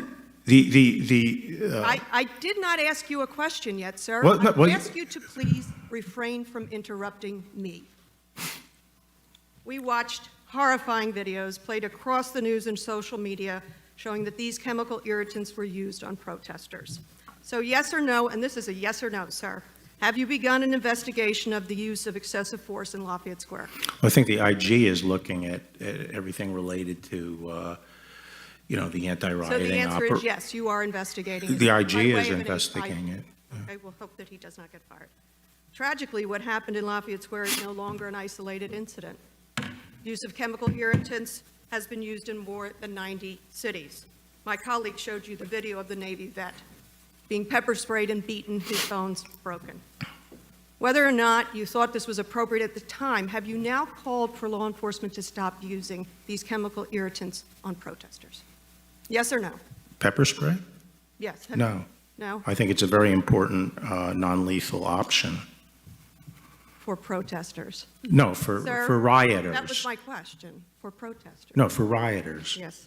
Sir, America was founded on the principles of free speech. When people resist Excuse law me. enforcement, they're not peaceful. Reclaiming my time. I'm surprised at your lack of respect for a member of Congress.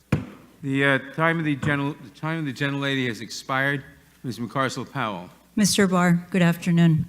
I'm glad that you mentioned Latin America a little bit earlier. You know, many of my constituents that I represent in Florida fled to America from countries that used deadly force to stifle speech, and they used armed forces to suppress dissenting voices. They cherish our Constitution, as other Americans have done for generations, because of the incredible freedoms and rights that being an American citizen gives to all of us. It's extremely personal to me because you probably know that my roots are in Ecuador, but I live by the American Constitution. And it's true that those who weren't fortunate enough to always have these rights and freedoms sometimes cherish them even more than those who have always had them. When they see photos from Portland, they don't see the American ideal or the America that they know. They actually see and are reminded what they left behind. You would agree with me on that? Are you listening, Mr. Barr? Well, I wasn't sure. Take a look at this video. Who was the subject of that last sentence? Just, you know, when Who you see, honor- who- look at these videos for 1 second. Yeah. We have seen violence in Venezuela at the hands of Maduro, firing tear gas at protesters and using brutal tactics to crush demonstrations. That's what we see from dictators on both the left and the right.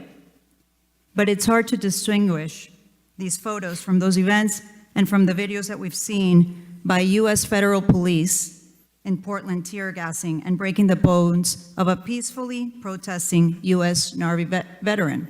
Very similar. So, Mr. Barr, how do you restore the confidence of my constituents in the values of this country when every night on television they're seeing these images of violence used against the peaceful protesters? We all denounce violence. How do you restore the trust in our democracy? I think that the force is being deployed against rioters or in situations where protesters are not following police directions. Most of the protests have been peaceful, Mr. Barr. You know that. You know that. You're just using language for political purposes, just like my colleagues across the aisle. Let me just go now to one of the most important topics facing our nation right now, healthcare. You know, in my district, we have close to 100,000 people that get their health insurance through the ACA. 19,000 of them are living with serious pre-existing conditions.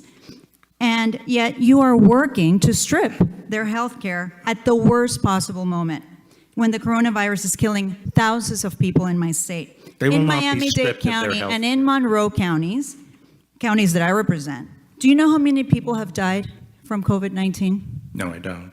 1,410 people. You were at the White House on March 23rd when President Trump said Governor DeSantis was doing an incredible job. Do you agree that Governor DeSantis is doing an incredible job? Well, I have no reason not to believe that. Well, Florida now has more cases than in China. Well, did And Cuomo in fact, do we an have incredible Florida, job in New York? Unfortunately, and I'm not proud to say this, in Florida we have more cases than most countries combined around the world. So no, he is not doing an incredible job. You push states to open too soon. You threaten states with lawsuits. I didn't If ask they- states to if they open. said- I didn't ask states to open. You threaten with lawsuits for those states For that wanted to church. have stay-at-home orders, Mr. For things like Barr. church. We have the facts. I'm going by the facts. Yeah, I'm just saying- And now the country, the United States of America, has more than 4.3 million COVID cases alone. You, Mr. Barr, and President Trump, working together, are letting my constituents down. And it's something that you are going to have to live with. What am I supposed to say to my constituents when they ask me if the government has done everything in its power to protect their loved ones from dying? You tell me, Mr. Barr, what am I supposed to tell them? I would tell them that managing this kind of thing requires a lot of difficult choices and weighing different consequences. I'm not going to lie. I am not going to lie to my constituents. I am going to tell them that President Donald Trump and the Attorney General working together are not following health guidelines. They're letting Americans die needlessly because of political reasons. That is what I will tell them, Mr. Barr. Thank you. And one last question, if I can. In our system, Under oath, do you commit to not releasing any report by Mr. Durham before the November election? no, You don't commit to that? no. So you I will be won't go very by careful. Department of Justice policy I know what that Justice that you Department won't policy interfere in any political investigations before the November election? We're not going to interfere. In fact, Mr. I've made Chairman. it clear I'm not going to tolerate But under oath, you're saying that you do not commit to not releasing a report by Durham? I'm not going to, any report will be, in my judgment, not one that is covered by the policy and would disrupt the election. The time of the general. I've already made it clear that neither You would go candidate against is your own Department of Justice policy, Mr. Barr. Why don't you tell me what that policy is? Oh, I have it right here. Well, actually, Do you want me to repeat it for you?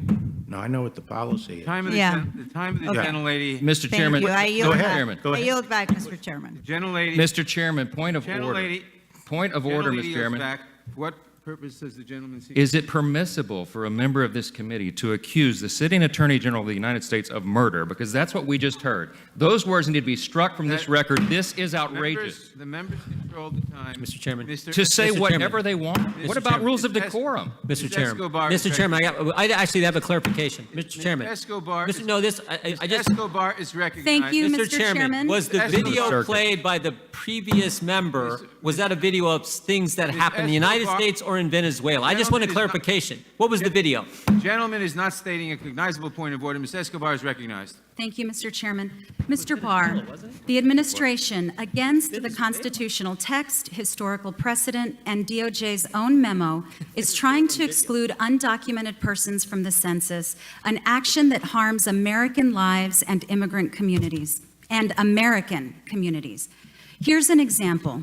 Many American children are living with an undocumented parent or relative. This change in the census means that those children, American children, would receive less money for programs like the National School Lunch Program, Head Start, or the state children's health insurance program. A simple yes or no, please, Mr. Barr. Are you comfortable with a decision that would punish American children and immigrant communities in this way? I don't make the policy. I provide legal advice on legal issues. So as Okay. both to this issue and the issue of the Thank you, Mr. ACA, the I can question ask you presented about to the ACA, department Mr. is Barr, the law. Reclaiming my time, sir. Mr. Barr, a simple yes or no. Does the Constitution say that only citizens should be counted in the census? No. Correct. It does not. In fact, the framers of the 14th Amendment explicitly confronted this question, and it provides that persons in each state be counted. I'll move on. Well, they wouldn't have, Among they wouldn't many have other- confronted there's it no because there were question no yet. illegal aliens at Among the many time. other things, I'm alarmed by your department's refusal to comply with and implement key Supreme Court rulings. On June 18th of this year, the Supreme Court, in an opinion authored by Chief Justice Roberts, ruled that the Trump administration's attempt to rescind DACA was arbitrary and capricious, and required the administration to process new DACA applications. Despite the Supreme Court's ruling, 0 DACA applications have been processed. That's not the only Supreme Court decision your administration has ignored. In 2017, your department issued a memo stating that transgender workers were not protected by civil rights laws. The Supreme Court struck that down too. No, I'm sorry. In both What the we had DACA said sir, was there's the no question for you 64 yet. Act did Excuse not me. extend to. Reclaiming my time, sir. In both the DACA and transgender decisions, your department has yet to comply. Yes or no? Will the department implement the Supreme Court's DACA and transgender rulings? Yes, I think we are. The DACA ruling? Yes. You are now processing DACA applications? I think what we're trying to do now is restore the administrative process. And Sir, I think okay, DHS has put out a rule. I think DHS put out a rule today. Thank you, sir. Sir, earlier you testified. At least that's what I was told. You testified that you discussed the president's reelection campaign with him. Does the president tell you what he thinks the winning issues for him would be in his reelection? I'm not going to discuss my discussions with the president. I'm not asking you to divulge anything private or classified. Well, I think my Does discussions with the president mention- are confidential. Okay. Have you? But it and the shouldn't president- surprise you at an election year, the topic of the election comes up. Well, it surprises me that the DOJ has become so politicized. That's what surprises me. Sir, have you and the president ever discussed the fact that anti-immigrant and anti-LGBTQ policies excite his base? No. You've never had that conversation. No. He's never told you that his anti-immigrant policies, his anti-LGBTQ policies gin up his base. I haven't discussed that with him, but I assume the immigration, I think a lot of his base does care about immigration policy. Does that motivate some of the work that you do? Like what work? Well, for example, your enthusiasm for... That position was taken on the transgender that you're talking about was taken before I arrived in that litigation, I believe. And you can reverse it any day. And my question was whether you... No, it was a were going to legal reverse question it. as to whether the 64 Act extended to transgender. I think it was... I'm running out of time, sir. One more question. You keep telling us that you're not aware of the president's tweets. Are you aware that your department has stated that the president's tweets are official White House statements? No, I wasn't. Okay. I don't pay So it attention goes to the back tweets unless they're brought to 2017. my attention. Okay, Mr. Barr, thank you so much for being here today. I want to remind you of something you probably don't remember. But some months ago, you actually were outside my office. You were coming out of my neighbor, Doug Collins' office. I tapped you on the shoulder, and in a friendly reminder, I handed you a copy of the Constitution. And I asked you to please help us defend the Constitution.